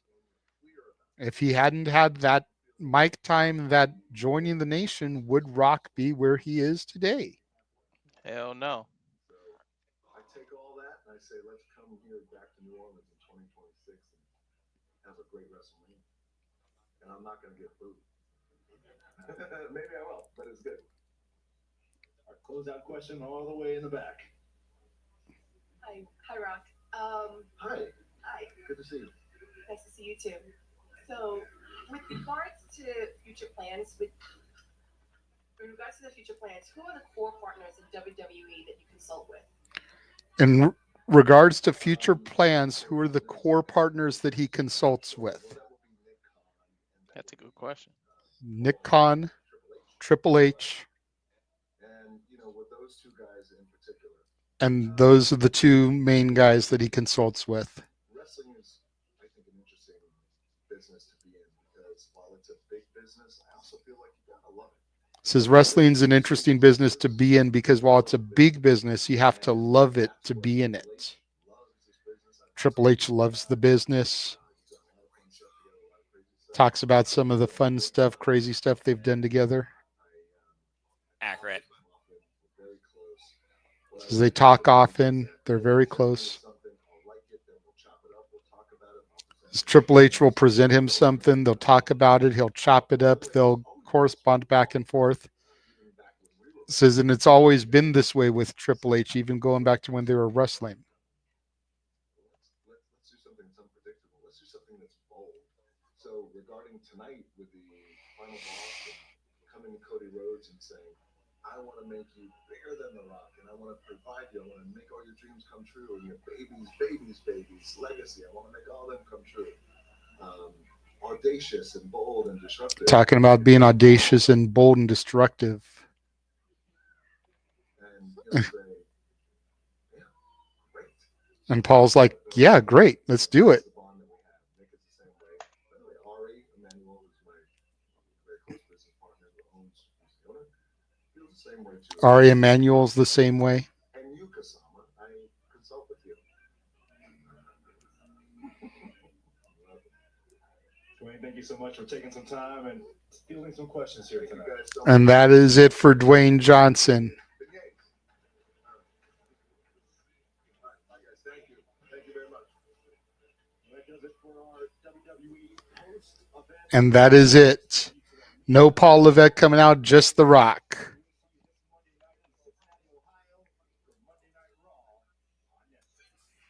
Big Nine New Orleans, WrestleMania 42, Saturday, April 11th and Sunday, April 12th, 2026. Final boss for the ultimate proposal for Cody Rhodes. All will cost him is his soul. Will he say yes or no? We'll find out soon enough. I'm sure we'll talk more about this for Bam tomorrow, but I think that's a pretty good way to wrap things up for tonight. So I'm literally going to get off here and go to bed. So Final thoughts on what The Rock said here at the press conference before you leave. it seemed like he was very humble. He's very excited, and he's looking very forward to seeing where WWE goes from here, not only with this Final Boss storyline, but, of course, bringing the big event, of course, back to New Orleans for the third time in the newly renovated Superdome for the first time. So just seems like nothing but good things, and it goes back to show the legacy of not only WWE, but of Rocky Maivia, Dwayne The Rock Johnson, the Anali family, the Bloodline, of course, what the Final Boss has created and become, being this mega movie star and turning WWE storytelling into where not everything necessarily culminates at first in the ring, but could change gears, perspective of things, and be more of a story that leads to a match, not necessarily the match. So it's a very unique dynamic we live in now, where WWE not necessarily is about professional wrestling, but truly is at the echelon of storytelling. Whether people agree with it or not, find it boring at times or underwhelming when it comes to the in-ring delivery,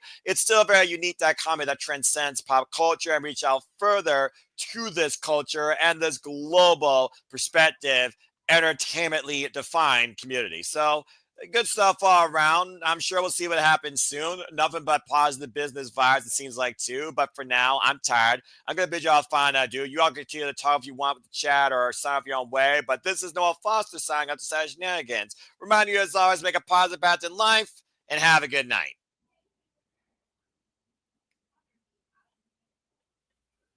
And subscribe.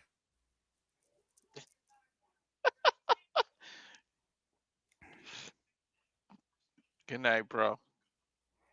Walter, your final thoughts on what The Rock said.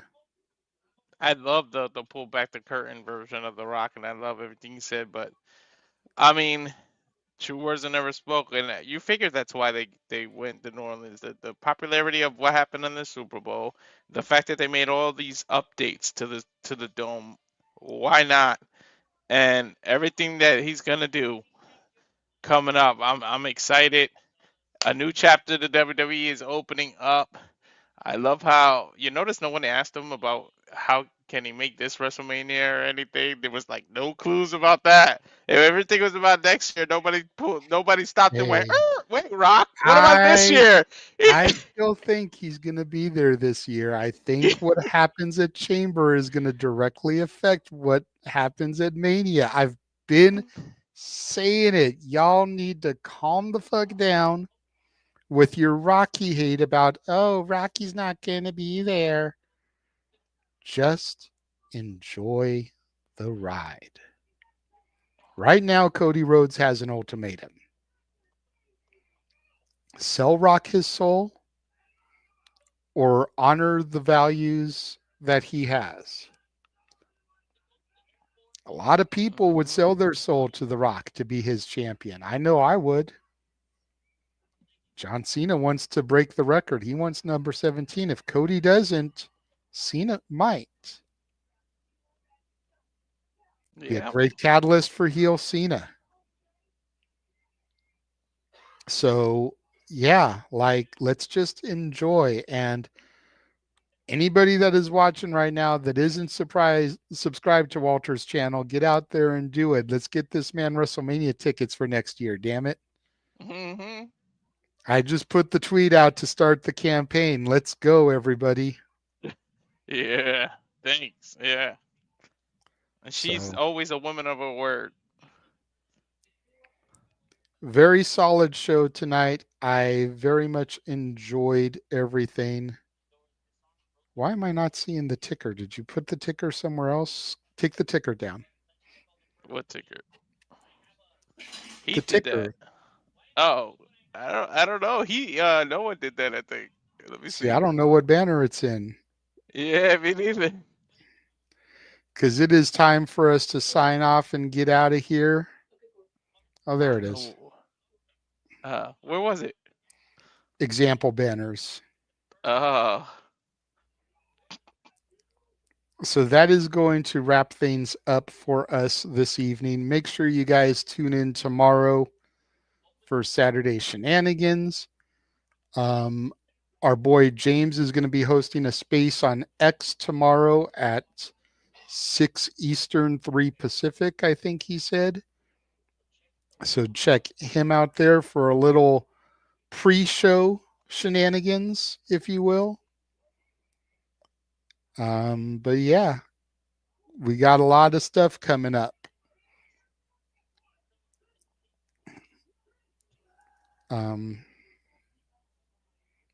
For Noah Foster, I guess, for Walter Cruz, I am JJ Williams saying thank y'all for joining us, and we'll catch y'all next time.